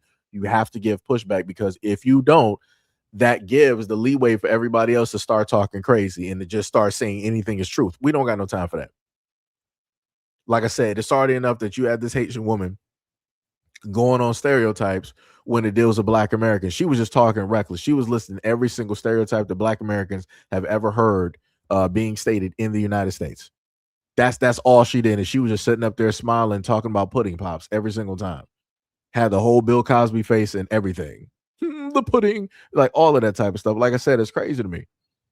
It's 1,000% crazy to get on here and start talking reckless about a group of people who have, in a sense, laid down the foundation for why it is that you're even comfortable enough to even be here. Like I said, you didn't make yourself comfortable. You didn't sit up there and go through the trials and tribulations. No blood, sweat, and tears. There's no bodies of your people directly on the ground, about hundreds of thousands, millions, and whatnot, or whatever. None of that. It's us. It's our people. We got both marked graves and we got unmarked graves, and we got graves that are now still being found at this moment in time. But like I said, you got these folks out here talking real greasy and reckless, real disrespectful, claiming that they got more skin in the game, that they did more in America than Black Americans have ever done. That's ridiculous. Historically, that's inaccurate. Like I said before, this is the type of disrespect that happens, and I'm laying this directly at the feet of these Pan-Africans. Y'all let this happen because y'all never put these people directly in check. These are the same people that you body block for, that you sheltered, that you wanted to sit up there and say we're a part of this big diaspora and we're this, we're that, and everybody's all Black. But yet at the same time, while saying that, they're online sitting up there saying like, no, they're not Black American. Me no Black, me no Black, me no Black. Like I said, it's crazy. It's 100% crazy out here. Wild work, man. Like I said. So yeah, as stated before, matter of fact, hold on, wait. Before I decide to do that, let me see. I think I did get one more video. It was of a young lady. Oh, matter of fact, let me post this video, right? And this is from a Hispanic dude. Right, hold on, let me see if that Dominican and Haitian can be a right. So let me spot this right real quick. And this is something that I was talking about earlier. He said it stated in the video, it says about 30% of Haitians who enter the United States through Biden's humanitarian program are actually Dominican, using Haitian passports to get in, right? So let's just look at this real quick. Calling a Dominican a Haitian can be offensive, and I am Dominican by infection, not by injection. I injected the Dominican, the wife, okay? Yo la inyecté, and she gave me the greatest STD of all, love. So I'm starting to understand Dominican politics, and it's hard for me to grasp that Dominicans traveled to the USA, to New York, with Haitian passports. Yes, Haitians arrested their director of immigration, Antoine Jean Fenelon. Why did they arrest him? Because he was selling passports on the side. Eso es lo que yo no entiendo. Si tú eres dominicano y siempre han odiado a los haitianos, ¿cómo es posible? How is it possible that you could use this to your advantage? Because it's about the governments and not the people. The governments are arguing with each other, and they'll never admit who's wrong. They'll never say, hey, we should actually get together. No. When you see how Haitians live in Dominican Republic, in Lobate, how they have them in situations that you would deem fit for no fucking human, eso llora ante los ojos de Dios, mi hermano. And to have the president, Luis Abinader, to run his political campaign the same way that Trump ran his political campaign against Mexicans, it's fucking eye-opening. It's baffling. And to Haitians, the Haitians to be like, hey, stop fucking selling our passports to whomever. Yes, they wasn't only sold to Dominicans. 30% of them, though, 30% of the people 30% of the Haitians that came to the U.S. in the past year weren't Haitians. Haitians had a temporary protection status. Yes, the country was going through shit. Do you remember that the gangs took over the government, that they were having fucking earthquakes, the country was being, the same thing that happened to Cuba, that you had temporary protective status and it was canceled. Who canceled it? Guess, bitch. Adivina quién dijo, no, esto no puede ser más nada. El cabroncito, el orangután, yeah, because he hates fucking everybody. The president of Dominican Republic loves him though. Don't break the law while you're breaking the law. He broke the law by selling the fake passport. They're real passports. They're not fake passports. That's the main problem. They're real Haitian passports to fake Haitian people. You see the problem? And then he wasn't putting money into the government for it. So the government saw an influx of Haitians in other countries. They're like, wait a second. Where's the money that we're supposed to be getting in taxes from selling all of these passports? Puñete como termina, bro. The end of that is even better than the setup. Pero you're a boomer and can't figure out how to go to YouTube to finish it. Can't you? Can't you, boomer? Right? So we saw that. So let's go back to the very first part. About 30% of Haitians who enter the United States through Biden's humanitarian program are actually Dominican. I could have sworn Dominicans said that their spot is better than Haitians, but yet y'all sitting up there using Haitian passports in order to get to other places. I'm highly confused. I don't really even understand how this even works. And I want to also note that a lot of Dominicans will sit up there and say, hey, Poppy, me no black, and they're darker than me. they are darker than, they got more melanin than me, and they be like, hey, me no black, me Dominican. I'm like, word? I'm like, if we look at side to side, I'm like, yo, you make me look light skinned. I'm like, yo, this is crazy out here. But hey, all right, you got it. Me no black. Doing a cha-cha slide, merengue, and Mambo number 5. Me no black. Like, that's crazy. That is 100% wow. Actually, I do got a video of a Cuban that was saying some stuff too. But I'll probably leave that for a different day. Like, yo, it is 1,000% crazy out here. It is 1,000% crazy. Let me tell you something. Lord have mercy. People gonna figure it out though. People are going to figure it out. Like I said before, a lot of people voted against their own best interest, and they place themselves directly within these predicaments. And a lot of these folks, they get here and they think that they're better than Black Americans. And people are learning specifically what it is and how it is that they signed, a temporary deal with the devil, and it's time to pay up. And when you can't meet that price, when you can't pay up, when you don't got nothing else to sacrifice, hey, it's time. The time is the time. So that means that everything else that you signed that deal for has to stay directly here. You're not taking a house on no boat. You're not taking no business on no boat. You might not even be able to take your bank account. Like I said, all of those cars or whatever it is that chances are that's going to be here, because you already know that you ain't trying to take that back home, because if you take it back home, it's done. Like you about to automatically get robbed. It's going to automatically get taken. It's automatically getting stolen. It's going to be property of those who are directly up over there, who got the guns and everything else. So like I said, you got to start from the ground up. It be like that though. It be like that. Like I said, people are going to find out up here. But again, for all of these folks who want to pull up to the scene and they want to, be like these folks up here, and they want to start talking mess about Black Americans, we're just going to sit back and watch you. We're going to allow you to sit back there and look stupid and be stupid. Like I said, play stupid games, you win stupid prizes. You're going to mess around and you're going to find out. And a lot of people, they've been in that phase for a very long time, but they still don't get it, and they still don't want to listen because they think that they are just that much better than Black Americans. But yet they want to play a reverse Uno card on social media, and they want to tell Black Americans, oh, you think you're better than everybody else. We never said that. Y'all the ones making us the main character. We never stated like, hey, we're the main characters out of the whole planet. No, it's y'all.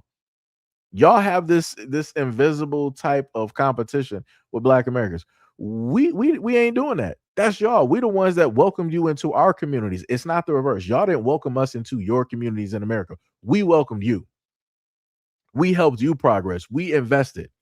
We shared money and broke bread with you. We invited you to the cookout.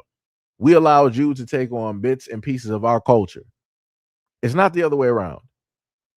But like I said, you can't tell these people nothing. They'll get directly on here and start telling bold-faced lies, start weaving tall tales like Rapunzel, like it's crazy.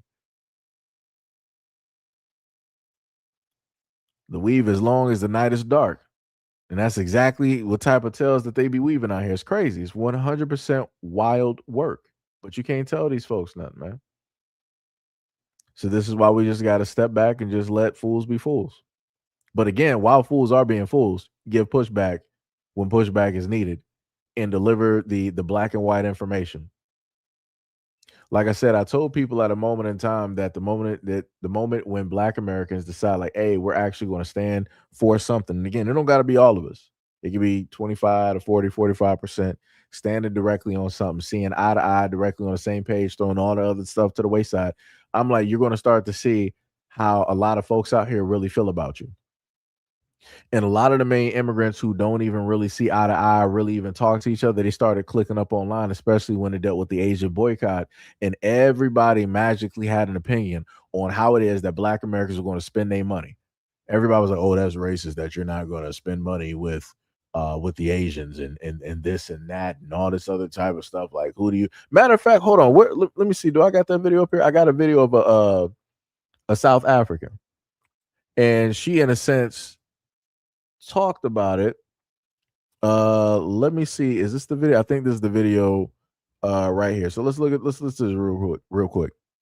Sitting here watching the 30th of June descend on us like a nasty, evil, dark cloud. There's one word that keeps playing in my head over and over again. Hypocrisy. And some of y'all justifying this behavior by saying foreigners are not your friends? Okay. Y'all are telling me that we're sitting around watching our nail techs and lash techs, the people who do our hair, the people who help maintain our homes and our gardens, personal assistants, receptionists, the ones you smile at and recommend to your friends. And yet here we are, supporting a movement that targets those exact same people. What? How do you benefit from someone's labor, tell them that you appreciate the work that they do, and then turn around and blame them as the root cause of all your problems? Right. So, and again, she stated that she is African, South African, whatever it is, right? And I'm like, I know you're not talking about Africans because I've never seen. I'm not saying that they don't exist. I've never seen an African nail shop. I've seen some Latins, a few, far and in between. I've seen Black American women, and I've of course always seen Asians. So I'm like, I know about African braiding shops and everything of the sort.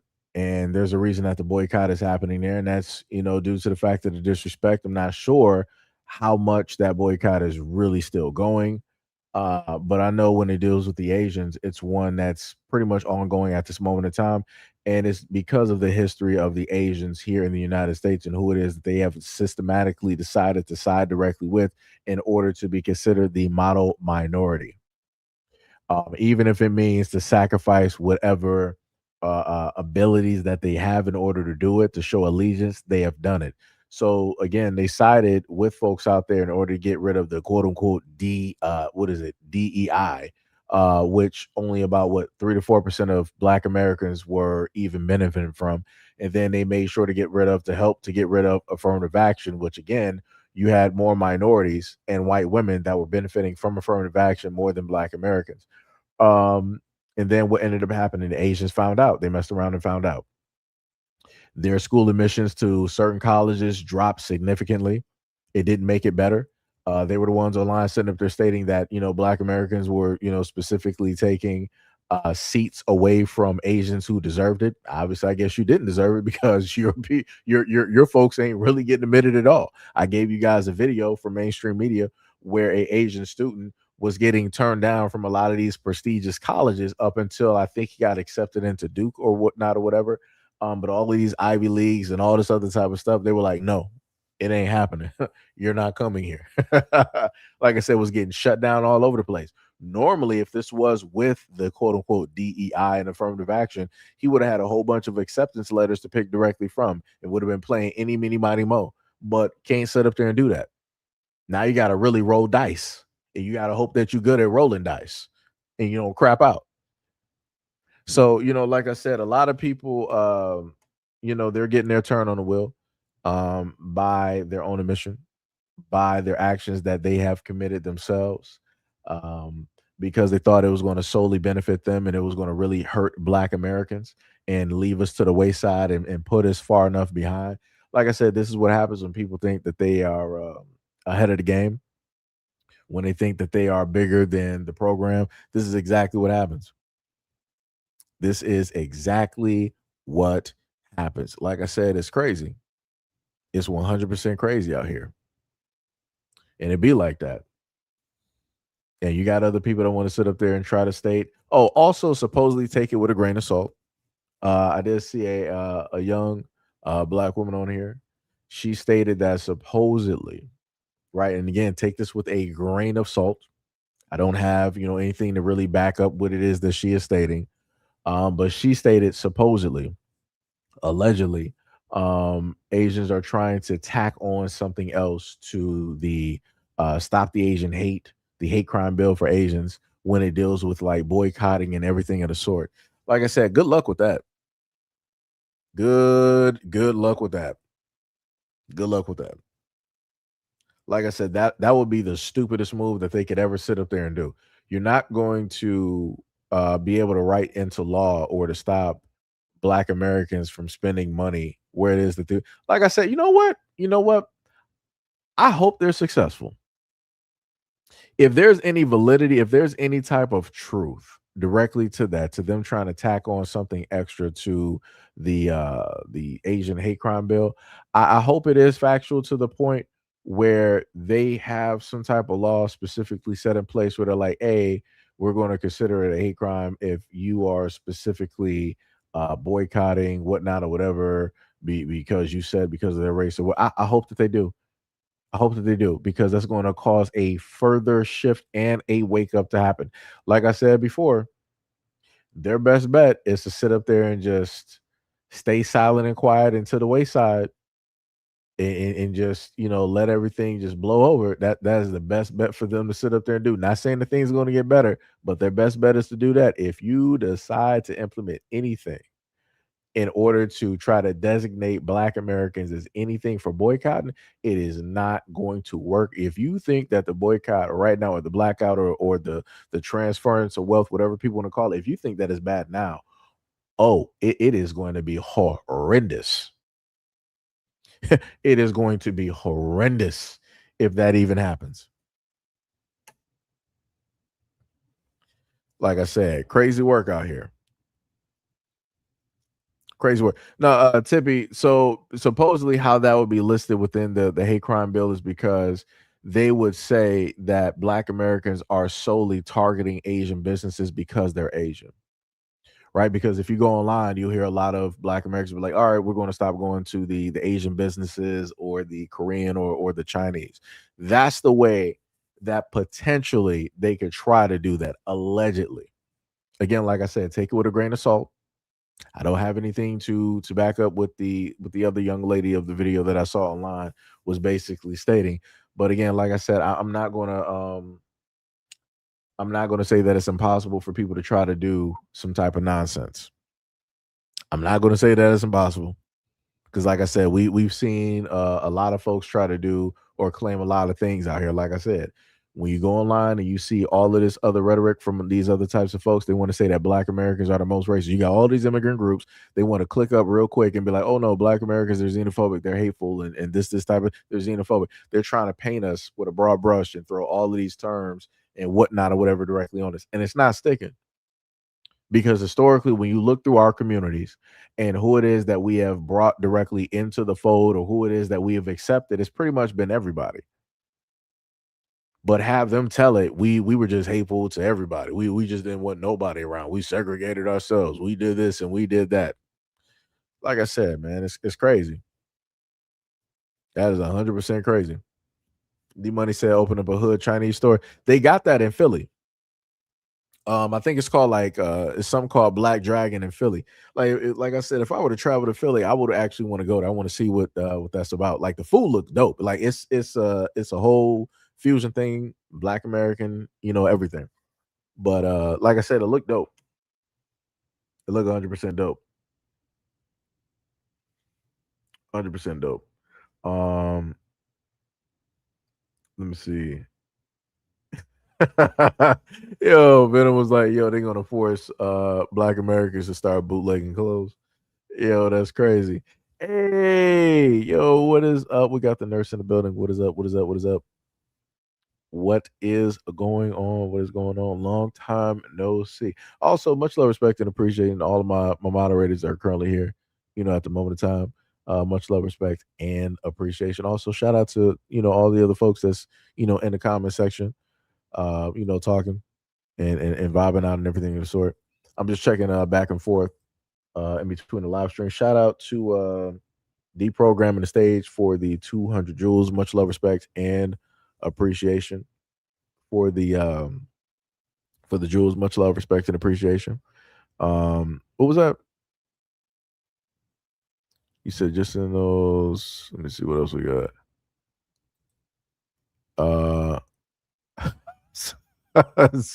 Yeah, people sitting up here writing crazy. Shout out to Daryl Moody for the laughing disco for the 250 joules. Much love, respect, and appreciation. I'm not sure if they're properly showing up on the what's the name, but much love, respect, and appreciation. Trying to actually hit some of those up. Trying to throw a like directly up there for those up there. I'm a little bit late, on some of those, but like I said, much love, respect, and appreciation for any of the gifts and the super chats that people do throw directly in the comment section.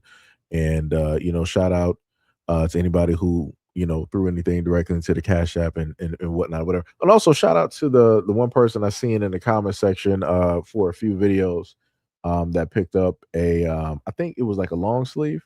They picked it up from the store, whatnot. Much love, respect, and appreciation, for the support going directly to the channel. Much love, much love. We got Brandon Reward. Yo, what's up? What's up, Allah? What's going on?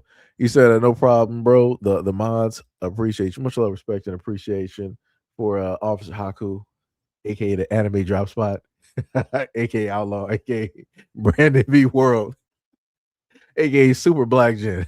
for throwing in the $5 donor. I had to go through all the names. Had to go through, all the names out there. Had to do it. Had to do it. What was it?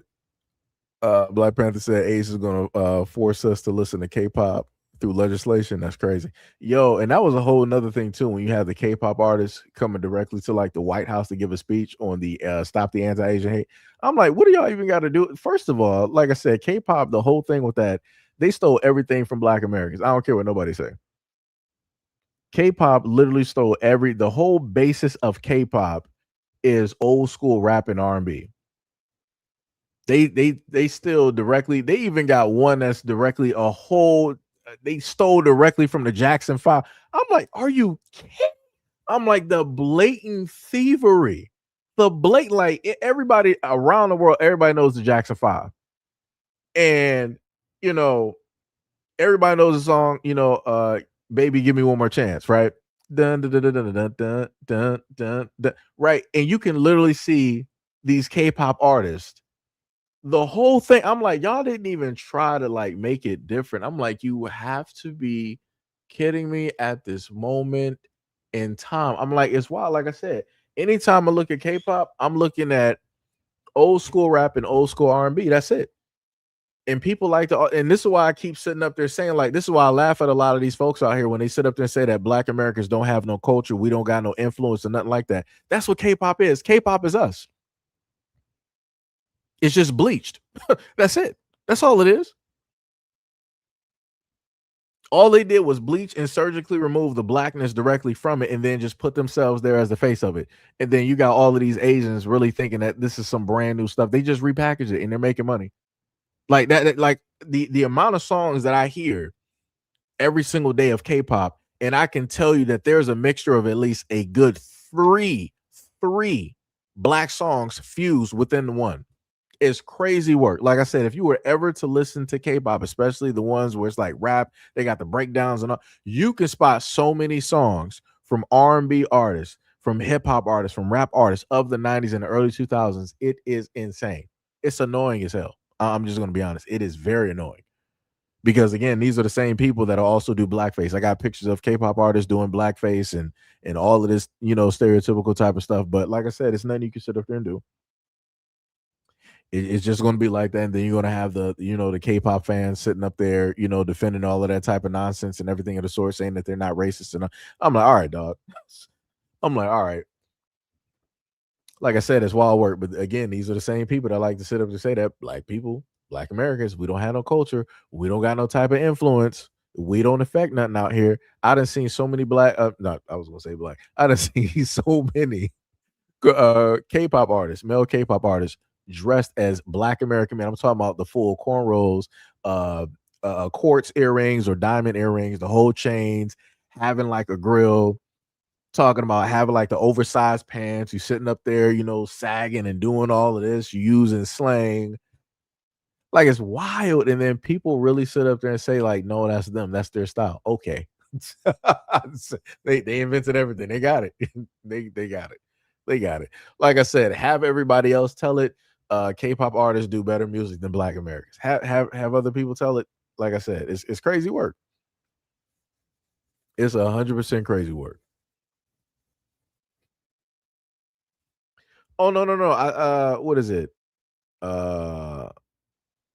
What is it supposed to be like? Little Hottie? I got you. Yeah, I know what you're talking about. You got Arabs, they make their own rap music. Yeah. I know exactly what you're talking about. They do it. I got videos of Indians sitting up there rapping. I'm like, what do y'all know about rapping? Y'all didn't create anything to do with music and hip hop. This is why I be sitting up there telling. Like, this is why I try to tell people, like, this is the effect of black Americans. We are, in a sense, the 300 when it deals with a lot of this stuff. But nobody wants to give us our just due or the credit. Or then when they want to give us credit, they be like, well, yeah, you got credit on this hip hop with the gang banging, the drug culture, and this, that, and that. Like, that's what they want to do every single time in order to talk everything down. But we're talking about the influence, and we're talking about the effect. We're talking about how it empowers a lot of people. Because the craziest thing about rap, hip hop, and everything of the sort, it gives people pride to be them. It's like, yeah, you can sit up there and obviously see them copying, black Americans, but within that, you see them start to have a type of pride about themselves that they didn't even initially have.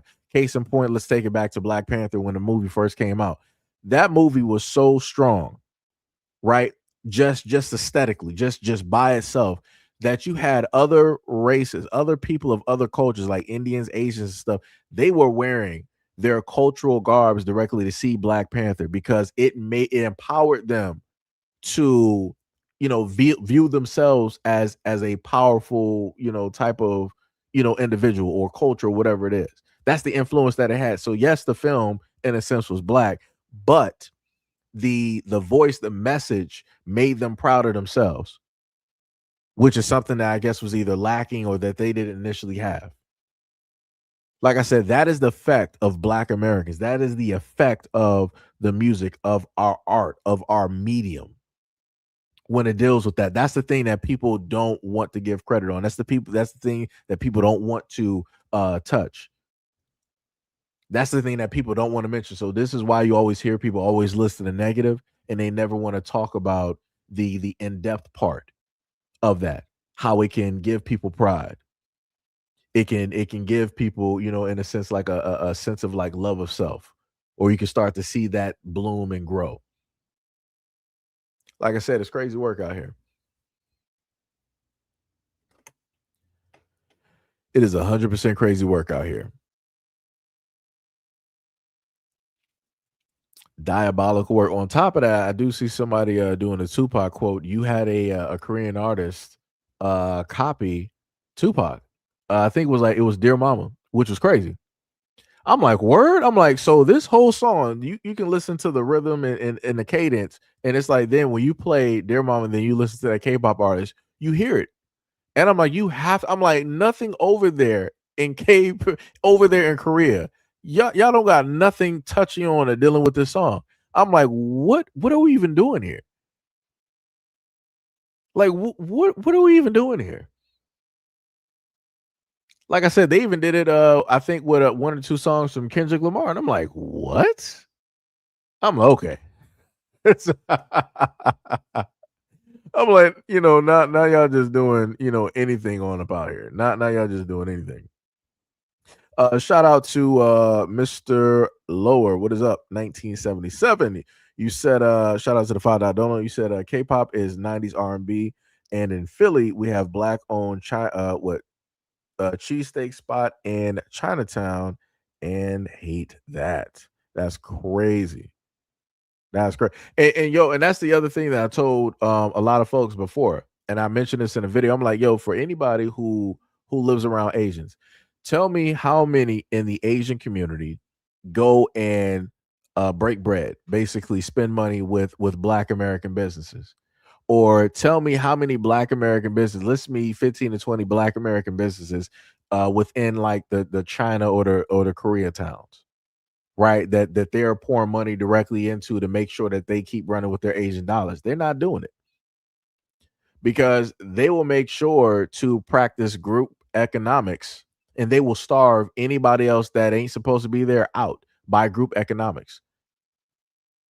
Like I said, and I'm not mad at it. It's just the fact that when they practice it and they do it, it's not a problem. When black Americans do it and we say that we're going to do it, now everybody got a problem with it. I'm like, that's crazy. But everybody in the United States practices group economics one way or another. But it's only problematic when black Americans say that we're going to do it, and we specifically speak, on it.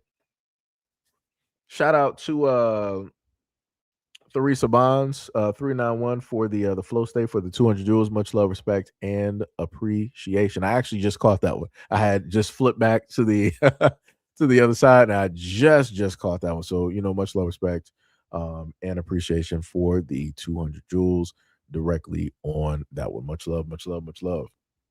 Like I said, it's crazy work out here. It is. It's 100% crazy work.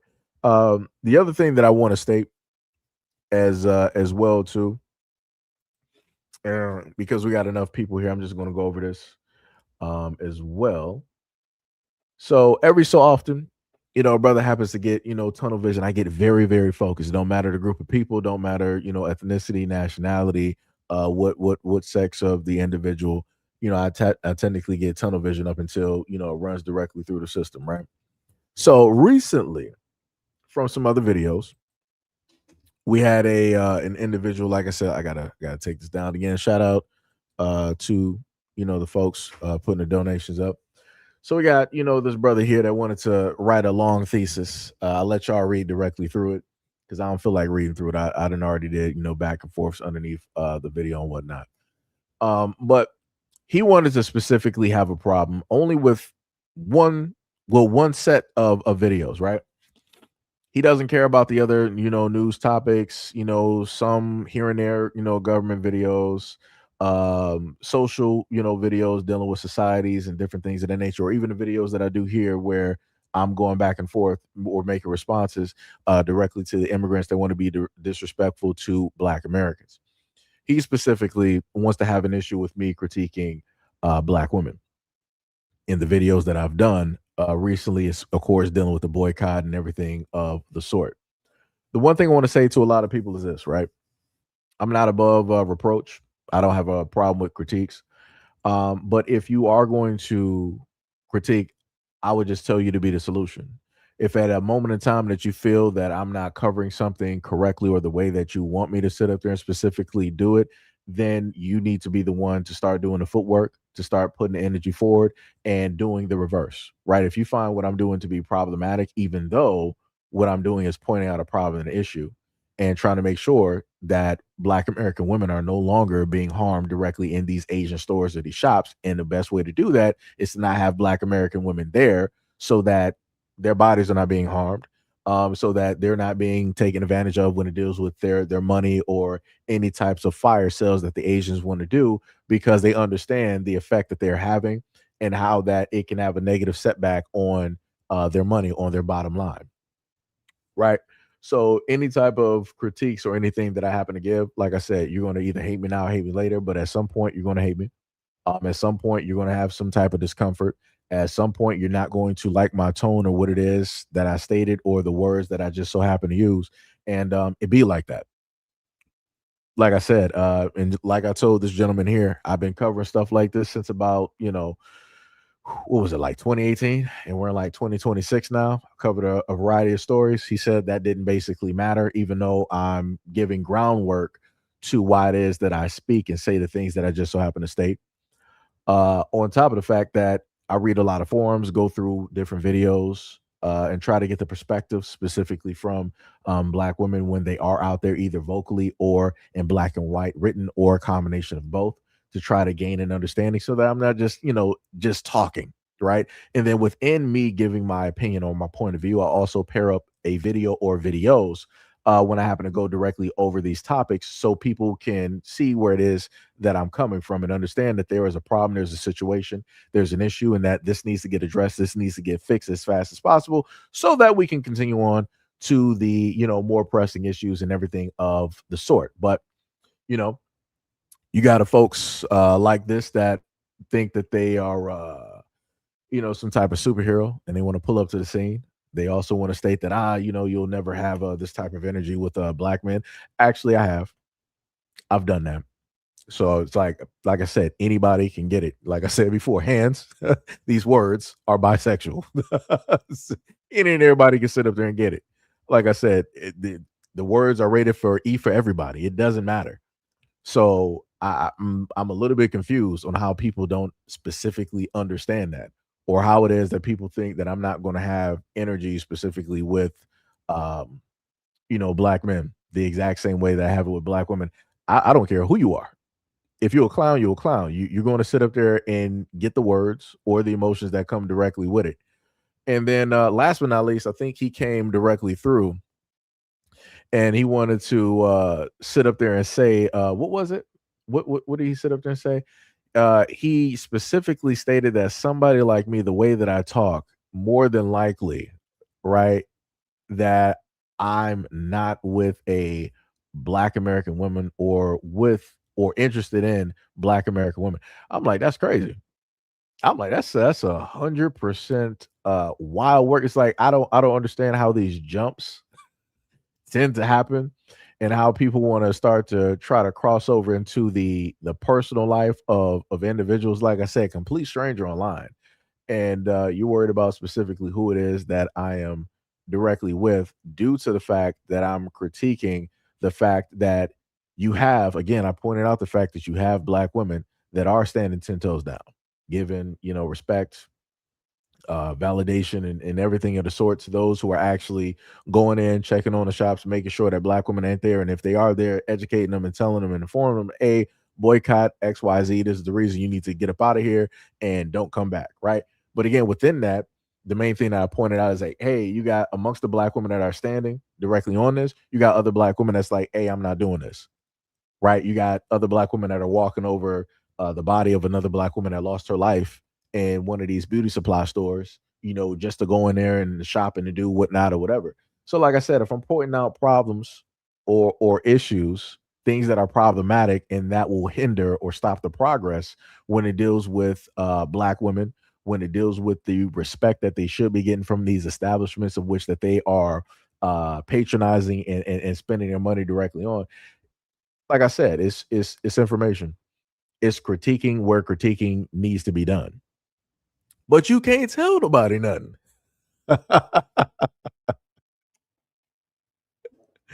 Oh, yo, it is it's crazy. Wait, hold on. What happened? I'm looking at like how people are talking. Wait, hold on. Wait, somebody was. Wait, I'm confused. He already said he's done it. The bar touch. And didn't. Wait, black people. Something. Hear him say that, so we won't say somebody else did. What is this person talking about? Yo, Judah, what is up? You said you brave. I would have just blocked that for writing that book. I mean, it'd be like that. Like I said, I happen to post and talk about this stuff. Like I said, it's content, it's entertainment, directly for y'all. Like I said, that's the main reason I sit up there and do it. And like I said, if I got the time to sit up there and like go back and forth, like for me, it ain't really nothing. Like I said before, it's whatever. like I said, people want to, get this off their chest and they want to say this. It's whatever it is. Like I said, certain times I might decide to make a video. Because like I said, content creation is just something to sit up there and do. Just because something that's different from what it is that y'all gotta normally, hear directly from me and all this other type of stuff and whatnot. Like I said, it's wild work. It's 100%, wild work when you actually are out here doing something or at least created something. But then again, like I said before, people want to critique you and they want to say that you're doing the wrong thing, but they don't want to sit up there and quote unquote pick up the slack. They don't want to start walking in that direction of which that they find me to be problematic and be the solution for it. It's crazy. It is 1,000% crazy. Like I said, it be like that though. It be like that. Wait, the way I speak? Oh, wait, are you talking about the comment that I highlighted? Like I said, I didn't even fully read through it, so y'all might be seeing something I didn't even I didn't even read. I'm just gonna be honest with you. Like I said, I just put it up there so y'all can read directly through it. There's more directly to in a sense, I guess you could say the response or the back and forth that was happening underneath. What video was that? Hold on, let me actually go back real quick. Now I actually got to go back. Shout out to Corey Kelly for the 100. Wait, what is it? It said you sent 100 for 2 jewels. So yeah, shout outs for sending the 2 jewels. Much love, respect, and appreciation to Corey Kelly. Much love, and we also got what is it, Tisha Brown? My bad if I miss you. Shout out for the 200 jewels that you sent as well too. Much love, respect, and appreciation. Much love, much love. Also, I want to sit up there and give a shout out to the 16,000 people that pulled directly through to the live stream too. Much love, respect, and appreciation to all of y'all. So let me see if I can get what video this is without anything breaking down on me when it deals with this. Let me close down some of these names here. Let me close that down. All right, there we go. All right, so let me go back here because I got to find a video really quick.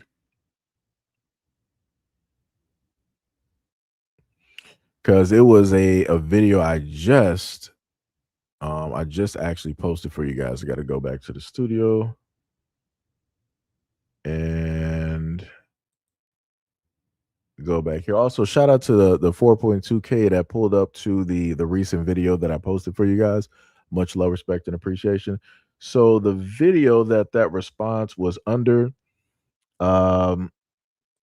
it was called "This Wouldn't Happen If You Wouldn't Have Went to the the nails." So let me just put the picture directly up there, right? So y'all know what it is.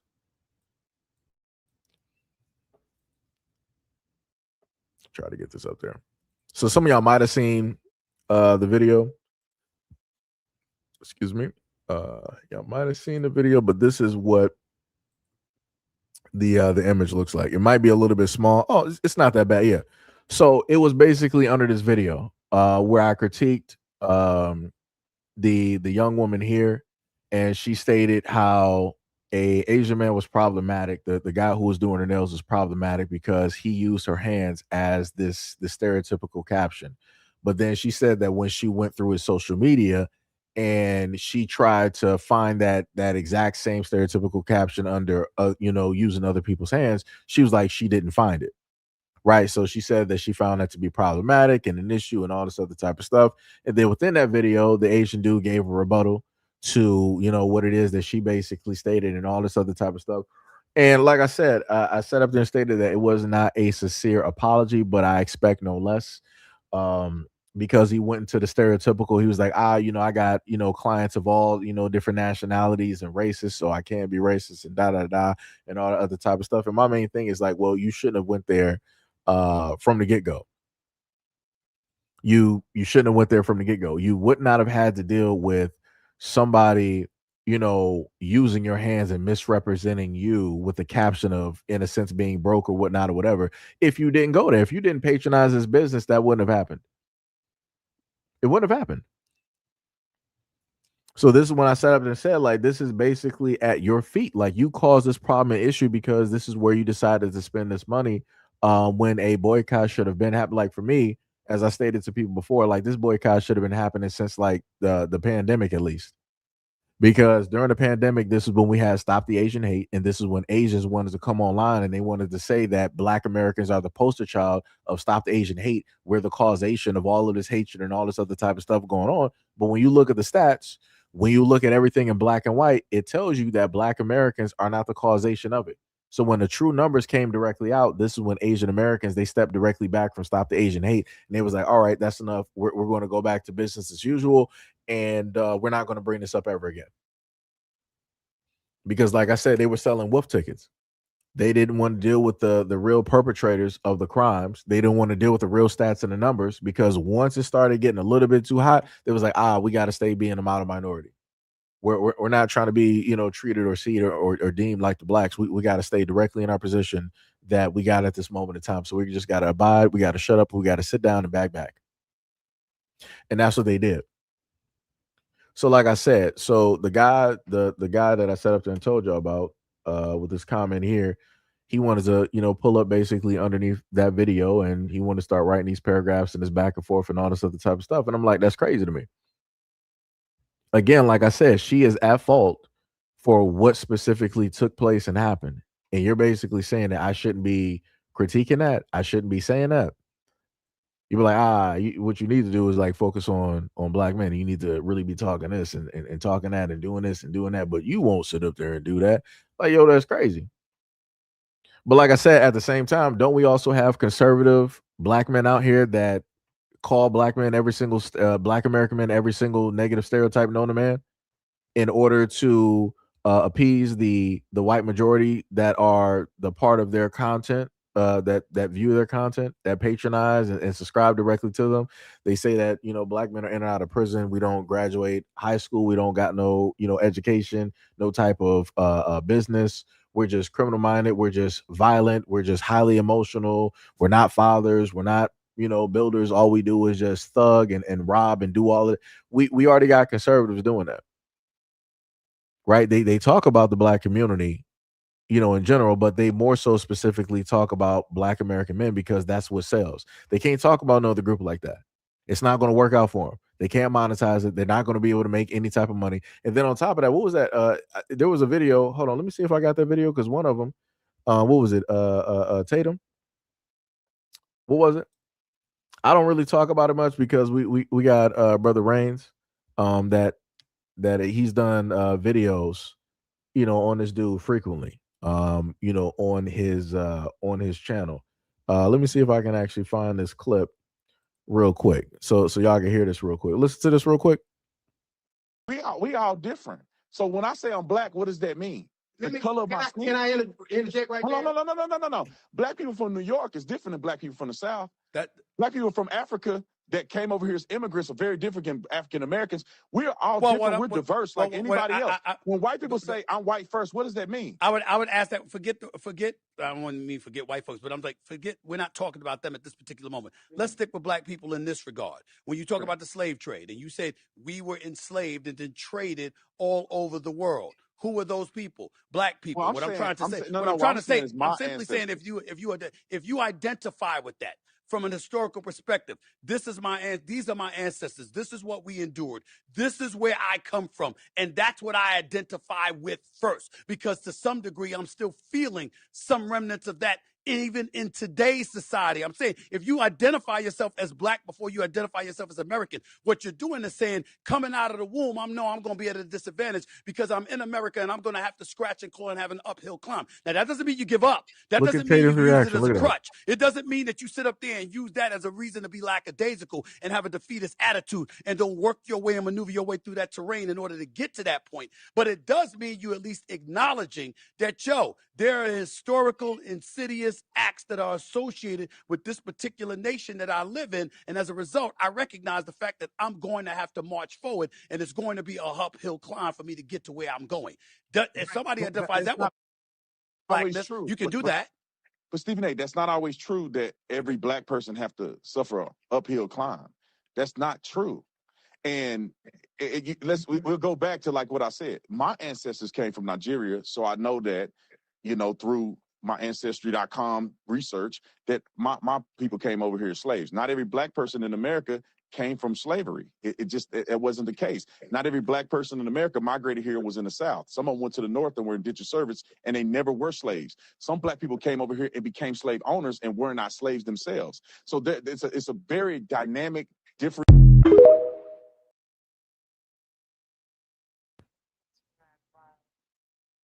So again, we heard that, right? We heard every single thing that was stated. Now, I want to note that the few rare times that you just so happen to hear people, in a sense, speak a little bit of truth. Again, you got to sit up there. Even the devil will sit up there and give a little bit of truth, right? Amongst some type of falsehoods or some lies. You heard him basically state, he was like, yeah, every single black American didn't sit up there and come directly from slavery. Huh? I could have sworn that's the, that's one of the main things that y'all been spinning for the longest time possible. So you mean to tell me that this conservative dude all of a sudden is like, oh yeah, every single, black American, they didn't really come from slavery. Yeah, some people that did, but everybody else that's not really their story. Really now. But isn't that what black Americans have been saying for the longest time possible? Is that not what black Americans have been saying for the longest time possible? But everybody wanted to sit up and say that we were liars. Everybody wanted to sit up and say like, oh yeah, your history just specifically stems. It just starts at slavery. That's it. That's all y'all got. Y'all don't got nothing else. Huh? That's very interesting. I wonder how his demographic will like that. Well, you know what? He was on a whole different platform, so of course people are going to talk different because you're a little bit freer now. But yeah, being directly on the specific platform of which the white majority are there, along with those who are white like or white thinking, yeah, this ain't gonna fly. This ain't gonna fly. That is not going to sit up there and happen. But then again, also pay attention. He sat up and said his ancestry was Nigerian. But again, I told y'all and I gave y'all a video before where you had a scientist. It was a white scientist in a lab on mainstream media news. He was sitting up there telling people, it was like, hey, those DNA tests don't really take them serious. I done heard this multiple times. I done placed that video out there multiple times. But hey, you know what? It is what it is. Like I said, for benefit of the conversation, now when I sit up there and think about, he said it like, hey, ancestry is Nigerian. I get why it is that you talk about black Americans the way that you do. I get it. I see it. I understand it.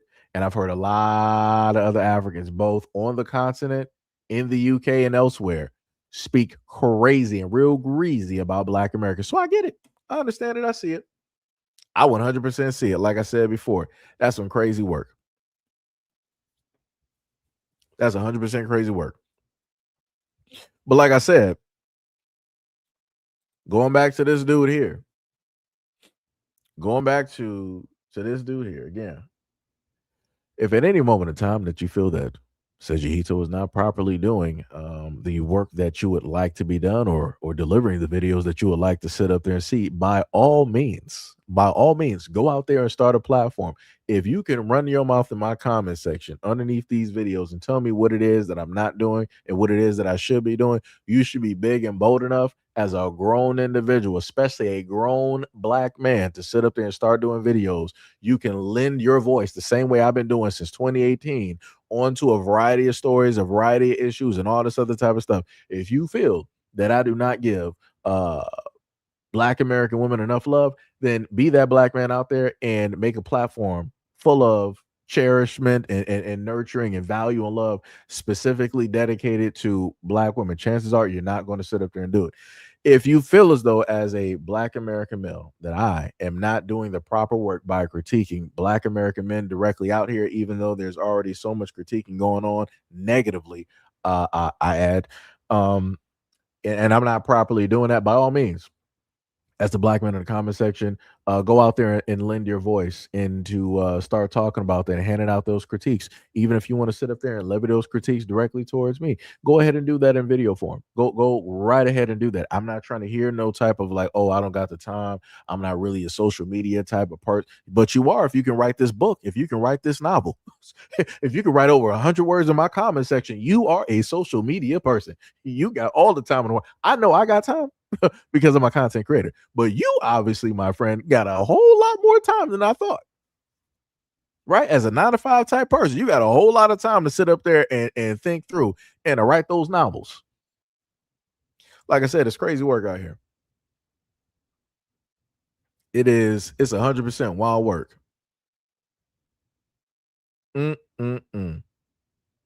Wild. And the crazy part is the same person wanted to sit up and say that I'm emotional and that obviously his comment got to me because I responded. I respond to comments. You like I keep trying to. This is why I keep trying to tell people like, yo, I've been doing this for so long. So it's like I respond to comments. It don't matter how I respond. I'm going to sit up there and respond to comments. Sometimes I'm bored. And if I see comments like this, like I'm going to sit up there and respond just because. It's like if you putting this much energy, who am I to deny you a comment or a reply back? I'm going to give you some energy. Why not? Like I said, you're going to take out that much time out of your day. Obviously, I must be that important.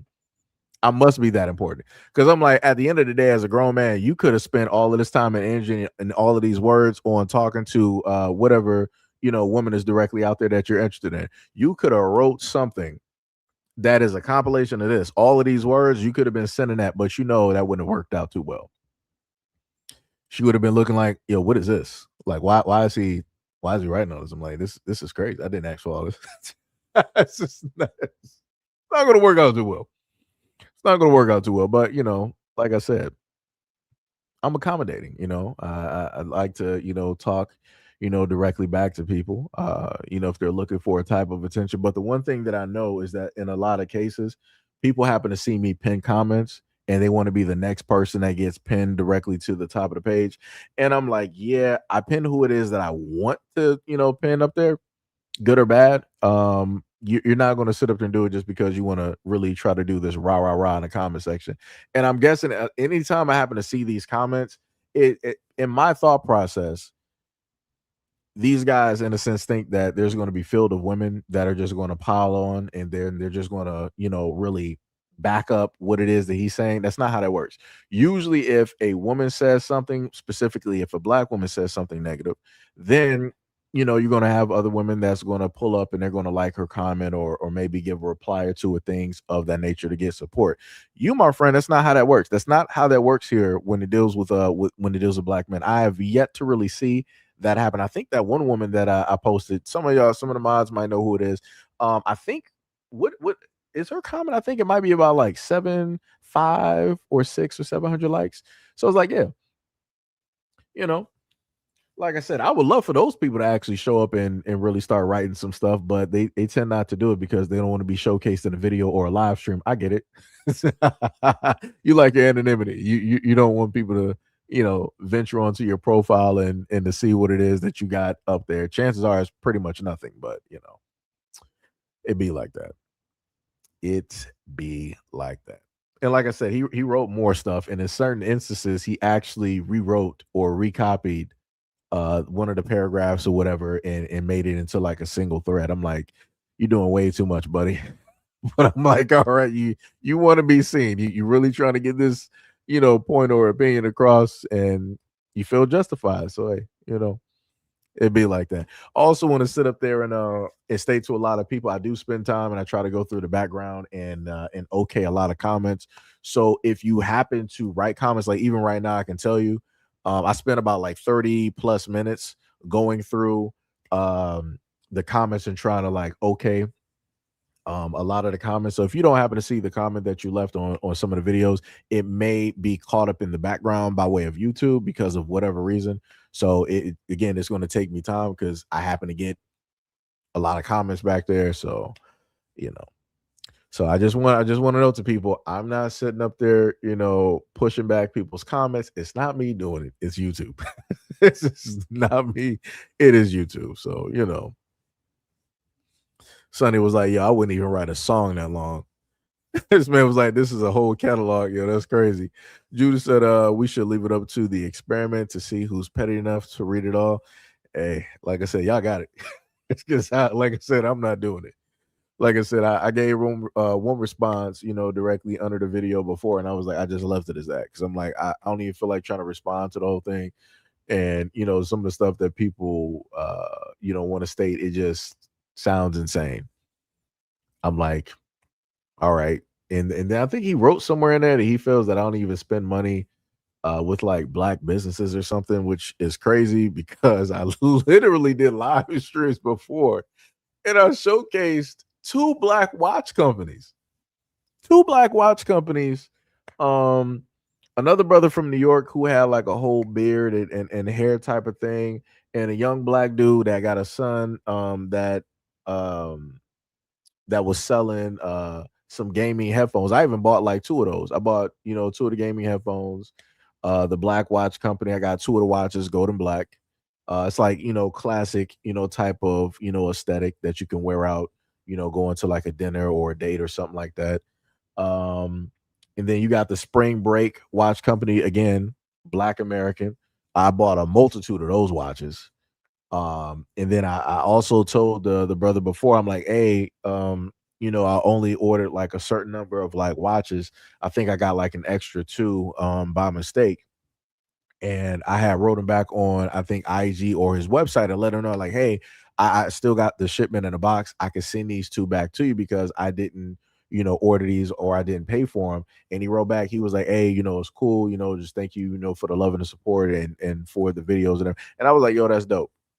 Because like I said, I was trying to be as honest as possible. I wasn't trying to, take nothing from nobody. So, like I said, shout out to the Spring Break, watch company. I was all the way back, like during the pandemic.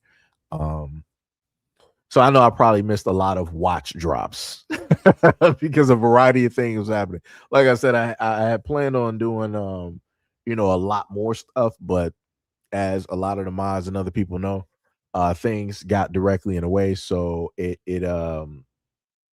stopped me from, doing the things that I wanted to do, which was trying to highlight more black businesses and support, black businesses. Like I said before, you got a lot of people out here that hate directly on the platform. And again, a lot of those folks, they get in the way of, certain types of progress and certain types of plans directly out here, basically hurting, other businesses or the potentiality of, folks getting highlighted. Because like I said, in order for me, in order to patronize those businesses, got to be able to have something to use to patronize those businesses. So, a lot of these folks don't really care about black businesses as much as they say that they do, because if they did and they actually paid attention to the content versus their feelings, they would actually understand and see it. But like I said, I promise you, any of these folks that I've highlighted before that critique me, any of the black businesses that I've talked about and highlighted, I promise you they didn't patronize those businesses. I can bet you that. Or even showing up to the websites or the platforms. I promise you they didn't do it.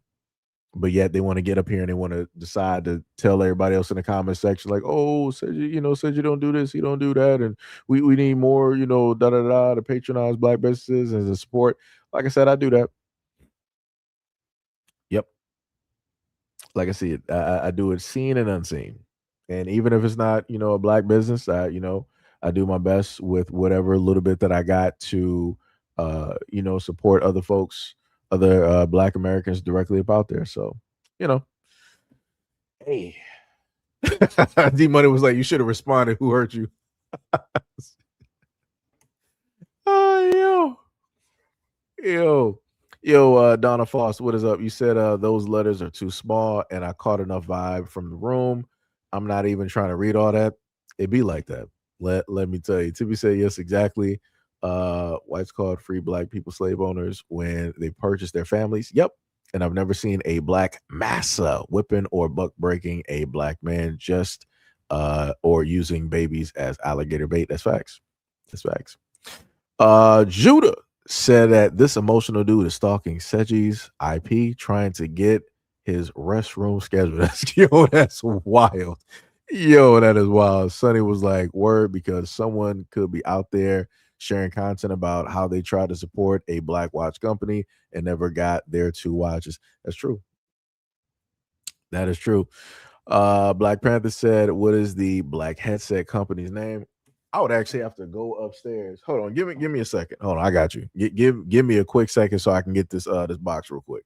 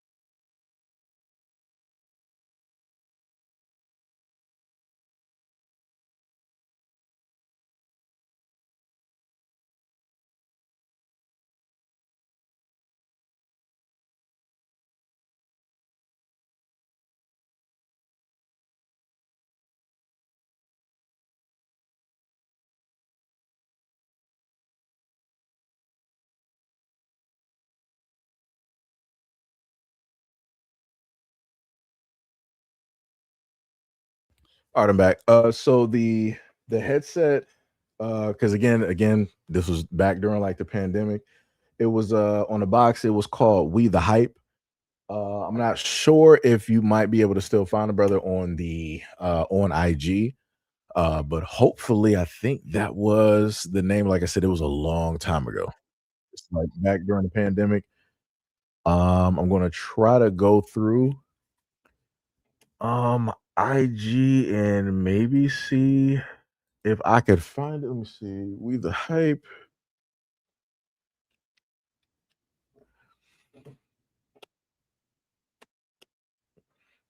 Let me see. Search for more.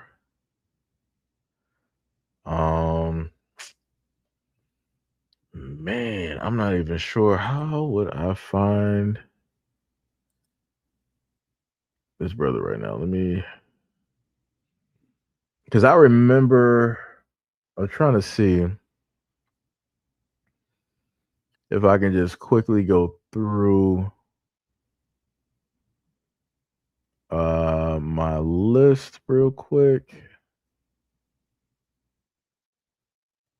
It's gonna take a minute. I would really love it if they could show a larger what's the name, which would be great. Because I would love to say that I remember what the brothers picture looked like, but people happen to swap images, and I'm not sure if he had a logo directly up there. But well, I'm still looking for that at the moment in time. But the other thing that I listed was the watch company, which was Spring Break. So if you happen to let me type it in while I'm doing that. I know it's spelled differently, but I'm just going to just put it as Spring Break and then just put watch. So it should show up. Let's see here. Yep. So if you type in on Google, you type in SPGB. Wait, let me just. It'll be better if I. Actually, no. You can actually just put in Spring Break watches and it'll show up. Let me do that. I'm not sure. What's the name? Let me see. Where did it go? Yeah. Yeah, so that's Spring Break Watch Company. So that was the one brother that had the watches. So, like I said before, a lot of people like to sit up there and say that, black people don't create We don't got our own, this and that and all this other type of stuff. We do got stuff out here. It's just the fact that people don't want to pay attention to it. And even looking at the website right now, they got a lot of different colors at this moment. A lot of different colors. The brown is actually pretty dope. Brown is pretty dope. They also got a 22% off up there as well too. You're not going to see in a sense. I mean, technically, if you go to the watch area, you will spot the red one I actually got. I do got the Firefox red. Quite a few of these actually I have. Some of them are seasonal or once in a while type of products when it deals with the colors and whatnot. And they're found in a variety of places. I think they got them in Target and what was I can't remember the one store. Ah, my goodness, it's gonna get me at this moment in time, and I'm gonna be pissed. Nordstrom's, that's what it was. Nordstrom's. I want to say Target, potentially also Macy's as well too. Like I said, the watches are dope. I like them. Watches are pretty dope. You say use the Google Time Machine. Um, let me see. I could have sworn. I could have sworn. Let me see something. Let me look at this. We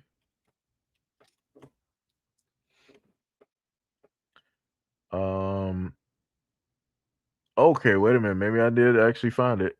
Yeah, I should have just typed it in the Google the first time. Yep, this is the bar right. Yeah, he's still up there. Yeah. So if you type in WTH gamers, you'll pull up his IG. He got 17.9K followers on there. That's dope.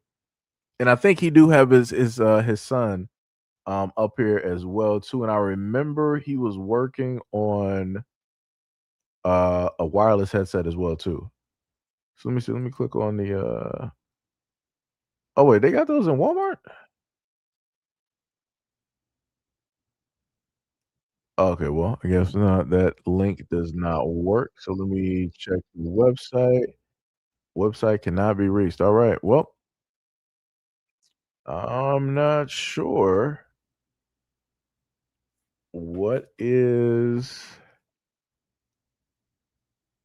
going on. Hopefully, the brother is still active. Because like I said, I did say that this was a while ago.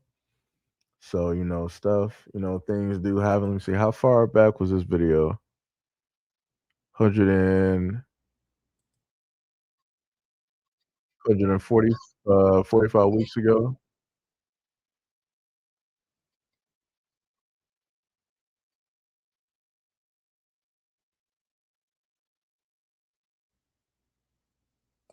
All right, so in one of the videos he got up there, it does show that he has the headset at Walmart. Well, during the time. So I guess you got to actually go to the Walmart website and type it in on the phone or whatnot, and maybe might pop up. But yeah, if you type in what's the brother? Let me see. Do the IG. See, copy. Put this directly into the comment section. Do. Whoops. Wait. Let me just redo that because I don't want to mess it up. Okay, there we go. So if you go put that directly in there, you will happen to spot the brother's page and everything of the sort. What was the other brother that I went over before? And I'm still working on money so I can actually get my first pair of shoes. Because in a lot of instances, yeah, brother Devlin Carter. Yeah, yo, let me tell y'all something. This is another brother right here I've followed and watched. I really feel like he should have like millions upon millions of folks. This is Saya Collective, Devlin Carter. Like the the shoes and the clothes, like the dude, he does everything from like shoelaces, designing shoes. I think at one point in time he was talking about moving into, doing suits, men's wear, stuff like that. Like I said, when you go directly to his page, like everything is dope. He also got, a lot of seasonal stuff as well too. He got everything down from shoes, themed shoes, set themes for a lot of different stuff, but you gotta catch it, while it's there. But I also, oh, that jacket is dope. Um, oh, he had a Juneteenth sale too. Man, I missed out on that. The other thing as well too is that you got to make sure, because I watched his live streams, on IG and everything. You got to make sure to buy it directly from the site that is listed, because you do have scammers out there that will try to, do a whole bunch of nonsense and whatnot or whatever. So you got to make sure it is the official site when you go directly to his IG page. Like the links that he got up there, those are the official links, right? And everything of the sort. The other thing that I liked about Devlin Carter is the fact that in his IG live streams, I got it somewhere on some other hard drives. He was giving a lot of gems for free. And he was trying to teach and tell people how to get into, the whole thing dealing with social media and into clothing and different things of that sort. So if there were anybody out there that's black that wanted to do what it is that he is doing, he wasn't trying to gatekeep and just hold back information. He was giving that information directly out because he wanted other people to win. He want other people to, make it and to be able to do, a variety of things, right? So, like I said, these are just a few of the black businesses that I've touched on. Um, when it deals with the platform, directly over the years and everything of the sort. Uh Bushido said, "What's the name of the watch company?" Um, it should be. Wait, didn't I put the link down there for spring break? Hold on, let me see. Let me go back and get that real quick. I got you. So I have it listed basically for both comments right here. So it should, pop up on both channels. So Bushido, you should see it.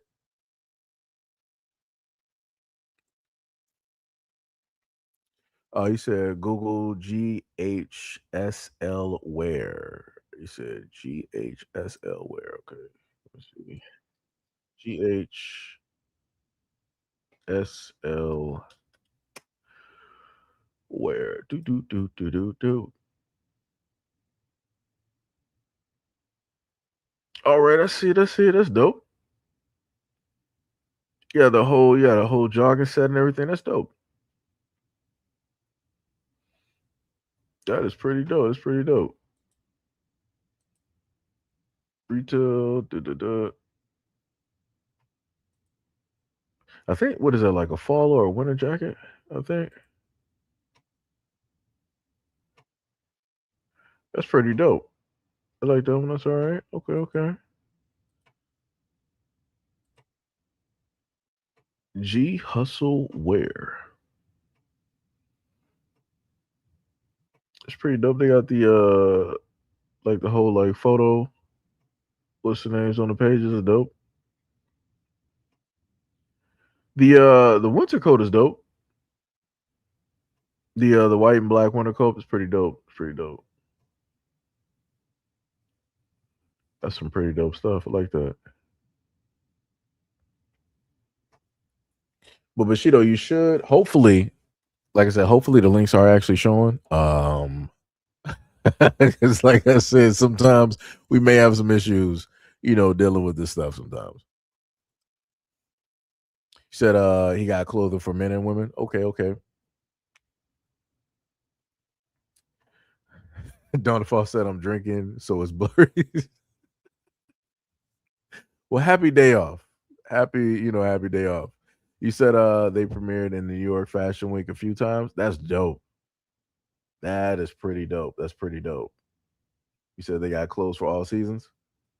That is dope. That is dope. Like I said, man, like yo, what was it? You said I'm sorry, very sorry. The letters are too small. I'm really an owl. My reading glasses aren't strong. Like I said, it'd be like that. I wear glasses too. I understand. I understand. I understand. Yo.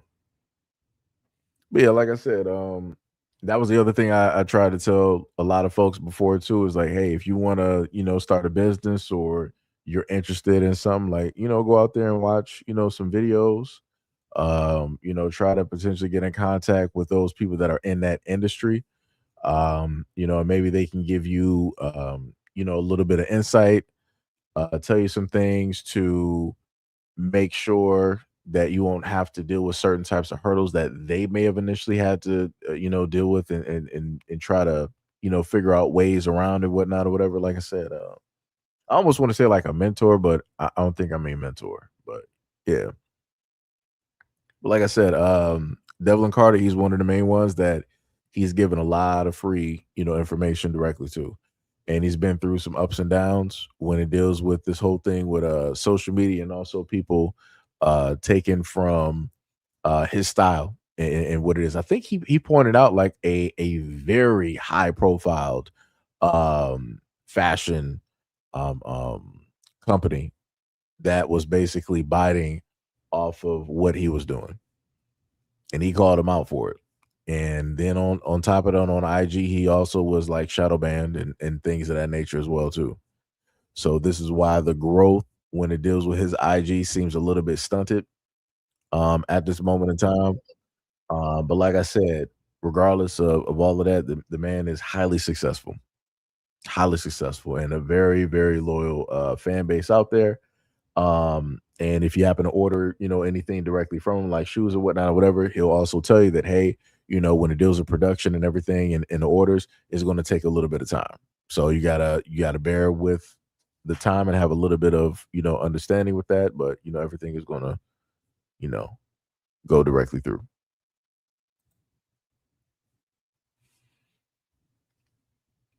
But yeah, that is pretty much it. So yeah, we've been going for about a good 3 hours and 40 minutes after the live stream. Let me see, what time is it? Oh man, it's actually at 2:34. So I will have a video directly for you guys. I want to say about at or around three. Who we got up there? Shout out to Squeaky78 for the high five. Much love, respect, and appreciation. Let me see if I can get that one. Sent 100 jewels. Much love, respect, and appreciation. Look at Tippy. I see you out here. Tippy sent 2 jewels, sent a star. Much love, respect, and appreciation. Much love, much love, much love. Actually, and also shout out to the 17K that pulled up directly to the stream. I gotta actually check the other part real quick and see what's going on, if anything did happen directly up over there. We got about, what did it say, 12? We got 1,200 sitting up here at this moment. Shout out to all the folks on the other side as well too. Ooh, we actually got quite a bit that pulled up. On this side we have what? Ooh, we had about a 23K that pulled up. Shout out, much love, respect, and appreciation to the folks on the other side that pulled up to the 23K over there. We also had some folks that pulled up. Right, we got Brandon B. World, we got Mr. Lower on that side as well too. We got Donna Foss, shout out, much love, respect, and appreciation for the 200 jewels, and we also got Tippy again with the 2 jewels directly to the channel. Much love, respect, and appreciation to those who support the channel. Much love, respect, and appreciation. We wouldn't be able to do the things that we do every single day without people like you. Shout out to PPS as well too, because if you know, you know, right? So shout out to y'all. Like I said, this has been a pretty good live stream. I did not actually expect for a lot of folks to actually be here originally. Let me just be 100% clear with that. I did not expect the amount of people that we had pull up to actually be here. I didn't even expect for the comment section to be moving away that it did early. It was flying. Let me tell you something. And I think I might have spotted some trolls directly up in there, but they got pretty much smashed up with all of the other comments, so couldn't really properly pay any type of attention, even if they were there. So it's like it didn't even matter. Sarge just said, what about the shoestrings? You're talking about for Mr. Carter. Let me see. I think you would have to go to the website. Versailles Collective. Let me see if you still got them up here. You got the shoes. So you got the shoes, and then you got the foam shoes. At a point, so again, bear with me. At the time when the brother had the site directly, well, the site is still up. There were shoelaces up here. Like there were a variety of things. Let me see. Tops, bottoms, outer gear. Would it be in accessories? Let me see. He got book bags up here. Yeah, the shoelaces are up there. The shoelaces are up there. He got fat laces, and he got rope laces with the Carolina colors. So he does have those up there. If you're talking about Saya Collective, you got to go directly to the website that's listed on his IG. He got two different links directly up there. But once you go there and you go directly to the accessories, when you go to the website, go to clothing, and then you go to accessories, you'll see it down in 1, 2, 3. It's going to be on the third and the fourth area. The glow in the dark laces look pretty dope though. I like those. Are those glow in the dark? Yeah, I think those might be glow in the dark. But yeah, the laces are pretty dope. He got socks and everything up there, as a matter of fact. Yeah, he got more laces too at the bottom. Reflective. I like reflectives too. I do like reflectives. So reflective and glow in the dark, that would be something that. Oh, they both glow. Word? Yo, that's dope. All right. Now I would just have to figure out what to do for the shoes though. Because there were some shoes that I wanted to get before they were themed. Like he had like Freddy Krueger, he had Jason and Chucky and whatnot. Like his themed shoes are dope. You would have to go through a social media to find the pictures of those. But yeah, you gotta really catch those when they're there. But I think in order to get it, wouldn't you need like the membership card that he had? And I wanted to get that. I think that card was like 300. And you would have priority to a lot of the vulture drops that he does on top of the what is it called when the pop-ups that he would also do as well too, because he also has pop-ups. Yo, the bloodline shoes are actually dope. Yo, I might have to sit up there and get them bad boys. Oh wait, are those for boxing? Because I mean, no, those do technically look like some boxing shoes, though. Let me see. Yeah, I might have to sit up there and try to get those. Them bad boys, I like those. Anything that got ankle support, those ain't bad. Them bad boys, $100 too. Yeah, wait, but how much would those be in like a size 12? Oh, it's still 100. Hey, brother, you might just got me right there. I might have gotten something that is you might got me right there. All right. Recheck through this. Check through this. I got to keep that up there. I might have to bookmark that. I'm gonna have to bookmark that. You said the IG name then. Wait a minute. I put it. Wait, didn't I put the what's the name directly up in there? Hold on. Let me put it up in there again. Hold on. I guess you might have just pulled up. So let me just put that directly in there again. There you go. Here we go right there. That is for Saya collection. So when you go directly to the IG, you'll be able to see. I like to put instead of just putting the website, I like to put the IG up there because he has a lot of pictures and stuff that you wouldn't be able to see on the website. so that you can, in a sense, get a gist of the type of work that he does and the type of stuff that he's already, put out. Like I said, a lot of images, a lot of pictures. He also has a TikTok as well too, so you should be able to also find some of the what's like, some of his videos where you go directly through the closet of a lot of the shoes and the stuff that he's created. It's amazing. Like the themed shoes and everything that he's done. I can only imagine the stuff that I've missed over the years because I was focused on a whole bunch of other stuff. I can only imagine the type of shoes that I missed. And it probably would have been some stuff that I would have really, really wanted to get. But you miss out on a lot of stuff when you focused on whatnot. Yeah, one of his what's the names? Oh, he was out there during like the Knicks. All right. I think he also got some Nick themed shoe. I think he got some New York themed shoes. You know. Let me see. Like I said, if I was like any type of like celebrity where I was like just any type of light, I would wear his stuff. I would wear his stuff because I wanted to get showcased.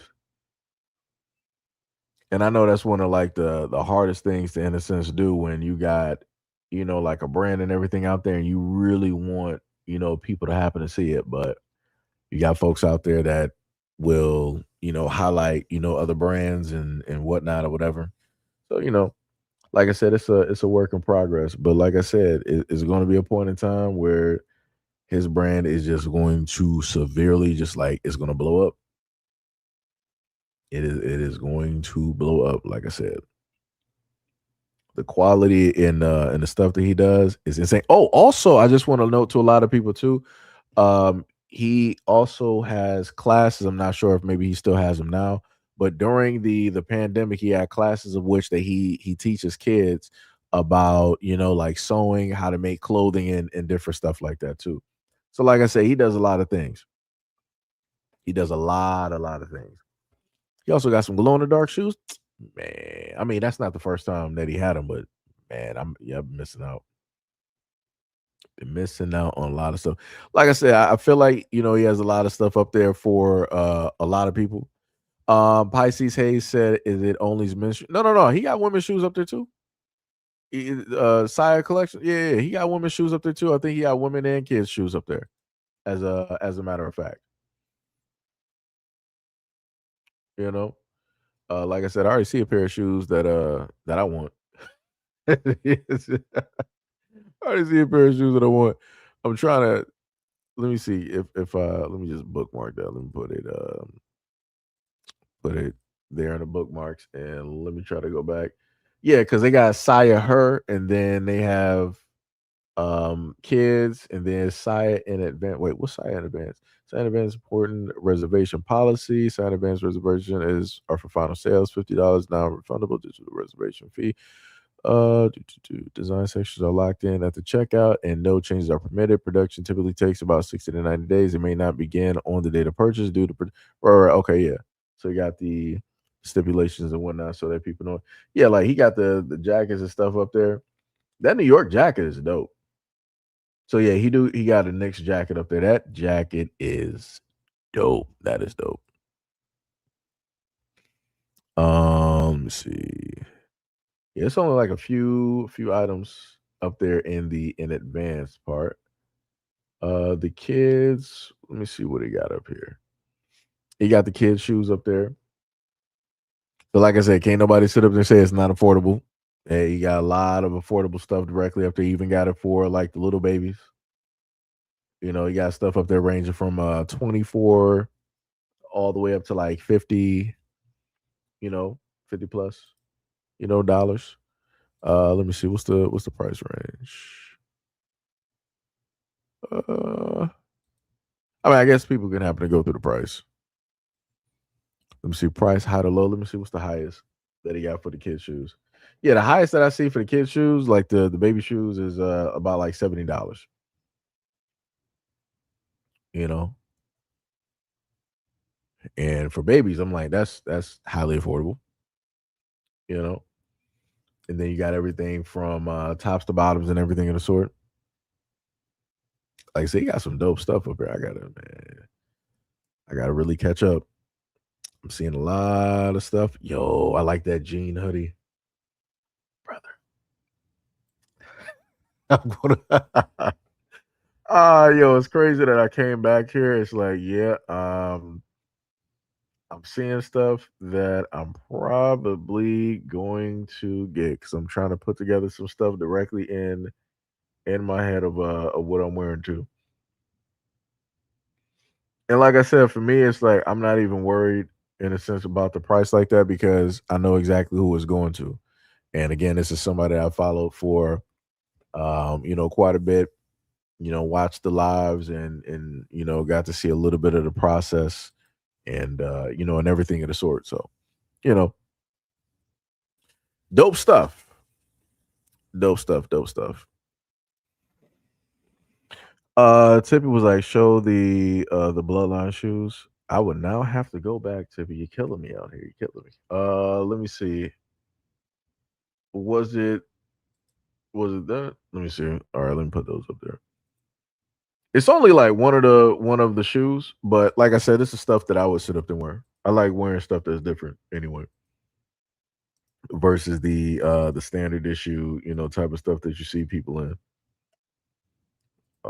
So the bloodline shoes. This is the bloodline shoes. So that's basically what it looks like for me. That'd be something that I automatically get.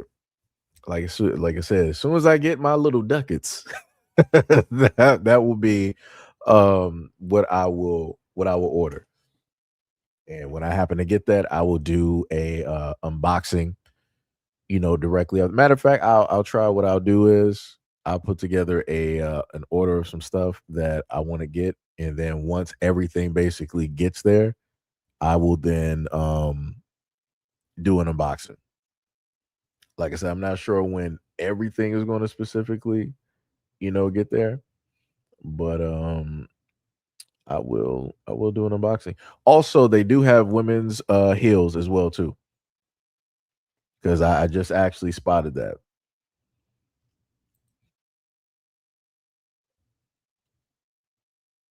Okay, so he got the gift card directly up there. I would like where's the membership card? Yo, those are the first type of like women's heels that actually got grips. I ain't never seen that. I would have to really get some measurements done so I can make sure to get the proper size when it deals with the pants. Because I would not want to mess up. Let me tell you. But yeah, they got a lot of stuff for both men, women, and kids and everything of the sort. They even got some sunglasses as well. So I'm not sure if I can actually do the sunglasses because I have prescriptions. So that might not work directly for me. But like I said, they got a lot of stuff for people. A lot of different stuff. Like I said, highly creative. Like I said, I'm looking at the leather track pants. That reminds me of more of like the '90s, type of deal. Which though I really like the denim hoodie though. I'll probably get the dark blue.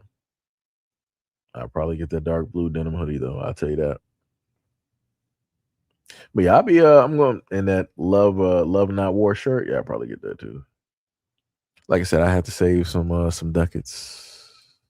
I have to save some ducats. That'll be my first time ever having, some really expensive, type of clothes and whatnot. First time, first time. What was it? Hay said I like boxing shoes. And you say you like the heels as well too. Yep. Sergeant says side collection got a whole Nick's camouflage shorts with the matching shoes. Yeah, like yo, I'm telling you, go through the other thing too. Go to let me see it. Let me see if I can find if the TikTok is still directly up there. Let me see. Let me see. Where's the link at again? Okay, there. That's the site. That's the landing page. Right. First to know, right? So let me go back. I think the site should have the. Does it have the TikTok up here?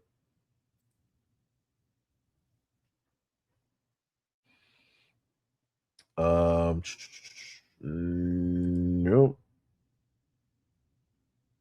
Let me see. I cannot. Oh, yeah, they also got the loyalty page as well too. Sign in for exclusives, right? Let me see if I can find the TikTok real quick because I know he does have a TikTok.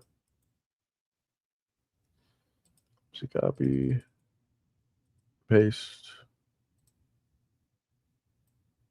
I gotta try to mess up. There we go. All right, do side collective. Yep, there we go. So type in side collective, and the TikTok should show directly up.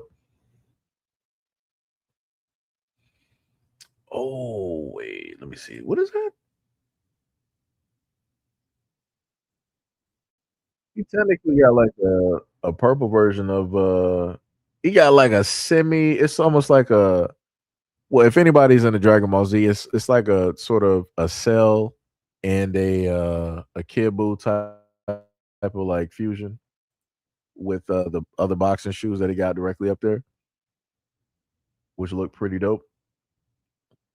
Yeah, so he still got the pictures, I think, and the videos of like the theme shoes. Yeah, a lot of these. He also got the water resistant shoes as well too. I'm not sure if he still got those up. That's the set. Okay, so if you go to his TikTok, he has. Wait, let me. I'm gonna have to just cap this video real quick because this was one of the sets. I gotta show y'all this real quick.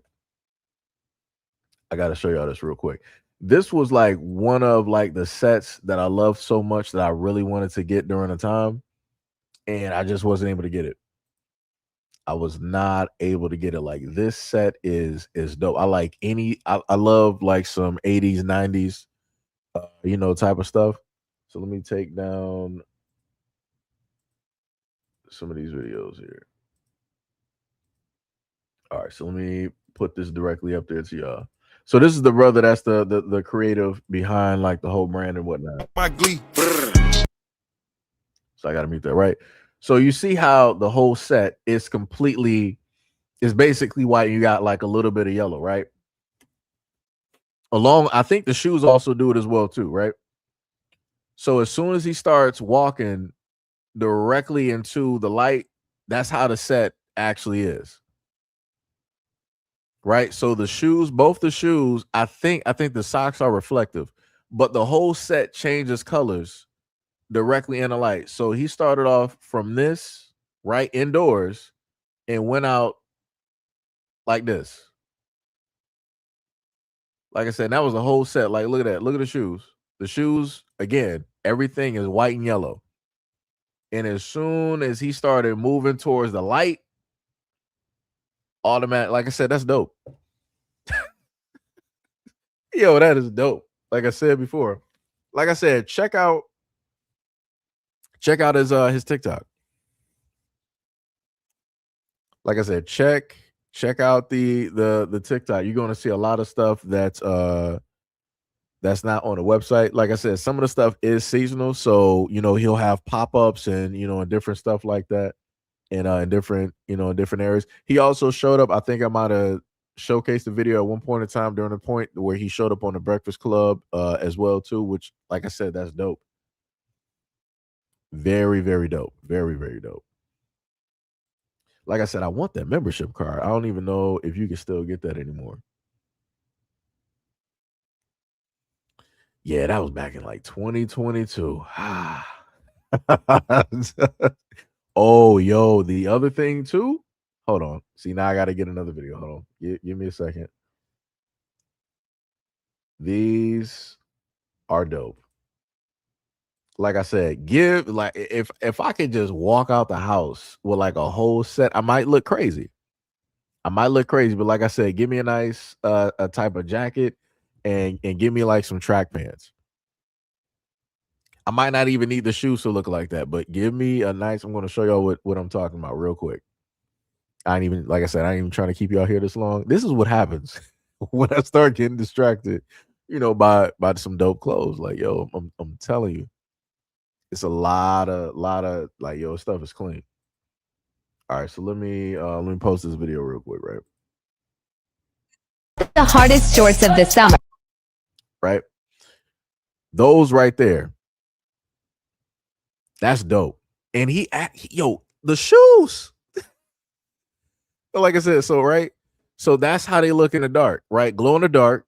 And then you come out, you got the whole reflective type. Yo, that's come on.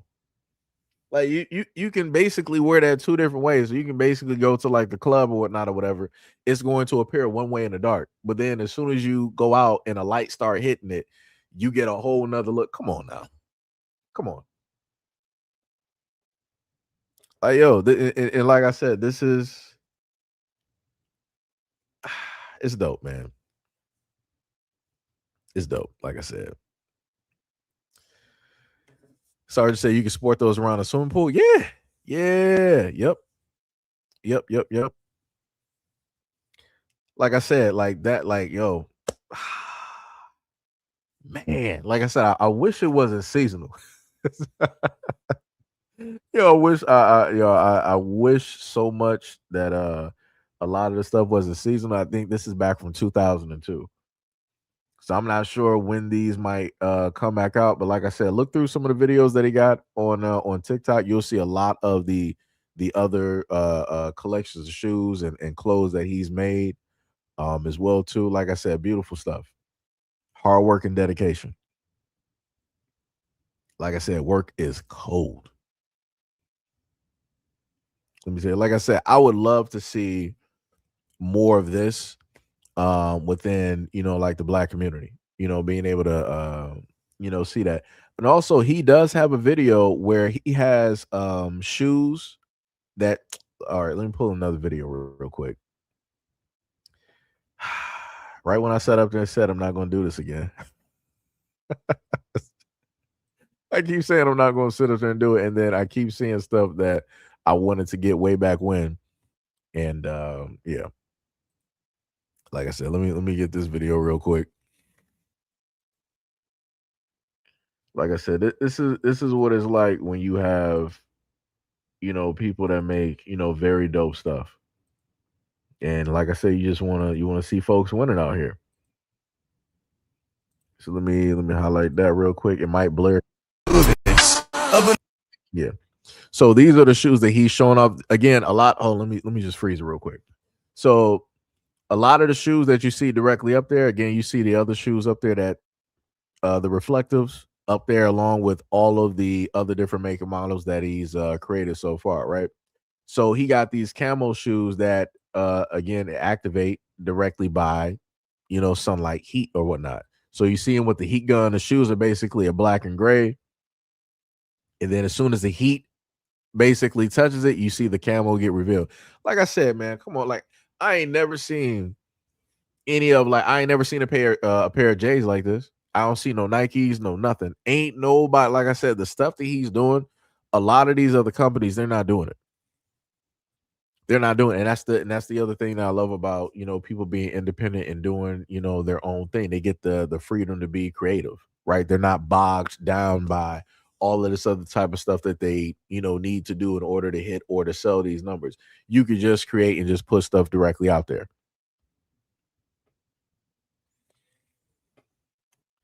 Like I said, it's dope.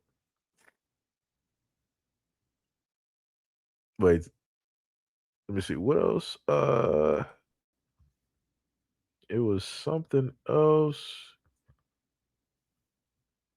that I was talking about as well too. I think it was what was it? What was it? Spring break. I almost wanted to like mention like another what's the name as well too. I actually got to close down these what's the names. I do not want this to lock up on me. What was it? What was it? It wasn't in controls. I think I go to can't even talk right. I think I go to history. And yeah, I gotta go back to history and try to see something real quick.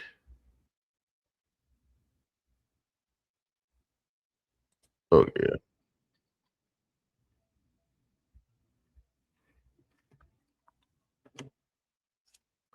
Let me see. Let me see. Oh, somebody just popped up online. I'm trying to find the jacket that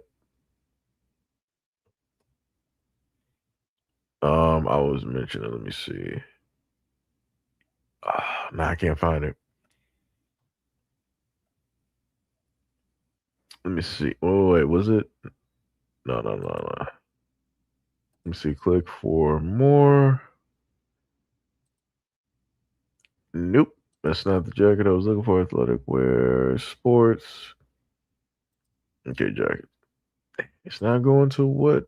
Let me see. Maybe it's in menswear. Nope. It's not that.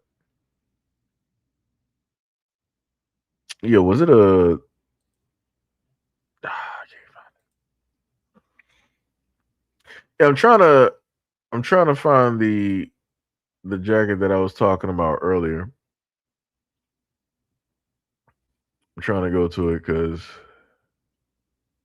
uh, Sarge was like, "Yo, show off the other site." I'm trying to get the jacket I was that I was looking directly at, but I don't think that I can actually find it, and I cannot. And it was a black and white winter jacket. Hold on, let me see something real quick. I think maybe it might have been on the IG page. Why is it not clicking to the IG page? Maybe it might be on my computer. All right. So let me just copy. Let me just do a copy and paste real quick. Type that directly in. All right. Maybe it might be on the IG. I think that might have been what happened. I think maybe it was on the IG where I saw the winter jacket. Let me see. I hope it is.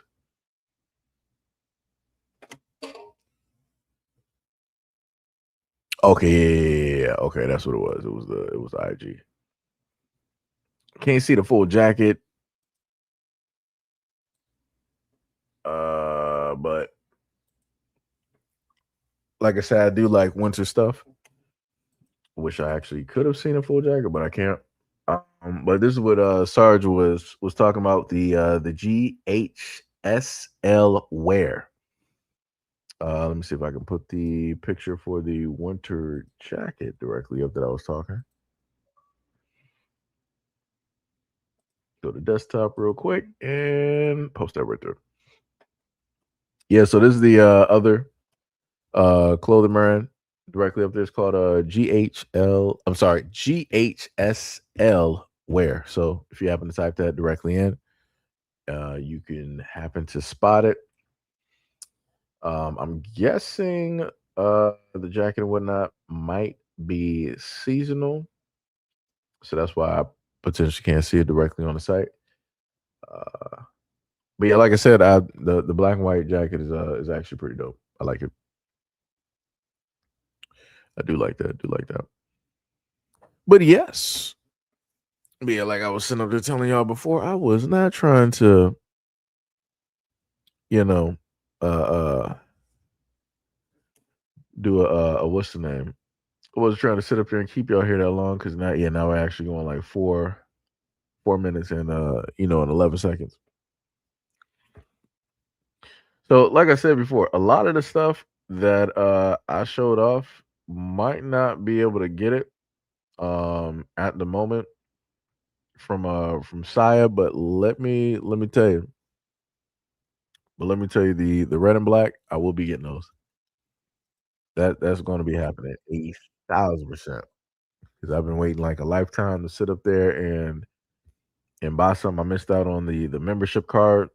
I think that should have been during the time like 2 to 3, 100 during the time. So I just sit up there and get it where I can get it, so that I can just so happen to get these.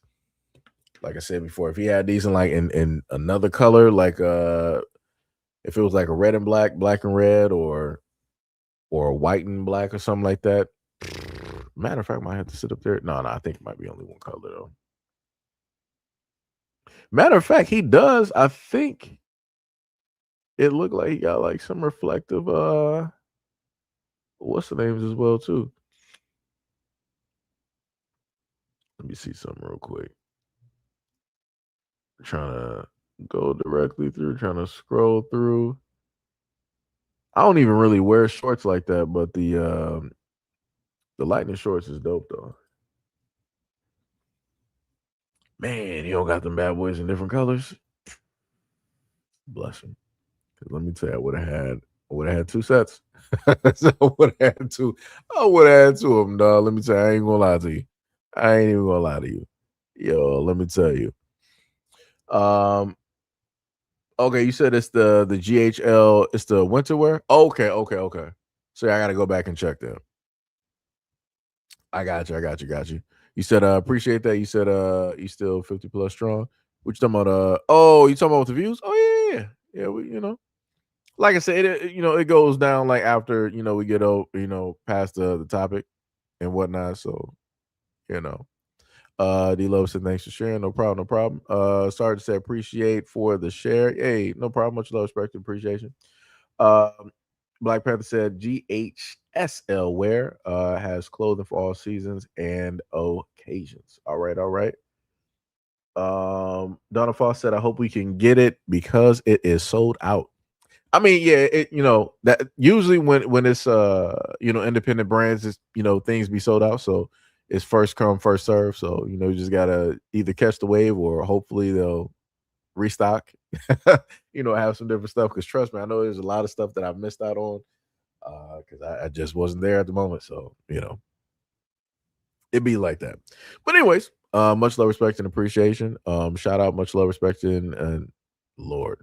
That's how I know I'm hungry right now. Much love, respect, and appreciation to any and all folks who pulled directly up and donated directly to the channel by way of Cash App, by way of Super Chat. Shout out to all of my members. Much love, respect, and appreciation. I know we had DSB1. Much love, respect, and appreciation. Sorry I didn't get to you. Directly on time. Tunnel vision. Tunnel vision be happening. I promise. Tunnel vision be happening. Like I said, much love, respect, and appreciation. Appreciate you guys a lot. Much love, respect to all of my moderators for being here. Every time, anytime a live stream, pops up, or even in the videos under the comment section, doing the Lord's work. Shout out to anybody who's a part of the Patreon as well.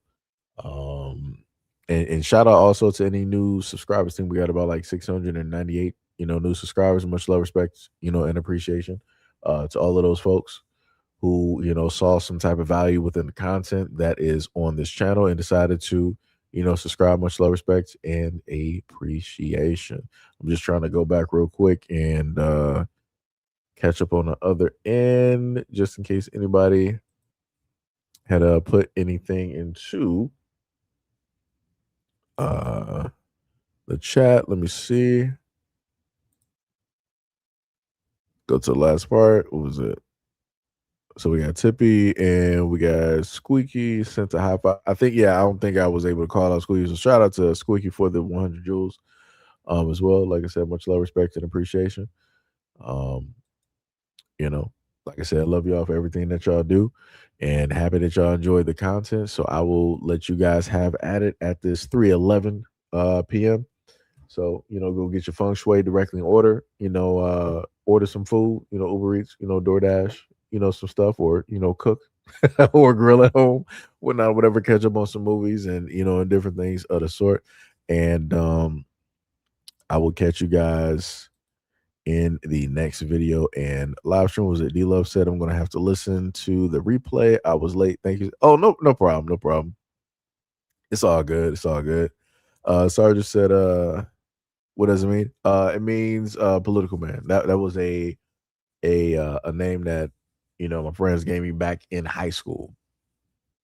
So, back during the time that I was, taking, Japanese, that's, I was sitting up there trying to just put together some stuff and and everything of the sort, because I was always talking about politics. I loved government, so I was always in government and politics and whatnot in school. So this is from that we got this today. Like I said, I never thought in a million years that this is what I would be doing, especially looking back then when I was, when I first came up with this name. But here we are, and the name fits, and that's the name that basically worked, and that I've had, for so long. So Black Panther said, "Amazing how the numbers drop when promoting Black business." Yeah, it'd be like that. Be like that. Sergeant said, "Order some clothes." Bars. That's bars. D Love said, "I'm fixing some fried rice at home." I got you. I got you. Tippy said, "Peace and love and soul." Sergeant said, "Alrighty then." Pulled out the Jim Carrey. Sergeant said, "Thanks for the breakdown. No problem, no problem." Donna Frost said, "Gentle love." Sergeant said, "And I am an Army vet." Much love, respect, and appreciation. Uh, this man D Money was like the SEIJIHITO Lord. Yo, that's crazy. That's crazy. But yeah, it'd be like that. Like I said, it might be a little bit more to the story. There was probably like a variety of names that I went directly through. I would have to, take my time and think through those real quick. But yeah, I got y'all. Check y'all on the flip side, and we'll have a video. I say about like 3:30. Have a video directly up there for y'all. Pretty much getting right back to the topic as normal. So peace, love, and stay tuned for the next live stream and or video. Peace out.